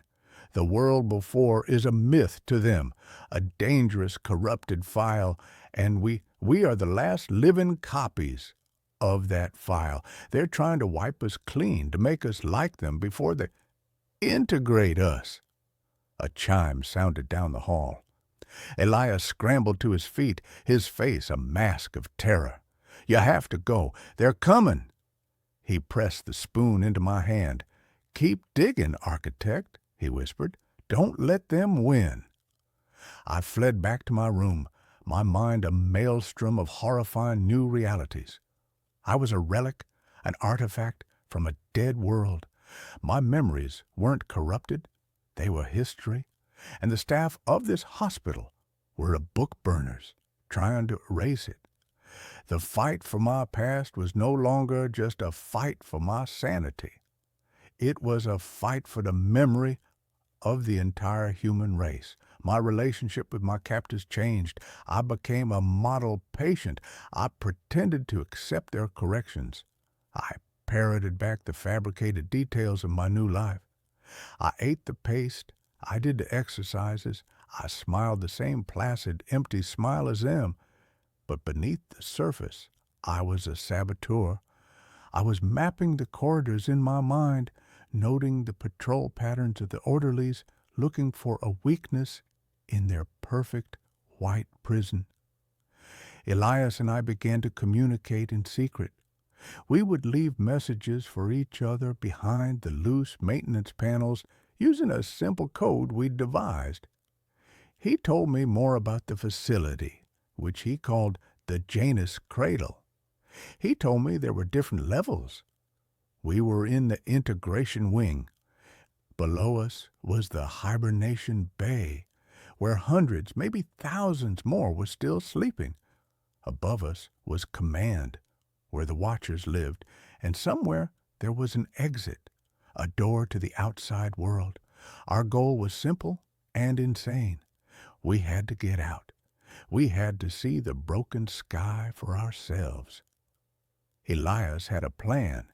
He had been here for years and had managed to steal a low-level key card from a careless orderly. It wouldn't get us to command, but it might get us into the maintenance tunnels that honeycombed the facility. Our chance came during a system-wide diagnostic, a monthly event where the surveillance system was briefly rebooted, leaving small gaps in the camera coverage. The escape was a heart-stopping, terrifying blur. Under the cover of the reboot, we slipped out of our rooms and met in a deserted corridor. Elias swiped the card, and a nearly invisible seam in the wall hissed open, revealing a dark, narrow shaft. We plunged into it, the door hissing shut behind us, sealing us in the dusty, humming darkness of the cradle's guts. The tunnels were a different world. They were dark, cramped, and filled with the ghosts of old technology. Thick bundles of cables coated in a thick layer of gray dust snaked along the walls. Here and there, I saw logos and brand names that were achingly familiar, relics from my own time: General Electric, IBM, Panasonic. They were like fossils from a prehistoric age. We were moving through the skeleton of a dead world. We found a maintenance nexus, a small chamber where several tunnels converged. In the center was a dusty computer terminal, an ancient-looking desktop computer from the early 21st century. It was dead, of course, but beside it, on a shelf, was a stack of leather-bound logbooks. We opened the first one. The entries were handwritten, The ink faded, but still legible. The date on the first page made my breath catch in my throat. October 23rd, 2026. My accident had been in August of 2026. The logbook was the journal of Dr. Eris Thorne, the original director of the Janus Cradle. Not a cold young man who was my doctor, but his ancestor, his namesake. I read his words, my horror growing with every page. He wrote of a world teetering on the brink of collapse, not from war, but from something far more insidious. A series of cascading ecological disasters, a runaway greenhouse effect that was melting the poles and turning the skies a permanent, hazy red. He wrote of the chrysalis protocol, a desperate last-ditch effort to preserve a select group of humanity's best and brightest, to put them to sleep until the earth could heal itself. October 29th, 2026. The great silence has begun. All external communications went dark this morning. We are on our own now. The sky is the color of rust. May God have mercy on the souls of those we left behind. May 12th, 2048. The first of the cradle-born generation has come of age. They have never known a blue sky. They look upon us, the sleepers and the original staff, with a mixture of awe and pity.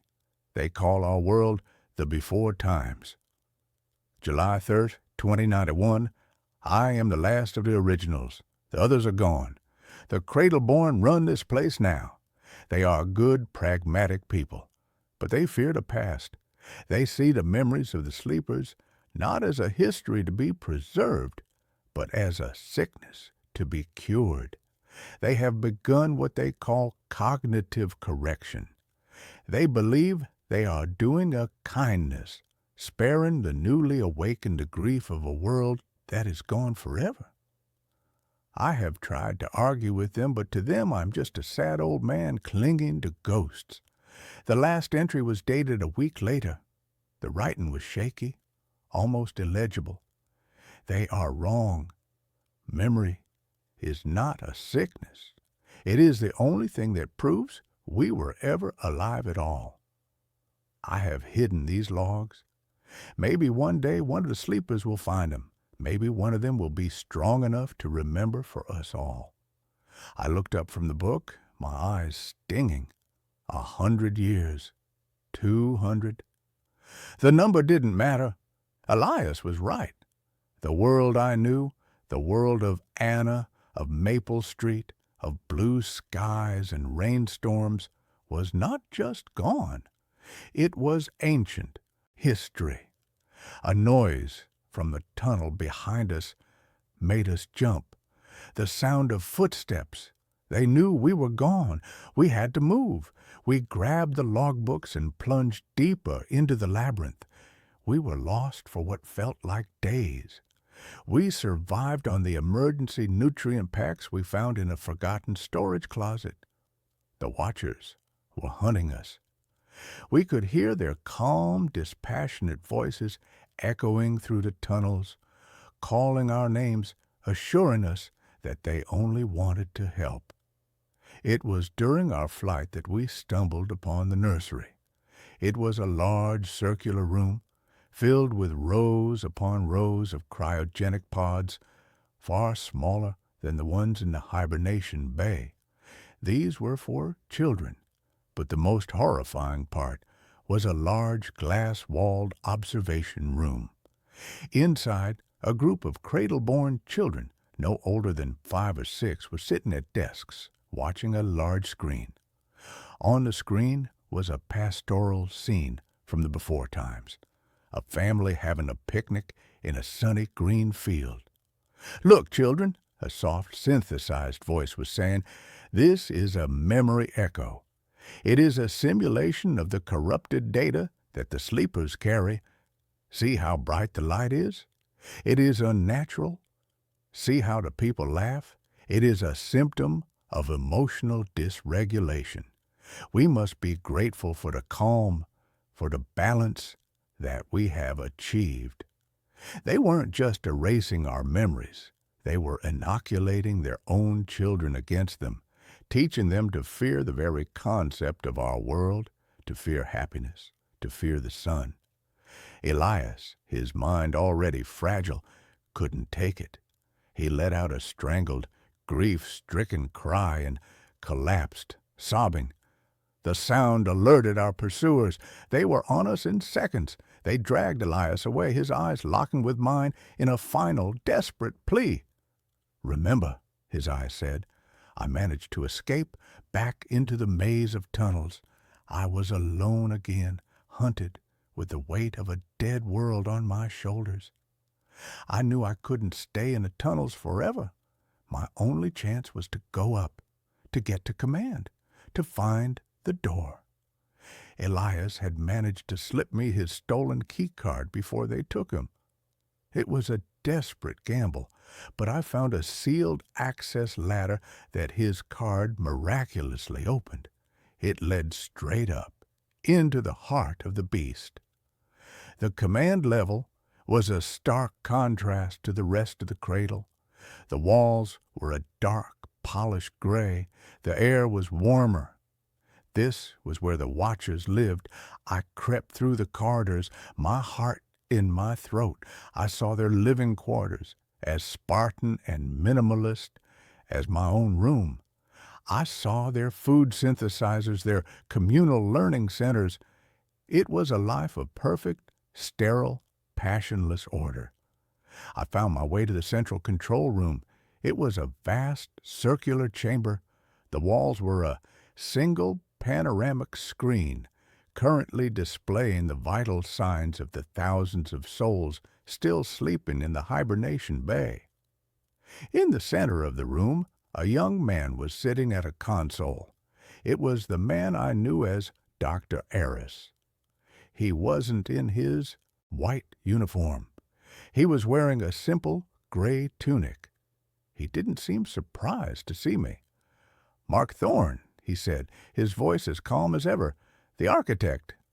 I must admit, you have been our most resilient subject." "Where is Elias?" I demanded, my voice raw. "He has been returned to hibernation," Aris said. "His memory file was too deeply corrupted. Perhaps in a few more generations our techniques will be advanced enough to help him, to cure him." "He wasn't sick," I snarled. "He was remembering a world of chaos, of pain, of uncontrolled emotions that led to its own destruction," Aris countered, his gaze unwavering. "We are offering you a gift, a second chance, a life of purpose, of balance. You can help us build the new world, but first you must let go of the old one."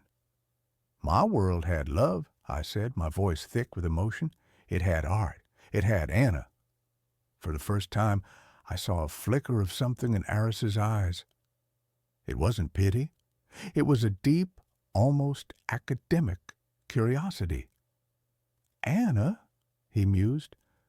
"The primary emotional trauma, the core of the corruption. Her file is fascinating. The depth of the codependent pathology is unlike anything we have on record." He gestured to the main screen. The vital signs were replaced by a photograph.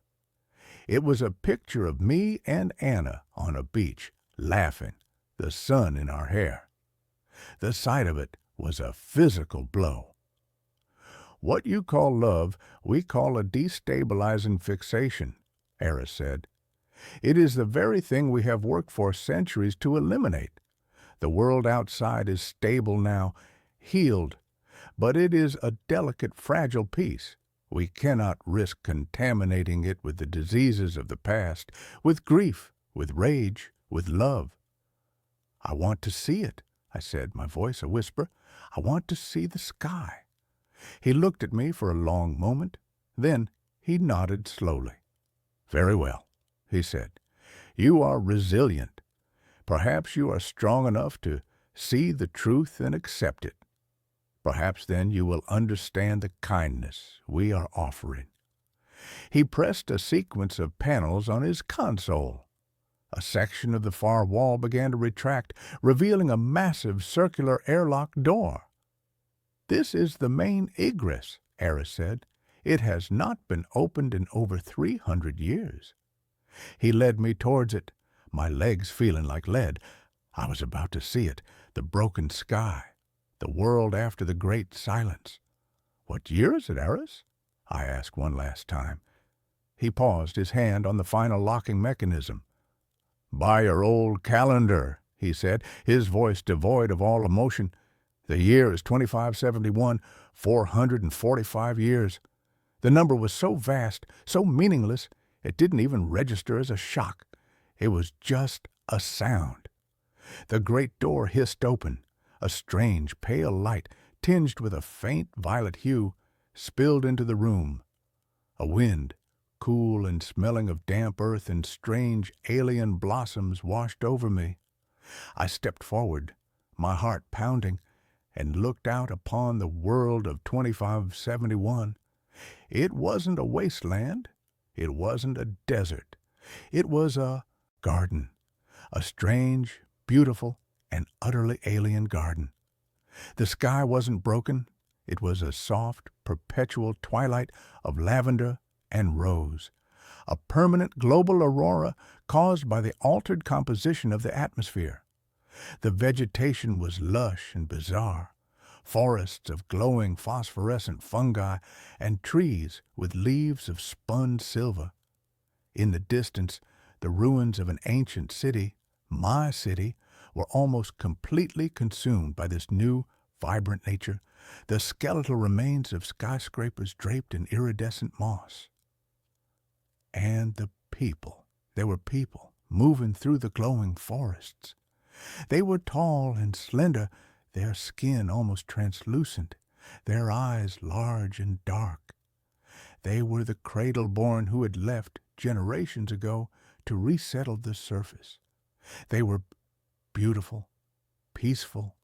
They moved with a slow, graceful purpose, their faces calm and serene. They were the children of the Watchers, the end result of a program to engineer a new, balanced humanity.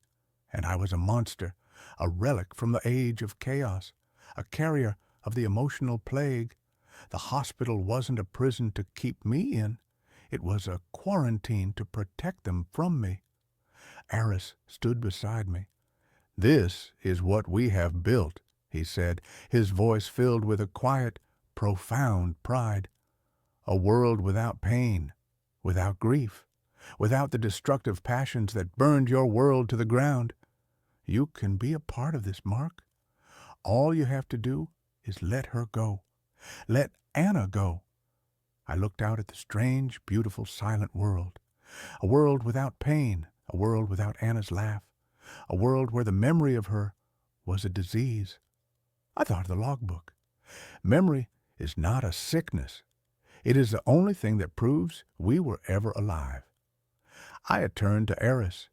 His face was a mask of calm expectation. He believed he had won. He believed that seeing this new, perfect world would make me surrender my broken, chaotic past. "No," I said, the word feeling like the first real thing I had said since I woke up. I didn't wait for his reaction. I turned and walked out of the airlock, down the ramp, and into the strange violet twilight of the new earth. I was a ghost, a man out of time, a walking museum of dead emotions. I was utterly, completely alone. But for the first time since I had opened my eyes in that white room, I was free. I didn't know where I was going or what I would do. I only knew that I would not forget. I would carry the memory of Anna, of our world, into this silent, peaceful future. I would be the sickness.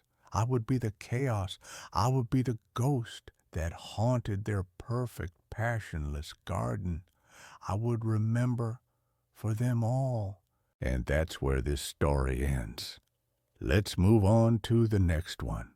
The motel was a fossil, a perfectly preserved specimen from an era of chrome, linoleum, and a kind of desperate roadside optimism that no longer exists. It was called the Starlight Vista, a grand, ludicrous name for a low-slung, L-shaped building of peeling paint and buzzing neon that offered a stunning vista of a gas station and a 24-hour diner. I was the night clerk, a post I had occupied for the past 6 years. My name is Arthur, and my life had become a long, quiet, and deeply repetitive night, punctuated only by the arrival of the occasional weary traveler or the distant melancholy wail of a train passing through the dark. The Starlight Vista was a place of ghosts, but not the spooky kind. It was haunted by the ghosts of salesmen with worn-out briefcases, of families on cross-country trips in wood-paneled station wagons, of lovers meeting for clandestine, lukewarm affairs.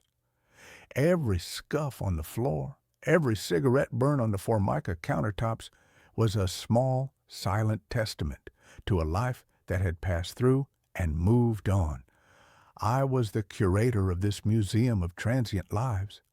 My nightly ritual was as fixed and unchanging as the constellations.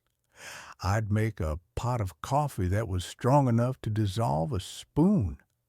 I'd read the local paper with a kind of detached, anthropological interest, and I'd check the reservation ledger. The ledger was the one anomaly in my otherwise predictable world. It was a thick, leather-bound book, its pages yellowed and soft with age, a holdover from the pre-digital era that the motel's owner, a flinty, unsentimental old man named Mr. Gable, refused to replace. And in that ledger there was the mystery of Room 9. Every single night, for as long as I had worked there, the entry for Room 9 was the same. A single, neat, and unchanging line, written in a precise, slightly old-fashioned cursive, J. Corbin. No first name, no payment information, no check-in time. Just the name. The reservation was a permanent, unmovable fixture in the book. The first time I asked Mr. Gable about it, he had given me a look that was as cold and sharp as a shard of broken glass. "Room 9 is not your concern, Arthur," he'd said, his voice a low, gravelly rumble. "It's occupied, permanently. You do not knock on the door. You do not slide a bill under it. You simply leave it be. Is that understood?" It was not an invitation for a conversation. It was an order, and for 6 years I had obeyed it. I had treated Room 9 as if it did not exist. It was a blank spot on the map of my small nocturnal kingdom, but my curiosity, a slow, patient, and persistent creature, had been gnawing at the edges of my obedience for years. I had done the math. I had gone back, page by yellowed page, through the old ledgers that were stored in the back office. The reservation for J. Corbin had started on a Tuesday, October 14th, 1986, and it had never stopped. 39 years, 14,235 nights, a single, unbroken reservation. Who was J. Corbin? Was he a recluse, a modern-day Howard Hughes, living out his days in a cheap roadside motel? But I had never seen anyone go in or out of that room. The housekeeping staff, 2 quiet middle-aged sisters named Maria and Sophia, never cleaned it. When I had asked them, they had just crossed themselves and shaken their heads, muttering something in Spanish about bad air. The room itself was a paradox. It was at the far end of the west wing, the last door on the left. The paint on the door was not peeling. The brass number 9 was not tarnished. The "Do Not Disturb" sign, a small plastic rectangle, hung permanently from the knob. Its red letters faded to a pale, anemic pink. The window that faced the parking lot was always dark, its thick mustard-yellow curtains always drawn. But the room was not dead. It consumed electricity. I had checked the meters in the maintenance closet. Room 9 drew a steady, consistent, and low-level amount of power day and night. The kind of power draw you'd see from a single, low-wattage light bulb. And maybe an old, inefficient clock radio. My quiet, ordered life was built around this one, singular and deeply unsettling mystery. And for 6 years, I had been content to let it remain one. But then Mr. Gable died. A heart attack, swift and efficient in his sleep. His estranged daughter, a brisk, no-nonsense woman from the city, inherited the motel. And her first order of business was to modernize. A team of contractors descended upon the starlight vista, and the comfortable, dusty silence of my life was shattered by the sound of hammers and power saws. They were replacing the carpets, updating the wiring, and, to my horror, installing a new computerized reservation system. The leather-bound ledger, my strange anachronistic Bible, was to be retired. I knew my time was running out. The new system would not tolerate the gentle, unspoken mystery of J. Corbin. It would demand a credit card number, a check-in date, a digital footprint. The ghost in my machine was about to be exorcised by an IT professional. I had to know. I had to understand. Before the bulldozers of the 21st century paved over the one true and profound mystery of my life. The night before the new system was scheduled to go online, I made my decision. The contractors were gone. The motel was quiet, save for the hum of the ice machine and the snores of a traveling salesman in room 3. I took the master key, a heavy, old-fashioned brass key that I had never in 6 years had a reason to use for room 9. My footsteps echoed in the empty parking lot as I walked towards the west wing. The air was cold and still. The buzzing of the neon sign seemed to grow louder, more insistent, as I approached the door. I stood before it for a long moment, my heart a frantic, trapped bird in my chest. The faded "Do Not Disturb" sign seemed to mock me. My hand trembled as I slid the key into the lock. It turned with a smooth, silent, and well-oiled click that was deeply, profoundly unnerving. I took a deep breath, the air tasting of asphalt and impending revelation, and I pushed the door open. The room was not what I expected. It was not a dusty, forgotten time capsule. It was not the squalid den of a recluse. It was a waiting room. The room was immaculate. The bed, a standard motel-issue double, was made with military precision. The cheap polyester bedspread pulled taut, not a single wrinkle on its surface. The carpet, a swirling psychedelic pattern of orange and brown, was perfectly vacuumed. There was not a speck of dust on the faux wood headboard or the formica top of the small round table. But the room was not empty. On the table, next to a small bakelite lamp that was emitting a soft, warm, golden glow, was a single open book. And sitting in the room's only armchair, a worn vinyl monstrosity the color of a bruised avocado, was a man. He was old, but it was an age that was impossible to quantify. He was dressed in a simple, gray, and slightly old-fashioned suit. His face was a road map of wrinkles, but his eyes, a pale, washed-out blue, were clear, sharp, and utterly, completely ancient. He was not a ghost. He was solid. He was real. And he was looking directly at me. He did not seem surprised. He seemed patient, as if he had been waiting for me to open that door for a very, very long time. "Arthur," he said, his voice a low, soft, and impossibly tired sound. "You're early. I wasn't expecting you for another 17 years. I stared at him, my mind a screaming white noise chaos of disbelief. Who are you?" I stammered. "Are you Jay Corbin?" He smiled a faint, sad, and deeply weary smile. "In a manner of speaking, it's a professional name, a designation. You can call me Jonas." "What is this place?" I whispered, my eyes darting around the clean, sterile, and utterly soulless room. "What have you been doing in here for 39 years?" "Waiting," he said simply, "and working." He gestured to the open book on a table. I took a hesitant step into the room. The air was still and cool, and it had a strange, neutral, almost non-existent smell. It was like the air in a clean room, a place where the outside world was not allowed to enter. I looked at the book.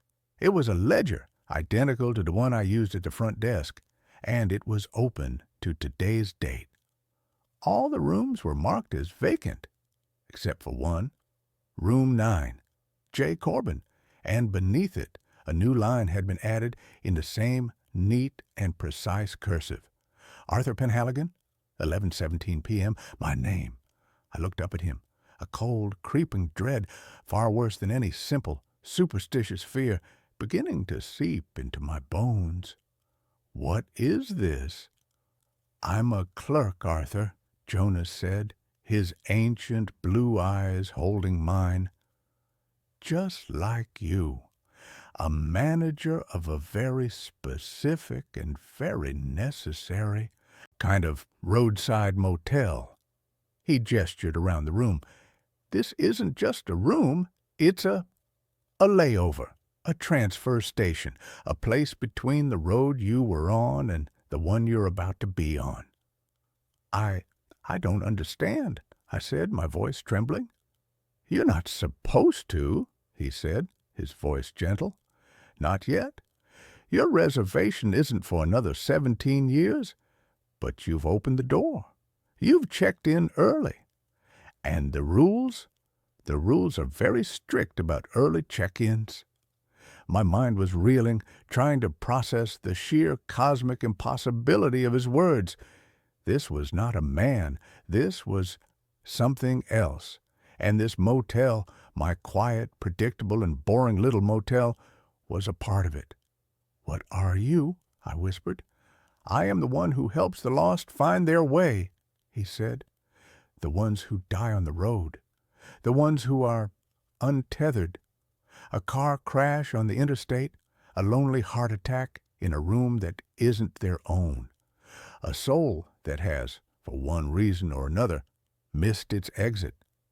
They get stuck in the static between the stations. This place, this room, is a beacon, a quiet, stable place in the storm. And I am the one who sits here and waits for them to find their way to the front desk." I thought of the thousands of lives that had passed through the starlight vista, the salesmen, the families, the lovers, and I thought of the others, the quiet ones, the ones who checked in and never checked out, the small, forgotten tragedies that are the lifeblood of any place that is built on the lonely, anonymous promise of the open road. "And what do you do with them?" I asked, my voice barely a whisper. "I check them in," he said. "I give them a key, and I help them to understand that the trip they were on is over, and that a new one is about to begin." He looked at me, and his eyes were filled with a sadness that was as old and as deep as the universe itself. "My work is very important, Arthur. It requires quiet. It requires discretion. It requires a place that is constant." I understood then. The reservation, the untouched room, the low, steady hum of the electricity.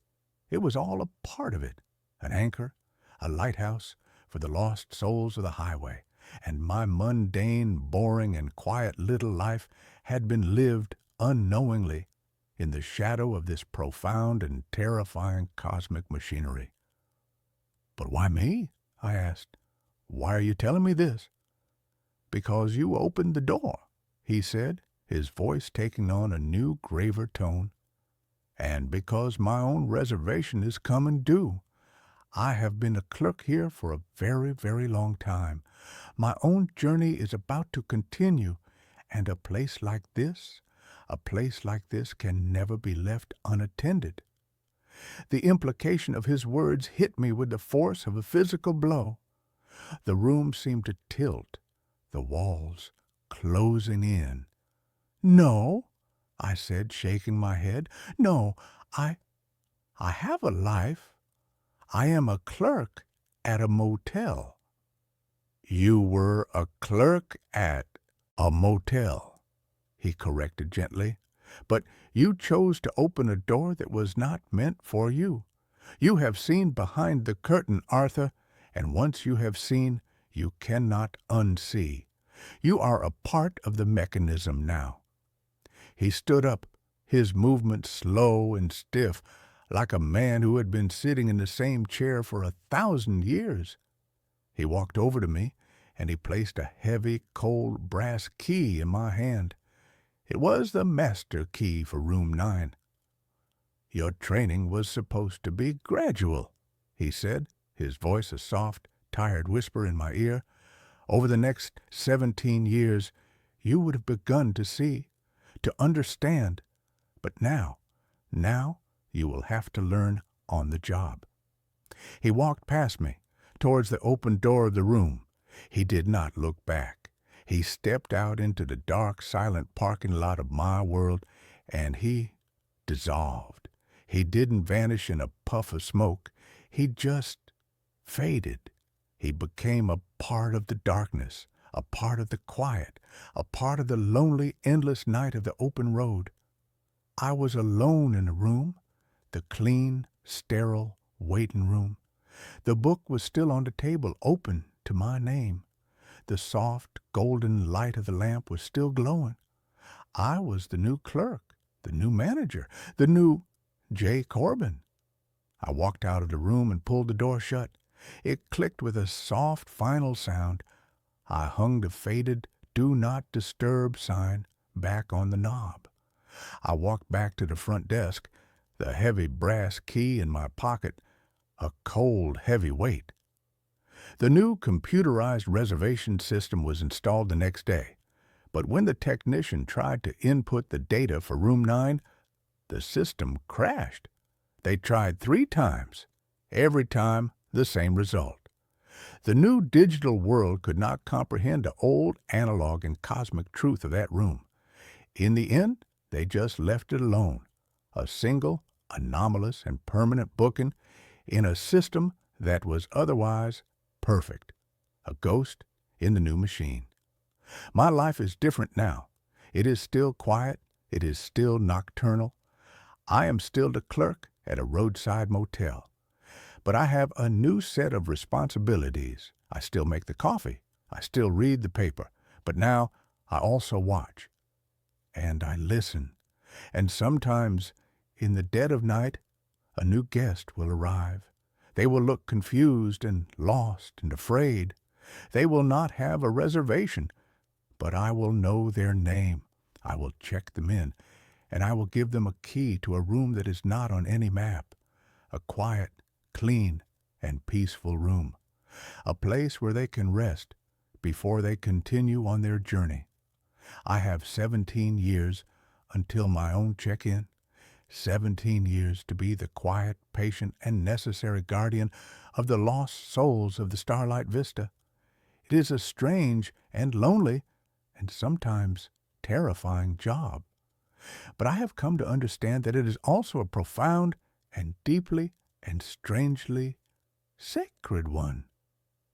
The road is long and the night is dark, and everyone eventually needs a place to rest, and I am the one who leaves the light on. And that's where this story ends. Let's move on to the next one. I was chosen for a sleep experiment. No one told me I'd be the only subject left. The advertisement was unassuming, tucked between a plea for plasma donors and a gig for a part-time dog walker. It was printed in the bland sans serif font of institutional efficiency. Volunteers needed for paid somnology study. Participants must be in good health, age 21-35, with no history of sleep disorders. Compensation, $15,000 for a 2-week commitment. 15 grand. To a freelance graphic designer like me, neck deep in student loans and living off ramen that tasted of salty despair, that number wasn't just compensation. It was a lifeline. It was 2 months' rent, a down payment on a reliable car, a chance to breathe. All I had to do was sleep. It sounded like the easiest money I would ever make. My name is Leo, and my capacity for optimism has always been my most dangerous flaw.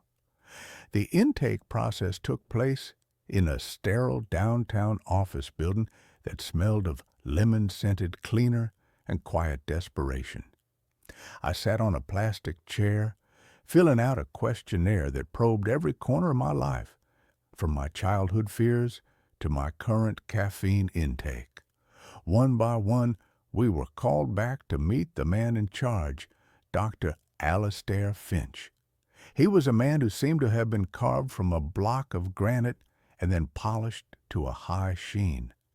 He had a perfectly trimmed gray beard, sharp, intelligent eyes that seemed to see right through you, and a smile that was both reassuring and utterly devoid of warmth. "The purpose of Project Morpheus," he explained to me, his voice a smooth, confident baritone, "is to study the effect of a new neurostimulant, which we're calling somnolin. Our hypothesis is that it can dramatically enhance the restorative qualities of REM sleep, allowing the brain to achieve in 4 hours what it normally would in 8. Imagine the applications, Mr. Vance. Increased productivity, accelerated learning, even rapid trauma processing." He made it sound like we were on the cusp of curing the human condition itself. I nodded along, pretending to be fascinated by the science, but all I could see were dollar signs. There were 4 other subjects chosen alongside me. We were a motley crew, united by our shared need for a quick payday. There was Marcus, a former Marine, with a cynical smirk and a web of tattoos crawling up his neck. Chloe, a bubbly, perpetually cheerful art student with magenta-streaked hair. Ben, a quiet, socially awkward programmer who seemed to communicate better with his laptop than with people. And Zara, a high-strung grad student who jumped at every unexpected noise. The facility was located in the basement of the same office building, but it felt like a different world. A series of heavy soundproof doors led us into a self-contained habitat, a windowless bunker of stark white walls, soft gray carpet, and recessed lighting that mimicked a 24-hour cycle. The air was cool and tasted filtered, recycled. We were completely cut off from the outside world. No phones, no internet. Our home for the next 14 days. Each of us was assigned a small, comfortable room. It contained a single bed embedded with a latticework of sensors, a small desk, and a camera mounted in the upper corner of the ceiling, a dispassionate, unblinking eye. Dr. Finch assured us it was only for monitoring our sleep patterns and ensuring our safety. A pleasant communal area with a kitchenette and a small library of pre-approved books and board games served as our living room. It was all designed to be common, a sterile, controlled womb. But as that final door hissed shut behind us, locking us in, I felt a tremor of unease. It didn't feel like a womb. It felt like a tomb. The first few days were almost comically benign. We'd sleep in our sensor-laden beds and IV line taped to our arms, delivering what Finch called a microdose of somnolin. During our waking hours, which were strictly regulated, we underwent a battery of tests, memory games, logic puzzles, reaction time assessments. We'd fill out detailed questionnaires about our dreams, our moods, our energy levels. And at first, it was incredible. I'd never felt so rested. I would wake up feeling a profound sense of clarity, as if my mind had been decluttered and polished overnight. My dreams were vivid, cinematic. I dreamt of soaring over mountain ranges, of revisiting a perfect, sun-drenched day from my childhood. The others reported similar experiences. Chloe was dreaming up entire galleries of fantastical paintings. Ben claimed to have solved a complex coding problem in his sleep. We felt like pioneers of the mind. The $15,000 felt like a steal. The change began on the fourth night. The pleasant Technicolor dreams began to bleed at the edges. I had a dream that I was wandering the sterile white corridors of the facility, but the layout was all wrong. Hallways stretched into impossible lengths, and doors opened into brick walls. I felt a gnawing sense of anxiety, a feeling of being watched. I woke up with a gasp, my heart pounding, a cold sweat slicking my skin. At breakfast, I noticed the shift in the others, too. Marcus was sullen and aggressive, snapping at Ben for chewing too loudly. Chloe, usually a font of incessant cheer, was quiet, her eyes distant. She had a sketchbook open on the table, and on the page was a disturbing abstract drawing of a tall, stick-thin figure made of swirling, chaotic lines. "I keep seeing him," she whispered, her voice trembling slightly. "At the edge of my dreams. He just watches." That night, my dream picked up where the last one left off. I was back in the twisting, labyrinthine corridors. But this time, I wasn't alone. I saw him, the figure from Chloe's drawing. He was at the far end of a long hallway, a gaunt, impossibly tall man in what looked like an old-fashioned tattered doctor's coat. His face was a blur of shadow, but I could feel his gaze on me, cold and malevolent. I woke up not with a gasp, but with a choked, silent scream. The waking world was becoming just as strange. I started to experience micro-hallucinations, a flicker of movement in my peripheral vision, the sound of my name whispered from an empty room.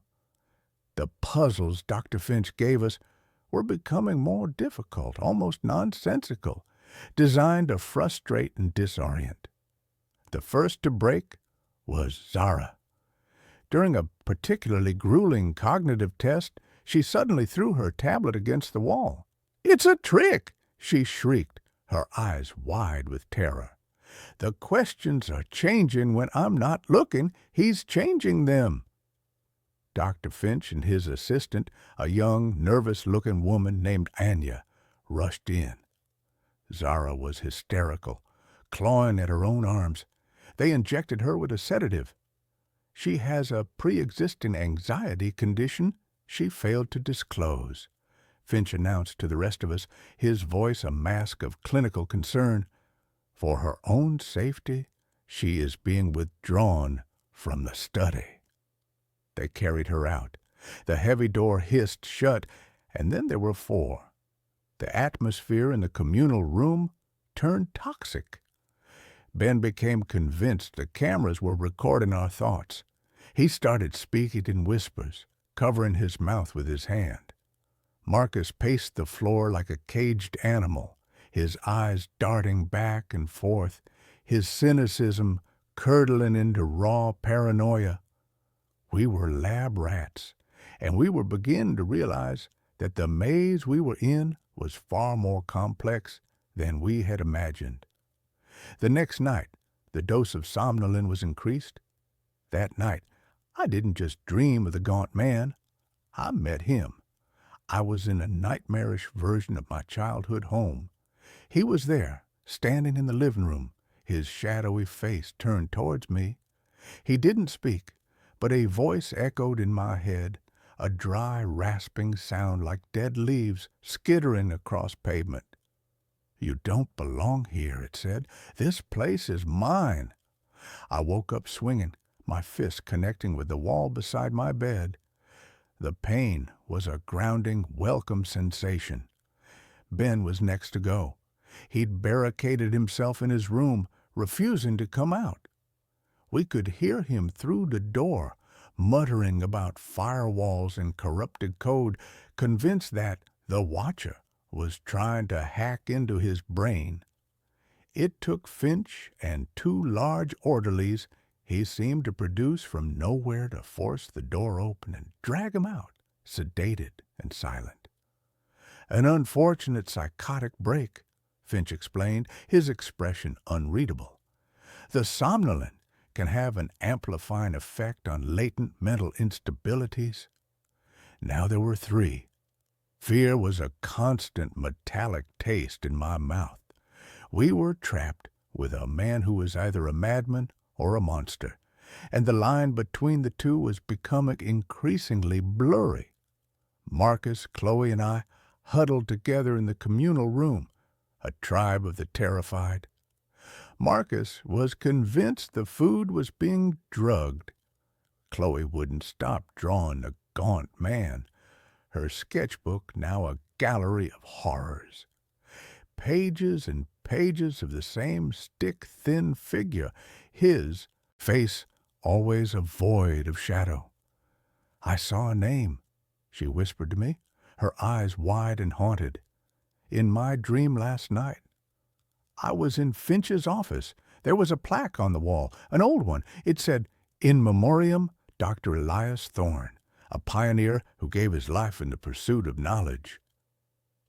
Marcus tried to make a break for it. He waited for one of the orderlies to bring in a food tray and tried to rush the door. He was strong, but they were ready for him. A taser crackled, and he went down, convulsing on the soft gray carpet. They dragged his unconscious body away. No explanation was given this time. We didn't need one. We knew the rules of this twisted game now. There was no escape. And then there were 2. Chloe and I were the only ones left. We were ghosts haunting the sterile white halls of our prison. We tried to stay awake, taking turns watching over each other, but the exhaustion was a physical weight crushing us. And the IV drips were mandatory. Anya, the assistant, would come in, her face pale and strained, and check the lines. I could see the pity in her eyes, but also the fear. She was as much a prisoner as we were. "He's getting stronger," Chloe mumbled, her head lolling against my shoulder. We were huddled on the sofa, a single blanket wrapped around us. "Thorne, I think he died here, in this facility. I think the experiment. It's not what Finch told us."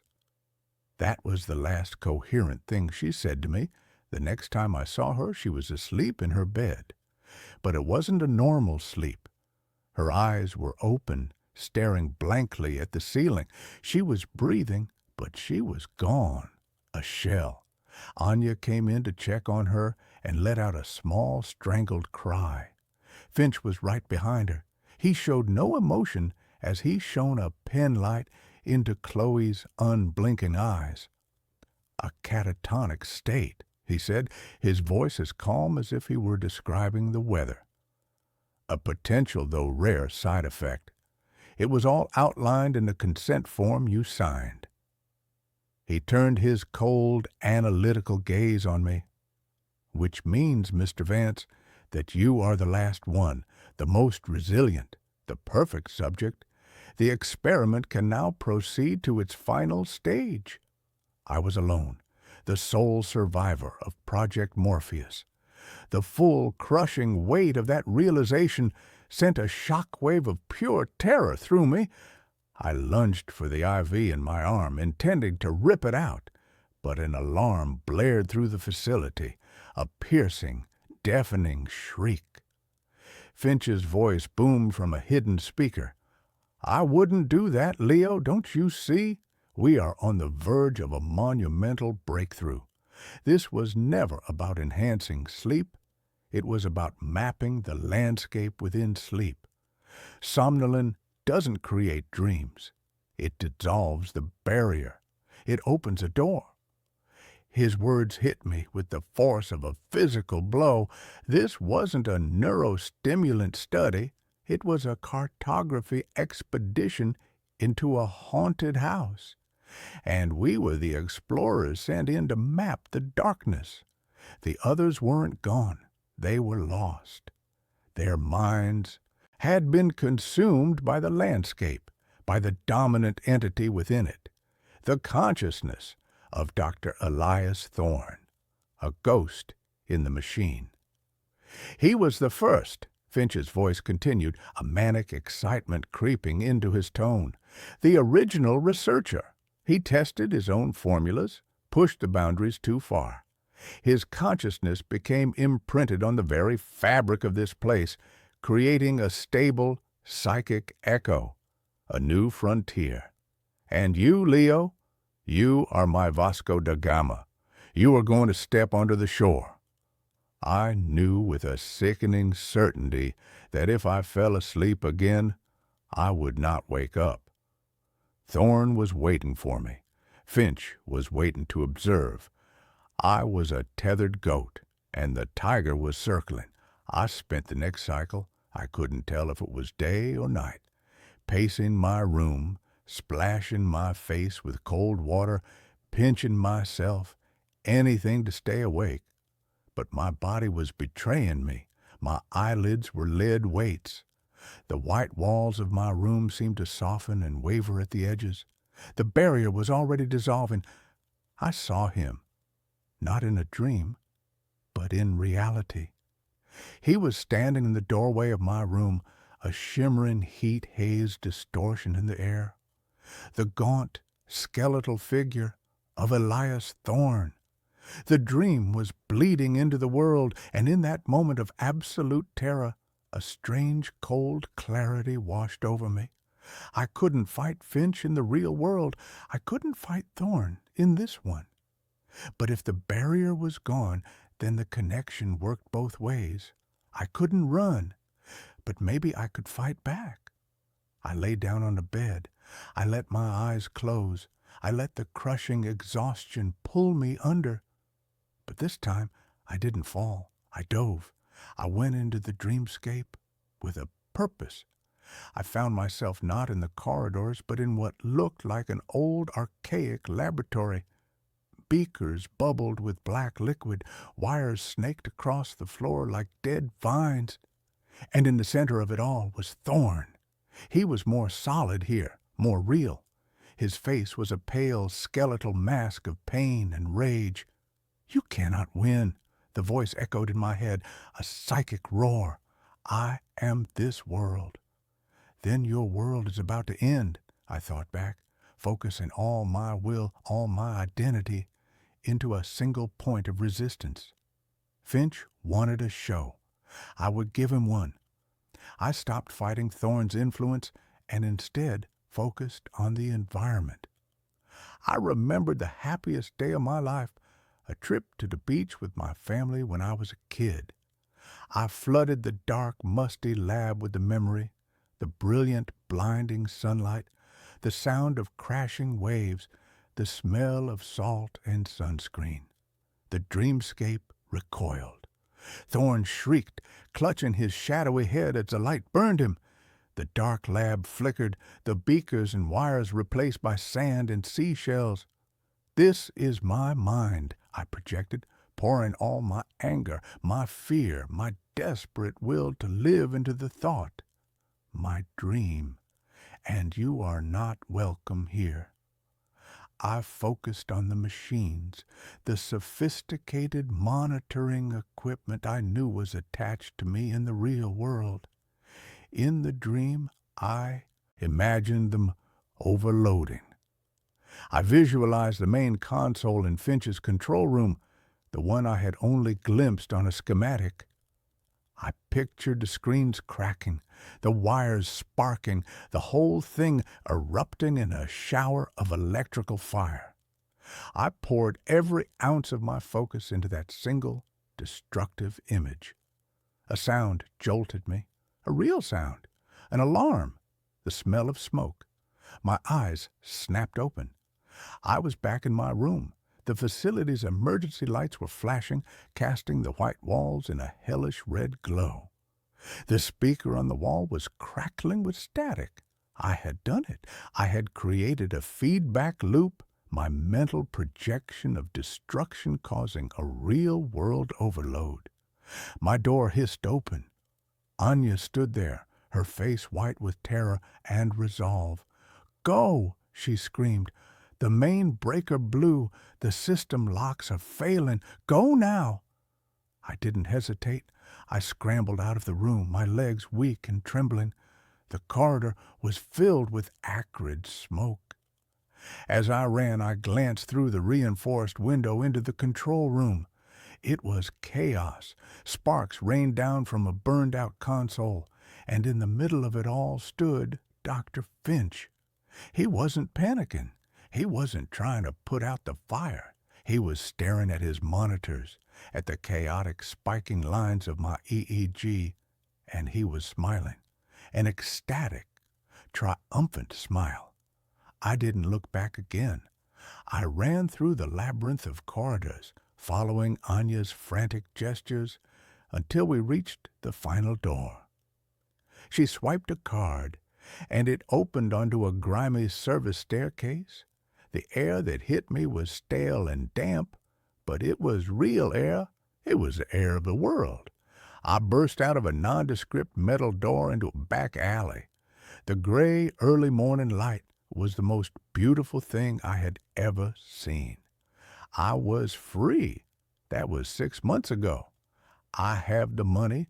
It was wired to my account the day I was admitted, as promised. But I lost everything else. I live in a different city under a different name. And I don't sleep. Not really. I drift in and out of a state of hallucinatory exhaustion, never letting myself go completely under. I'm terrified of what's waiting for me on the other side of that door. The experiment was a success. I know it was. Because sometimes when the light is dim and I'm looking at my reflection in a darkened window, the face that looks back isn't my own. For just a fraction of a second, I see a tall, gaunt man with a pale, skeletal face and eyes that burn with a cold, ancient hunger. Finch opened a door, and I was the one who walked through. But I'm beginning to understand the terrifying truth. I didn't come back alone. And that's where this story ends. Let's move on to the next one. My dog barks at an empty corner. Yesterday, something barked back. I own a rescue mix named Buster. He's 70 pounds of nervous energy, mostly boxer and maybe some pit bull, with a chest like a barrel and a bark that rattles the single-pane windows of my rental house. I've had him for 3 years. I know his sounds. I know the mailman is here bark, which is rhythmic and dutiful. I know the there is a squirrel on the fence bark, which is high-pitched and frantic, and I know the I am lonely whine. But for the last month, Buster has developed a new sound. It's a low guttural vibration that doesn't quite leave his throat. He does it while standing rigid, his hackles, the fur along his spine, standing up like a razorback boar. And he only does it at the corner of the hallway, right where the corridor turns left into the master bedroom. There is nothing there.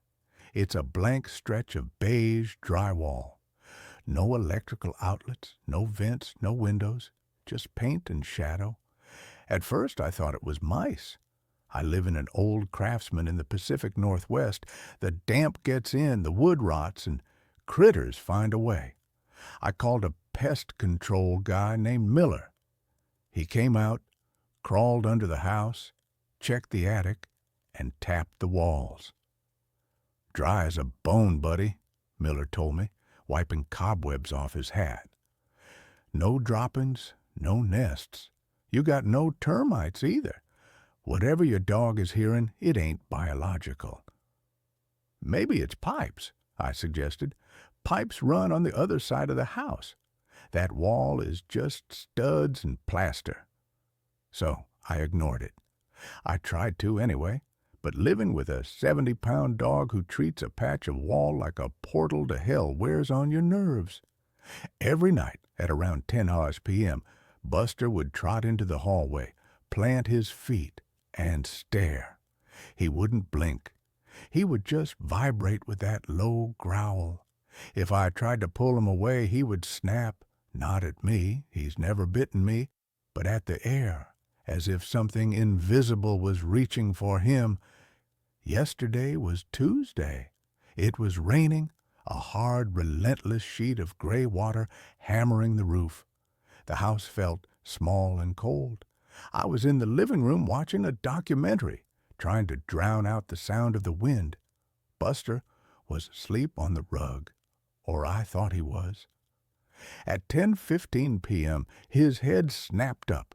His ears swiveled toward the hallway. He didn't growl this time. He got up slowly, his movement stiff, like an old man. He walked into the hallway and stood before the corner. I paused the TV. The silence in the house was heavy. "Buster!" I called out softly. "Leave it. Come here." He ignored me. He took a step closer to the wall, his nose almost touching the beige paint. Then he let out a bark. It wasn't his usual bark. It was a singular, explosive sound. Woof! Deep, resonant, aggressive. He waited. I held my breath, listening for the echo. But it wasn't an echo that answered. From inside the wall, not behind it, but seemingly from within the plaster itself, a sound came back. Woof! I froze. My blood turned into slush in my veins. The sound was wrong. It was a bark, yes. It had the cadence of a bark. It had the volume of a bark. But the timbre was horrific. It sounded wet. It sounded like a human throat trying to make a dog sound. But the throat was filled with gravel and phlegm. It was a mockery of a bark. Buster went berserk. He launched himself at the wall, scrabbling his claws against the paint, snarling, snapping, foam flying from his jowls. "Buster, no!" I scrambled off the couch and ran into the hallway. I grabbed his collar. He was a solid muscle of rage. I had to drag him backward, his claws carving grooves into the hardwood floor. He was fixated on the corner, eyes rolling back in his head. And then I heard it again. Whine. It was the specific high-pitched whine Buster makes when he wants dinner. But it was coming from the corner, and it was layered. It sounded like 3 or 4 voices doing it at once, slightly out of sync. Whine! I dragged Buster into the bedroom and slammed the door. I locked it. I shoved the dresser in front of it. I sat on the bed, clutching the dog, my heart hammering against my ribs like a trapped bird. We stayed there all night. I didn't sleep. Every time the house creaked, I flinched. Buster sat at the foot of the bed, staring at the door, trembling. When the sun came up, everything felt different. Daylight has a way of making terror feel foolish. I moved the dresser. I opened the door. The hallway was empty. The wall was just a wall, though now it was scratched and marred by Buster's claws. I had to go to work. I couldn't afford to miss a shift at the warehouse, but I couldn't leave Buster there. I took him to my sister's place 3 towns over. "He's acting weird," I told her. "Just keep him in the yard." I went back to the house alone. I needed to prove to myself that I wasn't crazy. I needed to find a logical explanation. Maybe a squatter in the attic, A radio left on by a neighbor? I set up my laptop on a stool in the hallway. I pointed the webcam at the corner. I set it to record. Then I left for work. My shift dragged. All I could think about was that sound, that wet, gravelly woof. I got home at 6:00 p.m. The house was quiet, too quiet. I walked into the hallway. The laptop was still there on the stool. The recording light was off. The battery had died. I plugged it in and booted it up. I sat on the floor, my back against the opposite wall, and opened the video file. The first 4 hours were boring. Just the empty hallway, the shifting shadows of the sun moving across the floor. Then, at the 4-hour and 12-minute mark, around 1 p.m., something happened. In the video, the hallway is empty. Then the audio picks up a sound. Scritch, scritch, scritch. It sounds like fingernails on the inside of the drywall. Then the wall ripples. I leaned closer to the screen. The paint in the corner seemed to bulge outward, like fabric stretching over a fist. It pressed out, retreated, then pressed out again. Then a voice. It wasn't a bark this time. Buster. It was my voice. It was a perfect recording of me calling the dog.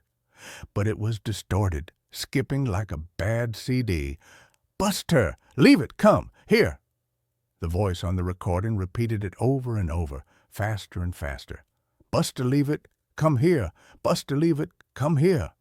Then the thing in the wall started to improvise. Good boy! Who's a good boy? Daddy's home. Daddy's home. I felt sick. I felt violated. It had been listening. For months, it had been listening to me talk to the dog. On the screen, the bulge in the wall grew larger. The drywall started to crack. A hairline fracture appeared in the paint. And then something seeped out of the crack. It looked like black oil or smoke that was heavy enough to fall. It trickled down the wall, pooling on the floor. The pool of black liquid began to rise. It took shape. It formed a quadrupedal shape. It formed legs, a tail, a head. It formed a perfect silhouette of Buster. The shadow dog on the screen shook itself, sending droplets of black ichor flying.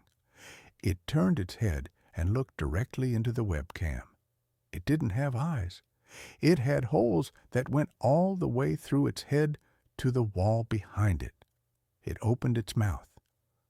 I am lonely, it said, but it didn't say it in my voice. It said it in a voice that sounded like grinding metal. Then the battery died. The video cut to black. I sat there on the hallway floor, the laptop burning my legs. I stood up. I needed to leave. I needed to get my things, get in the car, and never come back. I turned to go to the bedroom to grab my wallet. I froze. At the end of the hallway, right in the corner, the crack was there. It wasn't a video anymore.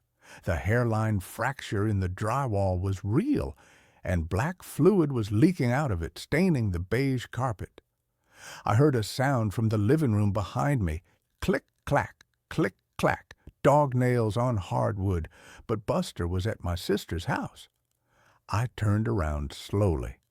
Standing in the entryway to the kitchen was a dog. It looked like Buster. It had his golden fur. It had his white chest patch. But it was standing on its hind legs. It was balancing perfectly, unnaturally upright. Its front paws hung limply at its sides. Its head was cocked to the side at a 90-degree angle. It smiled at me. Dogs can't smile. Not like that. Its lips curled back all the way to its ears, revealing teeth that were too long, too sharp, and too human. Daddy, the thing said. The jaw moved up and down like a ventriloquist dummy. Daddy, come here. It took a step toward me. It walked on 2 legs, bending its knees backward like a bird. I didn't think. I threw the laptop at it. The computer hit the thing in the chest. It didn't flinch. It didn't make a sound of impact. It just absorbed the blow, the flesh rippling like water. I turned and ran into the bedroom, slamming the door. I locked it. I am in here now. I have pushed the dresser, the bed, and the nightstand against the door. Outside, in the hallway, I can hear it. It is barking, woof, woof, woof. But in between the barks, it is speaking. Let me in. I learned the tricks. I can sit. I can stay. I can shake. The doorknob is turning. The metal is groaning. I just realized something terrifying. I sent my sister a text an hour ago telling her I was coming to pick up Buster. I just got a reply. What do you mean? You picked him up an hour ago. You look terrible, Sam. You didn't even say hi. You just grabbed the dog and drove off. My phone is ringing. It's my sister. I can't answer it. Because from the other side of the bedroom door, I hear two voices now. One is the gravelly, wet voice of the thing. The other is a whimper, a real terrified whimper. And then the sound of Buster screaming. The scratching on the door has stopped. There is a silence now. And then a soft, familiar voice right against the crack of the doorframe. Sam, open the door. Buster is hurt. He needs his daddy. It sounds exactly like my sister. I am looking at the window. It's a 20-foot drop to the concrete driveway. I think I have to jump because the thing just started barking again. But this time, it's not barking at the door. It's barking from inside the closet behind me. That's where this story ends. Let's continue with the next. Hey there, welcome to my channel. I just started this channel, and your support means the world to me. It helps me keep sharing the stories I love.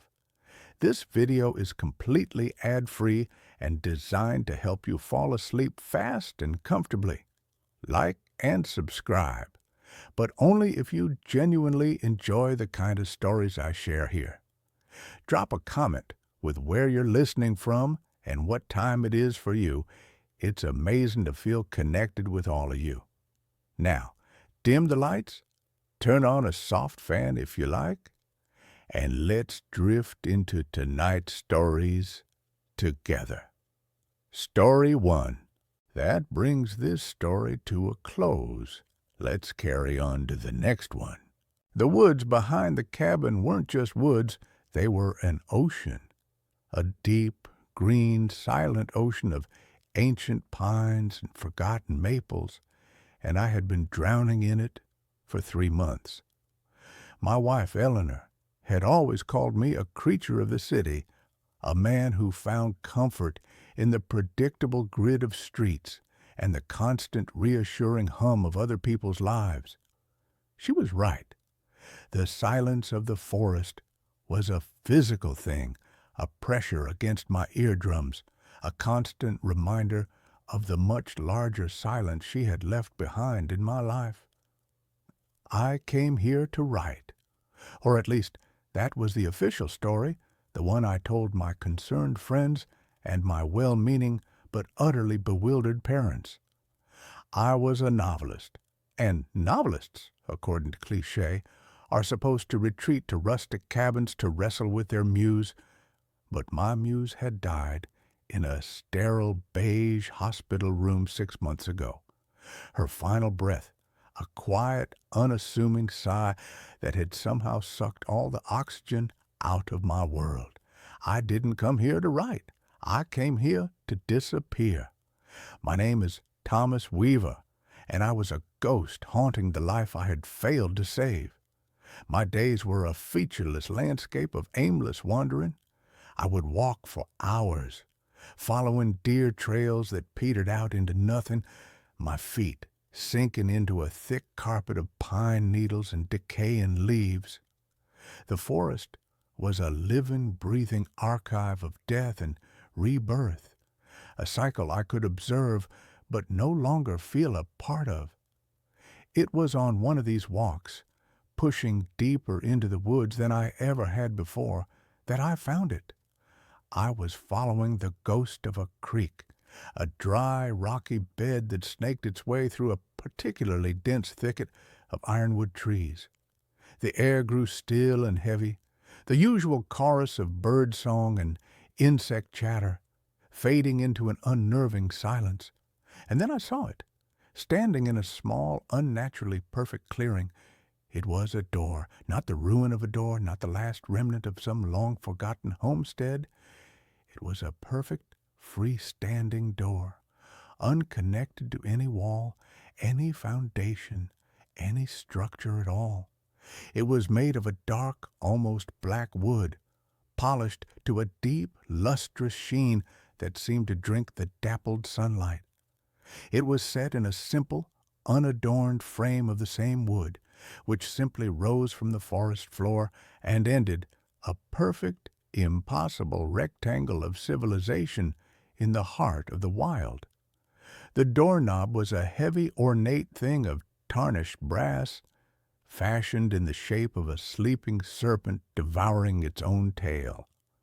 My first thought was that it was an art installation, some strange surrealist project left to be reclaimed by nature. I walked around it. The back was as solid and seamless as the front. There were no hinges visible, no seams in the frame. It was a solid, impossible object, as out of place as a cathedral in the middle of the desert. I reached out and touched the wood. It was cool and smooth, vibrating with a low, almost subsonic hum that I felt more in my teeth than in my fingertips. I gripped the brass serpent and turned. Nothing. The knob wouldn't budge. I pushed, then pulled. The door was as solid and immovable as the ancient bedrock beneath my feet. It became my obsession, my secret pilgrimage. Every day I would walk to the clearing and visit the door. I would sit on a fallen log and just look at it, this beautiful, maddening enigma. It was a focal point for my grief, a perfect metaphor for my own life, a locked door to a place I could no longer enter. I would talk to it, my voice a raw, quiet whisper in the silent clearing.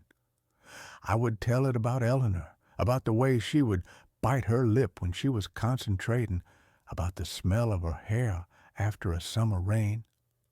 I was a man confessing his sins to a wooden god, and the forest was my silent, indifferent cathedral. The first time it opened, it was an accident. I was in town, a small, weary-looking place called Black Creek, picking up supplies at the general store. The woman behind the counter, a kindly, grandmotherly type named Martha, was talking in hushed tones to another customer. Old Mr. Abernathy, a man who had lived in the valley his entire 94 years, had passed away peacefully in his sleep the night before. I didn't think much of it. It was the kind of sad, inevitable news that is the lifeblood of any small town. But when I returned to the cabin, the compulsion to see the door was overwhelming. I walked through the woods, my mind a numb, gray fog. As I stepped into the clearing, I felt a change in the air. The low, humming vibration was more intense, a palpable thrum that seemed to make the very leaves on the trees tremble. On a whim, born of nothing more than the ritualistic habit of my daily visits, I walked up to the door and placed my hand on the brass serpent. I turned. This time it moved. With a soft, sighing click, the latch disengaged. The door swung inward, silently, revealing not the forest behind it, but an impossible, shimmering darkness. It wasn't the darkness of a moonless night. It was a deeper, more absolute black, a velvet void that seemed to absorb all light and sound. And from it, a scent wafted out, a scent that hit me with the force of a physical blow. It was the smell of cinnamon, old books, and Eleanor's favorite Earl Grey tea. It was the smell of Sunday mornings in our tiny, sun-drenched city apartment. My heart hammered against my ribs, a wild, terrified bird. This was impossible, a hallucination, a trick of my grief-addled mind. But the smell was so real, so painfully, perfectly real. I took a hesitant step forward and peered inside. I saw nothing, just the endless, soft black. But I could feel it, the warmth of the morning sun on the worn wooden floorboards, the weight of our old patchwork quilt, the faint, distant sound of traffic 5 stories below. And then I heard it, her laughter, a light, airy sound that had been the soundtrack to the best years of my life. It wasn't a memory of her laughter. It was the thing itself, a perfect, resonant echo in the impossible space beyond the door. Tears streamed down my face. I took another step, my hand outstretched, wanting to plunge into that perfect sensory memory, to wrap myself in it, to drown in it. But a sudden, primal fear, a deep, instinctual sense of self-preservation, held me back. This was wrong. This was a violation of the fundamental laws of the universe. I stumbled back, my heel catching on a root. I fell hard, scrambling away from the open door like a frightened animal. As soon as I was outside the immediate circle of the clearing, the door swung shut with the same soft, final click. I scrambled to my feet and rushed back to it, grabbing the knob, pushing, pulling. It was locked, solid, immovable. The smell was gone. The feeling of warmth was gone. The sound of her laughter was gone. I was alone again in the cold, silent woods. It took me 2 days to make the connection. 2 days of frantic, sleepless obsession, replaying the event in my mind over and over. The door, Mr. Abernathy, the timing. It was a hypothesis so insane, so monstrous, that my rational mind rejected it outright. But the part of me that had seen the impossible, that had smelled the ghost of a perfect Sunday morning, knew it was the truth. The door only opened when someone died. The thought was a venomous, seductive whisper in the back of my mind. I became a ghoul, a vulture of sorrow. I bought a small, cheap police scanner, the kind used by local news reporters and morbid hobbyists. I would sit in my cabin for hours, the static hissing, listening for the coded language of tragedy. A car crash on the interstate, a heart attack at the diner, a hunting accident in the state forest. My grief for Eleanor became twisted, perverted into a hungry, desperate anticipation for the grief of others. I was a man praying for funerals, not so that I could mourn, but so that I could get my fix. Each time a death was reported, I would race to the clearing, my heart pounding with a sick, shameful excitement. And each time the door would be waiting, the low hum, the soft click, the welcoming darkness, and each time the memory would be different. A fatal car crash on Highway 17 brought me the memory of our first date, the taste of the cheap red wine we'd shared, the feeling of a hand, nervous and electric, in my own. The death of a hiker who'd fallen from Black Creek Falls gave me the scent of the salty air on our honeymoon in Maine, the sound of the waves crashing against the rocks.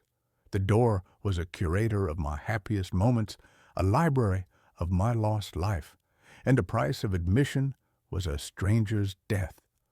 I was an addict. The real world became a gray, washed-out waiting room, a place I had to endure between my visits to the vibrant, perfect world beyond the door. The novel I was supposed to be writing lay untouched. I stopped answering calls from my family. I grew thin, my eyes taking on a haunted, feverish glint. The Townspeople in Black Creek began to look at me differently, their friendly smiles replaced with wary, cautious glances. I was the strange, gaunt man from the city who bought too much canned food and seemed to be listening to something no one else could hear. And then the deaths stopped. For 3 weeks, the scanner was silent. The town of Black Creek, with a stubborn, infuriating resilience, refused to offer up a sacrifice. The door remained locked. I was in withdrawal, and it was an agony far worse than the initial raw grief. The memories, which had been a comfort, were now a torment, a paradise I had been exiled from. My grief, which I had thought I was processing, came roaring back, amplified and distorted. The door hadn't been healing me. It had been enabling me, keeping me in a state of suspended animation, a perfect, preserved stasis of sorrow. I became desperate. I would spend all day at the door, pleading with it, sometimes screaming at it until my throat was raw, my fists bloody from pounding on the unyielding wood. The silence of the forest mocked me. It was during one of these desperate, frantic visits that I found the bird. It was a small brown sparrow lying at the base of the door, its wing bent at an unnatural angle. It was still alive, its tiny chest heaving, its black, bead-like eyes filled with a silent animal terror. A thought, ugly and reptilian, slithered into my mind. I tried to push it away, but it was too strong. The addiction was too strong. I told myself it was a mercy. The bird was dying anyway. It was a kindness. My hands trembled as I picked it up. Its tiny heart beat a frantic, terrified rhythm against my palm.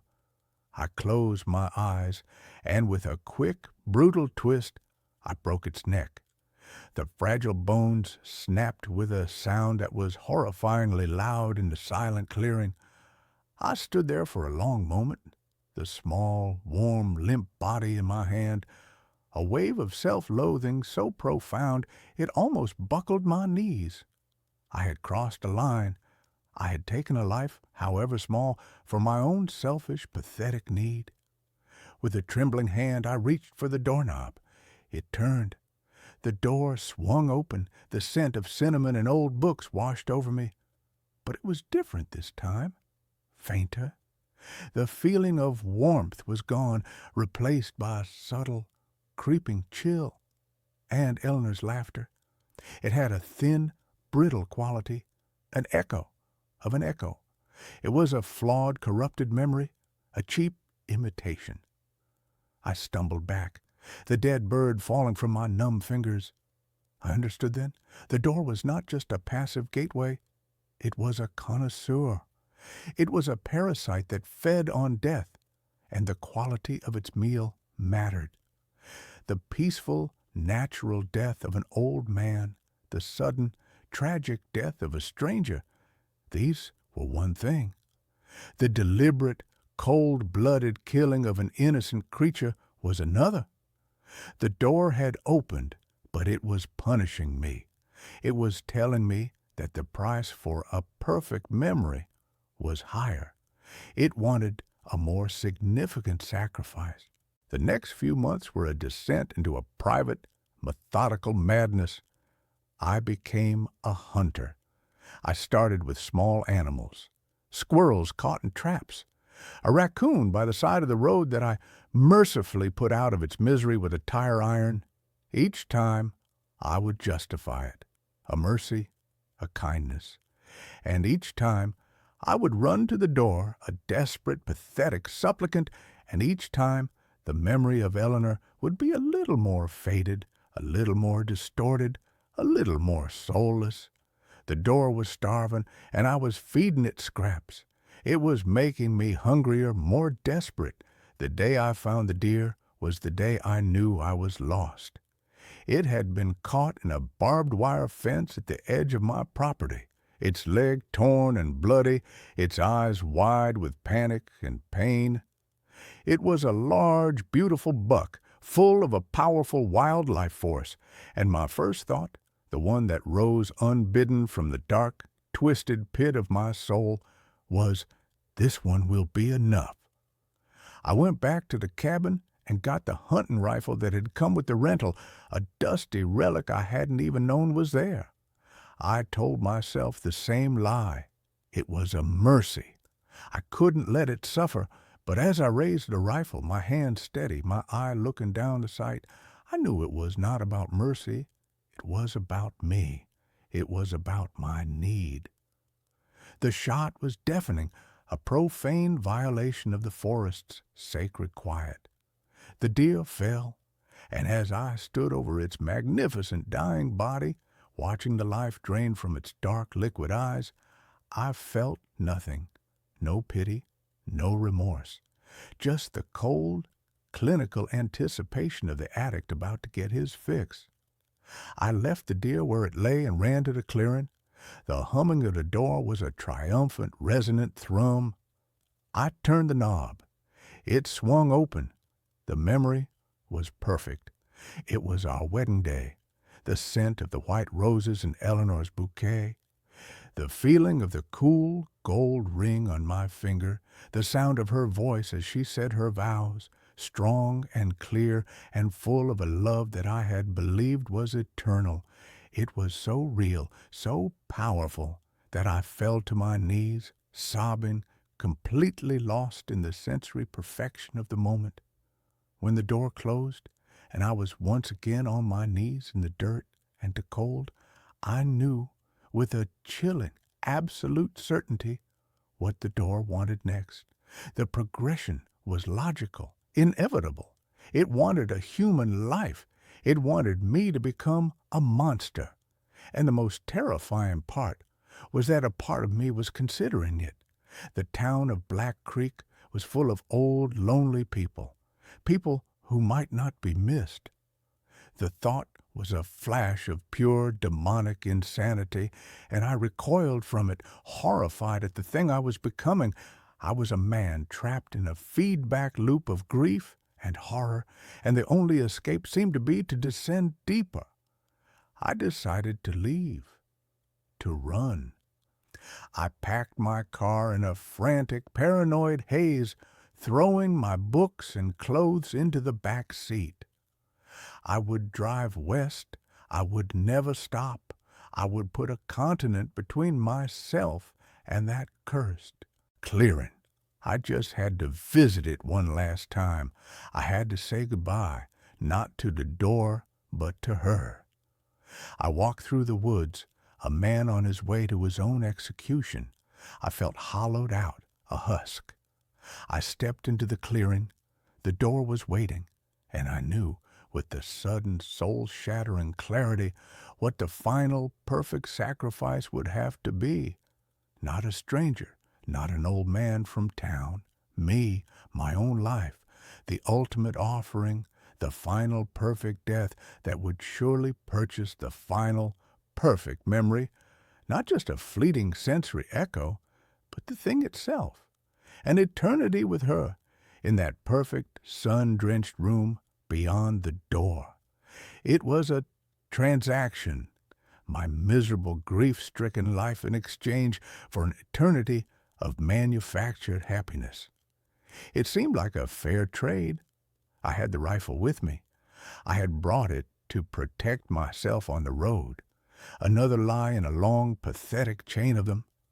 I raised the barrel and placed it under my chin, my finger finding the cold, smooth curve of the trigger. My eyes were fixed on the door. I was ready. I was willing. "Don't, Tom." The voice was a whisper, a rustle of leaves, but it was her voice. It was Eleanor's voice. It had come not from the door, but from behind me. I lowered the rifle, my heart seizing in my chest, and turned. She was standing at the edge of the clearing, half hidden by the shadows of the ancient pines. It was not the vibrant, sun-kissed Eleanor of my memories.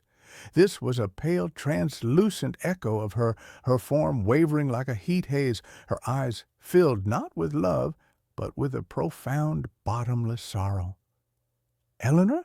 I breathed. The name a prayer, a curse. "It's a trap, Tom," she whispered, her voice a fragile, distant thing. "It's not a memory. It's a cage. It feeds on life, but it traps the echo of a soul. Every time you open that door, you fed it, and you twisted my key in its lock."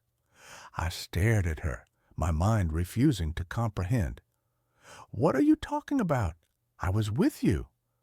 "You were with a lure," she said, a single, translucent tear tracing a path down her spectral cheek. "A puppet made from your own memories and my stolen essence. It's a parasite, a lonely, ancient thing that has been here since the first tree fell in this forest. It promises comfort, but it only offers oblivion. It promises reunion, but it only creates prisoners. Your death would be the final lock on the door. It would give it both of us forever." The truth hit me with the force of a physical blow. The beautiful, perfect memories were a lie, a bait. I had not been visiting my wife. I had been desecrating her memory, feeding her soul piece by piece to a monstrous, timeless entity. My grief had not been a key. It had been the hook on which I had been caught. The door behind me began to hum, a low, angry, possessive sound. It knew I was being swayed. The air grew cold. "What do I do?" I cried, looking from the ghost of my wife to the terrible, beautiful door. "Live," she whispered, her form beginning to fade. "Live for both of us, Tom, the real way, the hard way, and let me go." She was gone. I was alone in the clearing with a humming, hungry door, and for the first time in a year I knew what I had to do.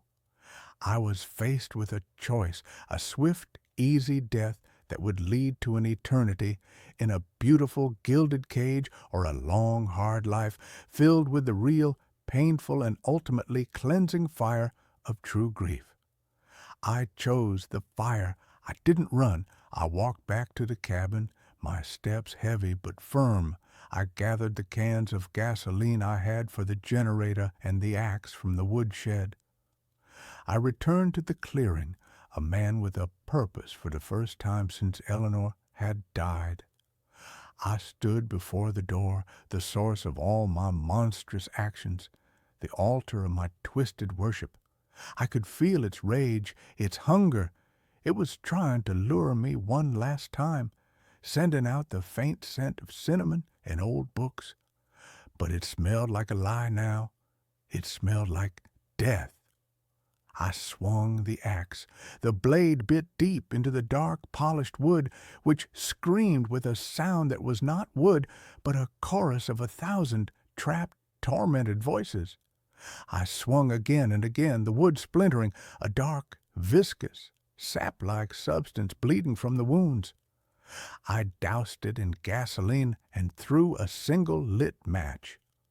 The door erupted in a pillar of black, greasy smoke and an unnatural violet-colored flame. The screams from within it grew to a deafening crescendo, the voices of all its victims, all its prisoners, finally being released in a fiery, agonizing exorcism. I saw faces in the flames, fleeting, contorted masks of pain, and finally, of peace. And for a fraction of a second, I saw Eleanor, not the pale, sad echo from the woods, but the real Eleanor, her face full of light and love, her lips forming a single, silent word. "Thank you." I stood there until the fire burned itself out, leaving nothing but a patch of scorched earth and a lingering foul smell that the clean forest air quickly carried away.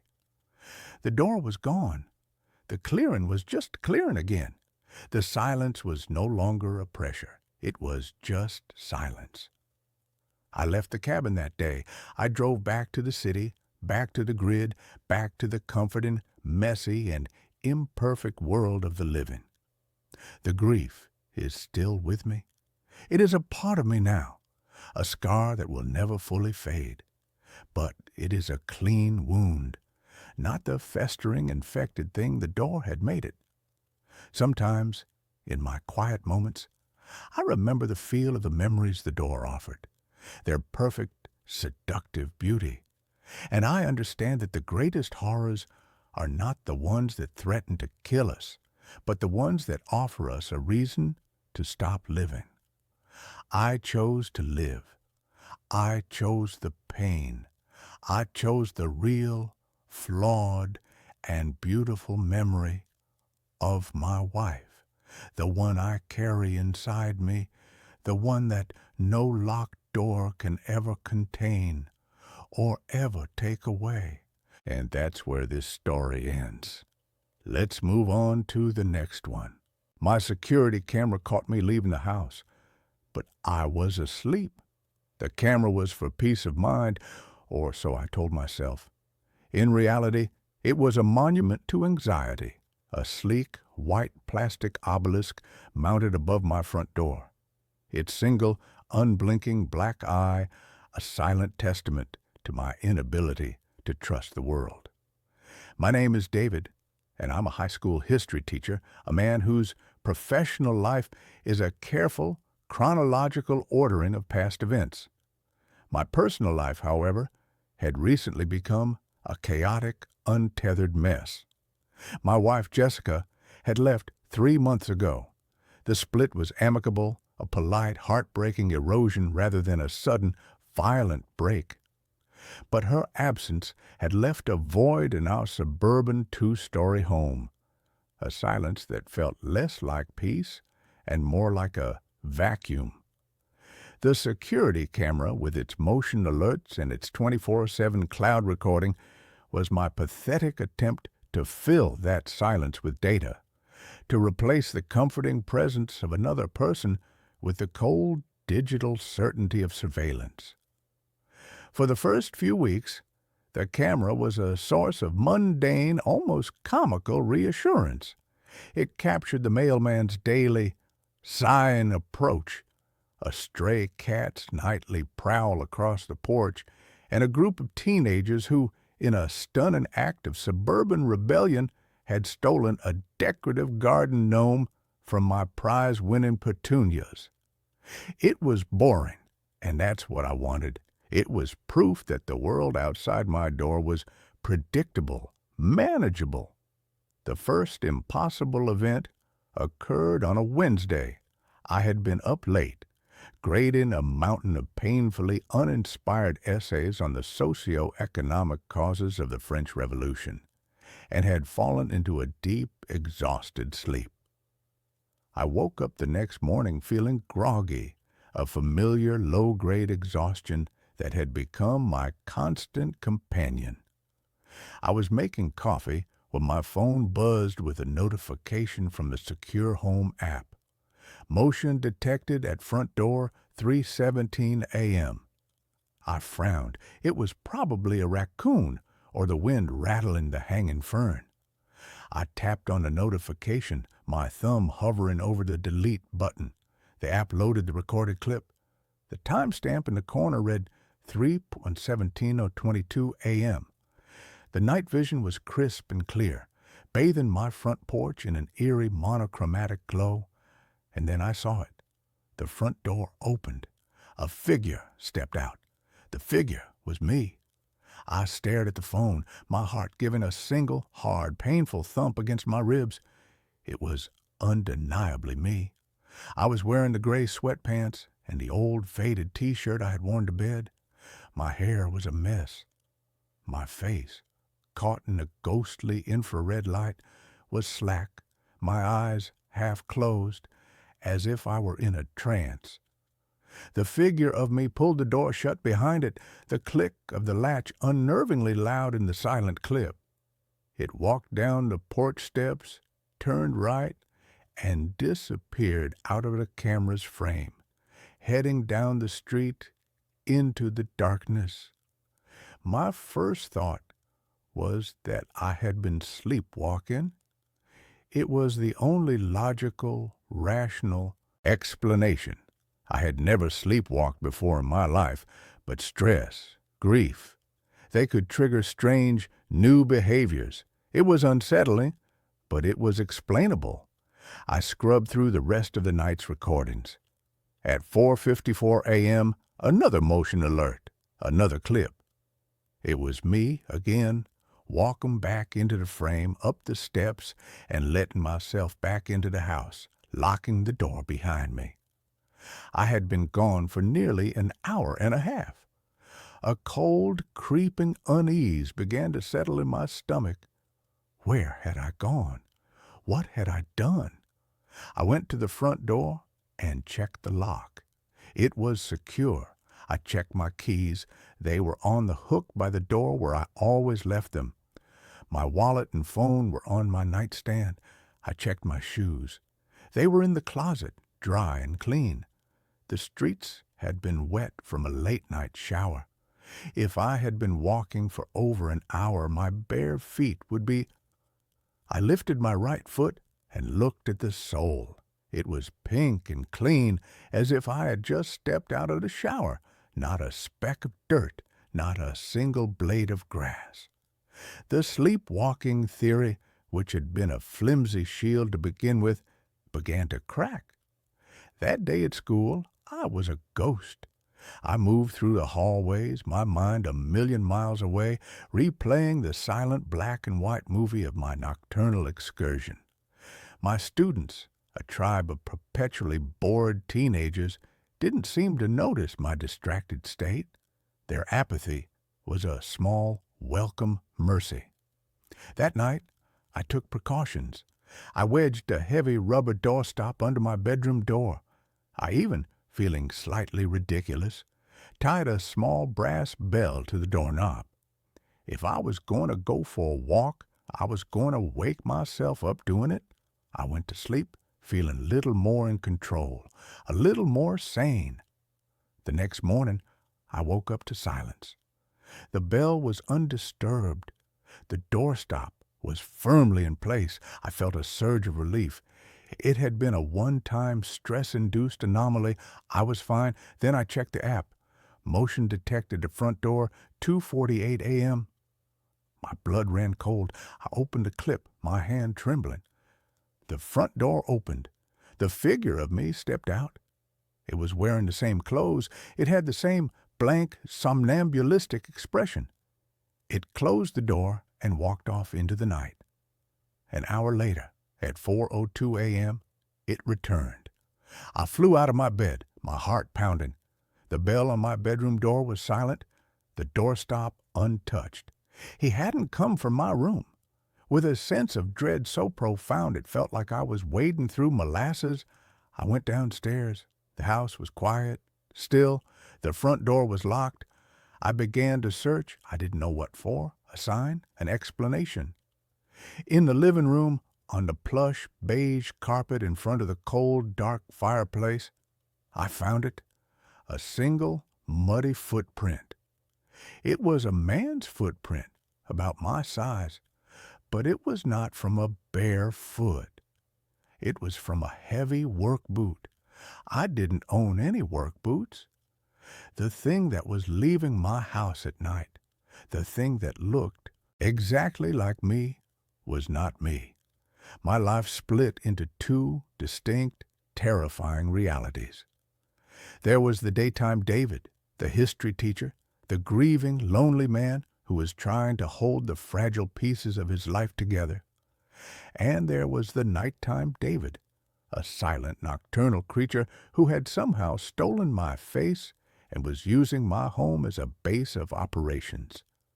My anxiety, which had been a low, persistent hum, became a screaming, high-pitched siren in my mind. I became an obsessive detective, my own home, the scene of an impossible crime. I set up more cameras, one in the living room, facing the front door, one in the hallway at the top of the stairs. I needed to know where he was coming from, where he was hiding. The next night, I pretended to go to bed, but instead, I sat in the darkness of my room, The door cracked open, my phone in my hand, watching the live feeds from the new cameras. For hours, there was nothing but the silent, empty, monochromatic landscape of my own home. I was starting to drift off, my head lolling against the wall, when the camera in the living room registered movement. I sat bolt upright, my eyes glued to the screen. It wasn't coming from upstairs. It wasn't coming from the basement.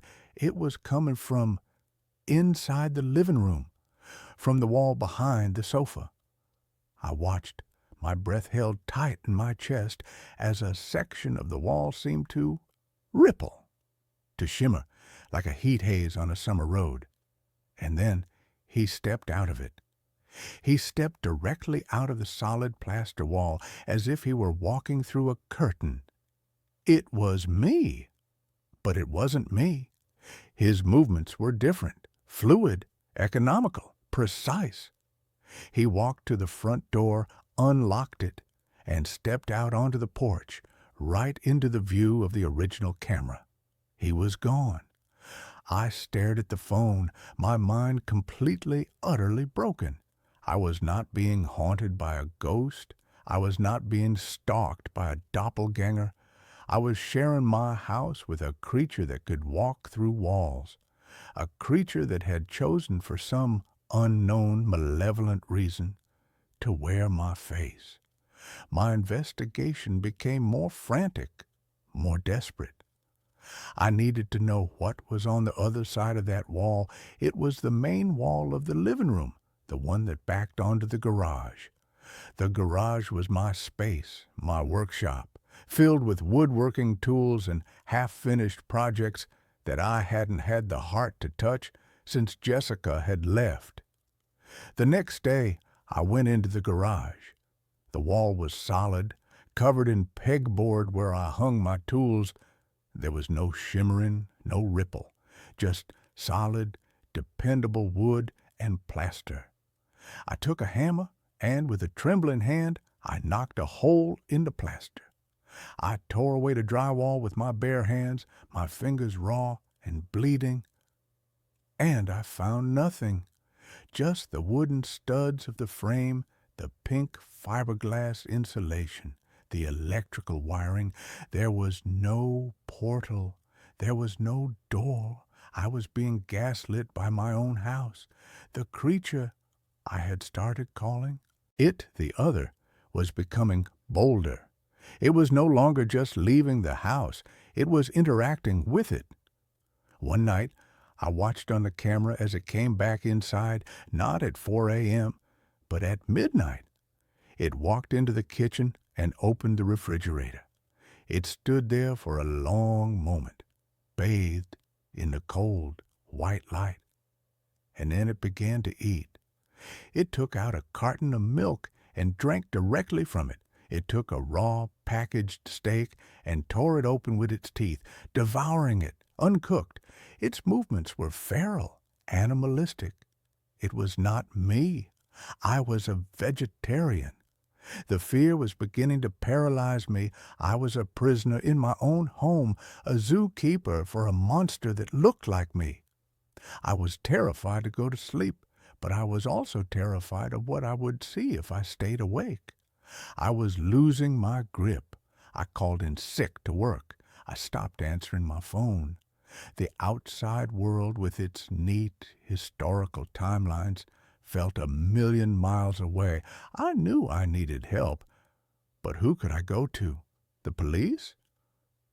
Officer, there's a man who looks just like me who comes out of my wall and eats my raw meat. They would have me in a padded room before I could finish the sentence. My one desperate hope was my brother-in-law, Mark. He was Jessica's older brother, a skeptical, pragmatic, no-nonsense electrical engineer. He was a kind of man who believed that every problem had a logical, solvable solution. I hadn't spoken to him since the split, but I was desperate. I called him. My voice was a wreck, a frantic, paranoid mess. I didn't tell him the whole truth. I couldn't. I just told him that I thought someone was breaking into my house, that my security system had caught some strange things, and that I was scared. I asked him if he could come over, if he could just be there. He was hesitant, but the raw, naked terror in my voice must have cut through his skepticism. He agreed to come that evening. His arrival was a brief, welcome injection of normalcy into my surreal nightmare. He walked through the house, checking the locks, the windows. He was a calming physical presence in a house that had become a landscape of psychological horror. "Dave, everything seems secure," he said, his brow furrowed with a mixture of concern and confusion. "What exactly did you see on the camera?" I couldn't bring myself to show him the footage of the other. He would think I had faked it. He would think I had finally lost my mind over Jessica. Instead, I showed him a clip of a shadow moving in a way it shouldn't, a flicker of movement that was probably just a moth, but that I presented as something sinister. He was unconvinced, but he was a good man. He saw that I was genuinely terrified, and he agreed to stay the night on the sofa. We sat in the living room, the television on but the volume low, a flimsy shield against the oppressive silence. I had my phone in my hand, the live feed from the living room camera open. The wall behind the sofa, the wall that was the source of all my terror, was just a wall. At around 2 a.m., Mark had fallen asleep, his soft snores a comforting human sound. I was still wide awake, my eyes burning from exhaustion, my body thrumming with a mixture of fear and a strange, desperate hope that the other would not appear, that its presence was somehow tied only to my own. And then I saw it, on my phone screen, the ripple. It was beginning. The wall behind the sofa, just a few feet from where Mark was sleeping, was shimmering. My breath caught in my throat. I wanted to scream, to wake him up, but I was paralyzed. The other stepped through. It was as silent as a ghost. It stood there for a long moment, its blank, empty face turned towards the sleeping form of my brother-in-law, and then it did something that shattered the last remaining vestiges of my understanding of the situation. It raised a hand and pointed at Mark, and its face, it changed. For a fraction of a second, the blank, slack features contorted into a mask of pure, unadulterated rage. A deep, guttural sound, like a snarling animal, emanated from it, not into the room but into my mind. I didn't hear it with my ears. I felt it in my skull. It was a wave of pure, concentrated malevolence, and it was directed at Mark. The other took a step towards the sofa. I finally broke free from my paralysis. I let out a strangled cry and threw my phone across the room. It hit the wall with a clatter. Mark jolted awake, his eyes wide and disoriented. "What the hell, Dave?" The living room was empty. The wall was solid. The other was gone. I couldn't explain. I just babbled about a nightmare, a loud noise outside. He looked at me, his face a mask of deep, troubled concern. He didn't believe me. He thought I was having a complete and total breakdown. He left the next morning, promising to call Jessica, promising to get me help. I had sought an ally, and I had only succeeded in confirming to the world that I was insane. But the incident had given me a new, terrifying piece of the puzzle. The other's rage had not been directed at me. It had been directed at Mark. Why? What was the connection? I spent the next 48 hours in a frantic, obsessive fugue state, tearing my house apart. I was no longer looking for a portal. I was looking for a reason. I emptied closets, I pulled up carpets, I tore through the boxes of old things that Jessica and I had stored in the attic. And in the bottom of a box of her old college textbooks, I found it. A small forgotten photo album. The pictures were from a period of her life she rarely spoke of, the year she had taken off before we met, a year she had spent traveling and finding herself. I flipped through the photos. Jessica with a backpack in front of a temple in Thailand. Jessica on a beach in Mexico. And then a photo that made the air leave my lungs in a painful rush. It was Jessica, standing with a young man, their arms around each other, a backdrop of snowy mountains behind them. The man was handsome, with dark hair and intense, brooding eyes. But it was the face. The face was almost identical to my own. We could have been brothers, cousins at the very least. The resemblance was uncanny, chilling. Beneath the photo, in Jessica's familiar looping script, was a single word. Liam. My hands were trembling. I had never heard the name before. I had never seen this man. But I knew, with a certainty that was as cold and hard as a gravestone, that this was him. This was the original. And I was the echo. I called her. I hadn't spoken to her in months, not really. She answered on the second ring, her voice wary, laced with the concern Mark had undoubtedly poured into her ear. "Jess," I said, my voice a ragged whisper, "I need you to tell me about Liam." The silence on the other end of the line was a solid, physical thing. I could feel her shock, her pain, radiating through the phone. How do you know that name?" she finally asked, her voice trembling. And she told me. A story of a whirlwind romance, of a passionate, all-consuming love affair with a charismatic but deeply troubled man she had met while traveling. A man who looked, by some bizarre cosmic coincidence, almost exactly like me. A man who had been a rock climber. My blood ran cold. She told me about their last climb together in the mountains of Patagonia, about a sudden violent storm, about a fall. Liam had been tied to her. He had been above her. He had fallen, and his weight had pulled her from her own hold. He had been dangling, unconscious, and she had been holding them both, her fingers screaming, her strength failing. To save herself, she had cut the rope. She had never told anyone. She had been rescued, suffering from exposure and hypothermia, and had told the authorities that the fall had severed the rope. It was a secret she had carried, a guilt that had haunted her for years. A guilt that had, I now realized, been the silent, cancerous thing at the heart of our own marriage. The reason she had never been able to fully let me in, the reason she had always looked at me with a faint, almost imperceptible shadow of sadness in her eyes. Every time she looked at me, she saw him.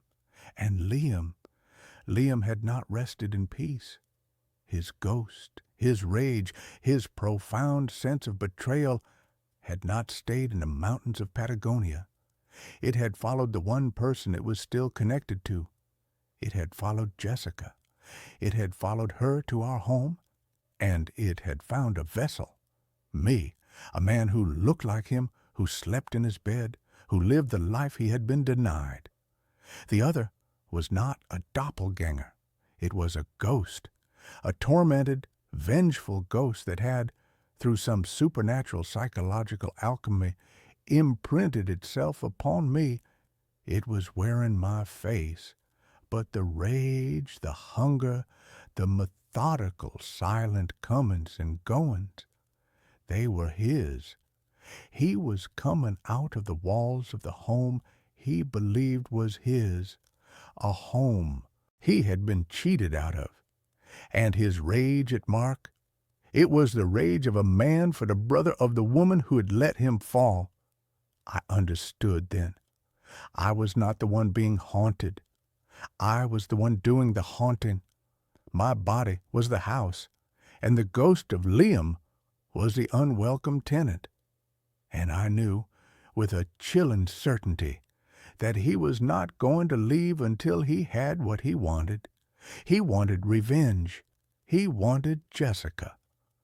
I told her to run, to pack a bag and leave her apartment, to go somewhere I couldn't find her, somewhere he couldn't find her through me. She thought I was having a psychotic break, that my grief and her confession had shattered my mind. But the raw, primal terror in my voice convinced her. And then I waited. I was the bait.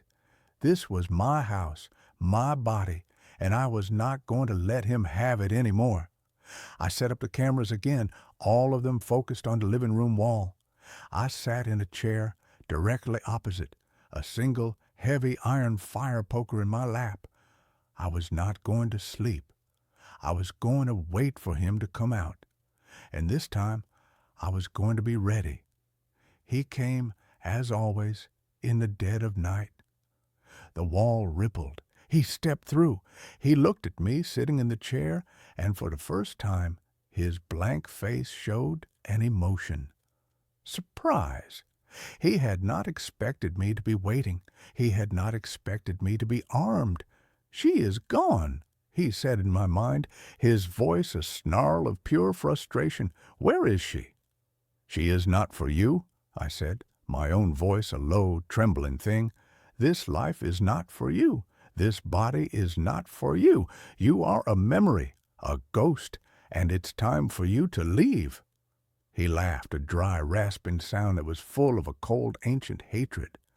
"You are me," he sneered, "a weaker, pathetic version. You live in my house. You sleep with my woman. You are just the shadow I cast."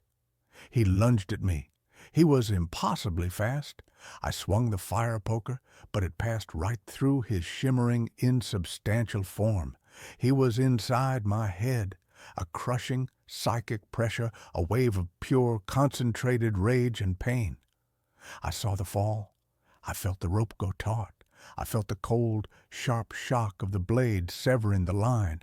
I felt the long, terrifying fall into the abyss. He was trying to overwrite me with his own death, to drown me in his own trauma. But I was not him.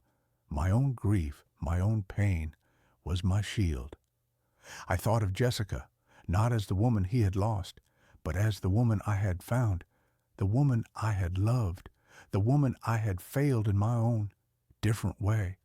I thought of my own quiet, ordered life, the life he had so viciously invaded. "No," I gasped, my vision tunneling, the room dissolving into a swirl of his angry, chaotic memories. "I am not you." I did the only thing I could.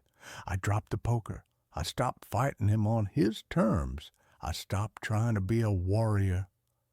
I was a history teacher, and I knew that the only way to truly defeat a ghost is to understand its story, and then to let it go. I didn't push back against his memories. I accepted them. I let his pain, his rage, his betrayal wash over me.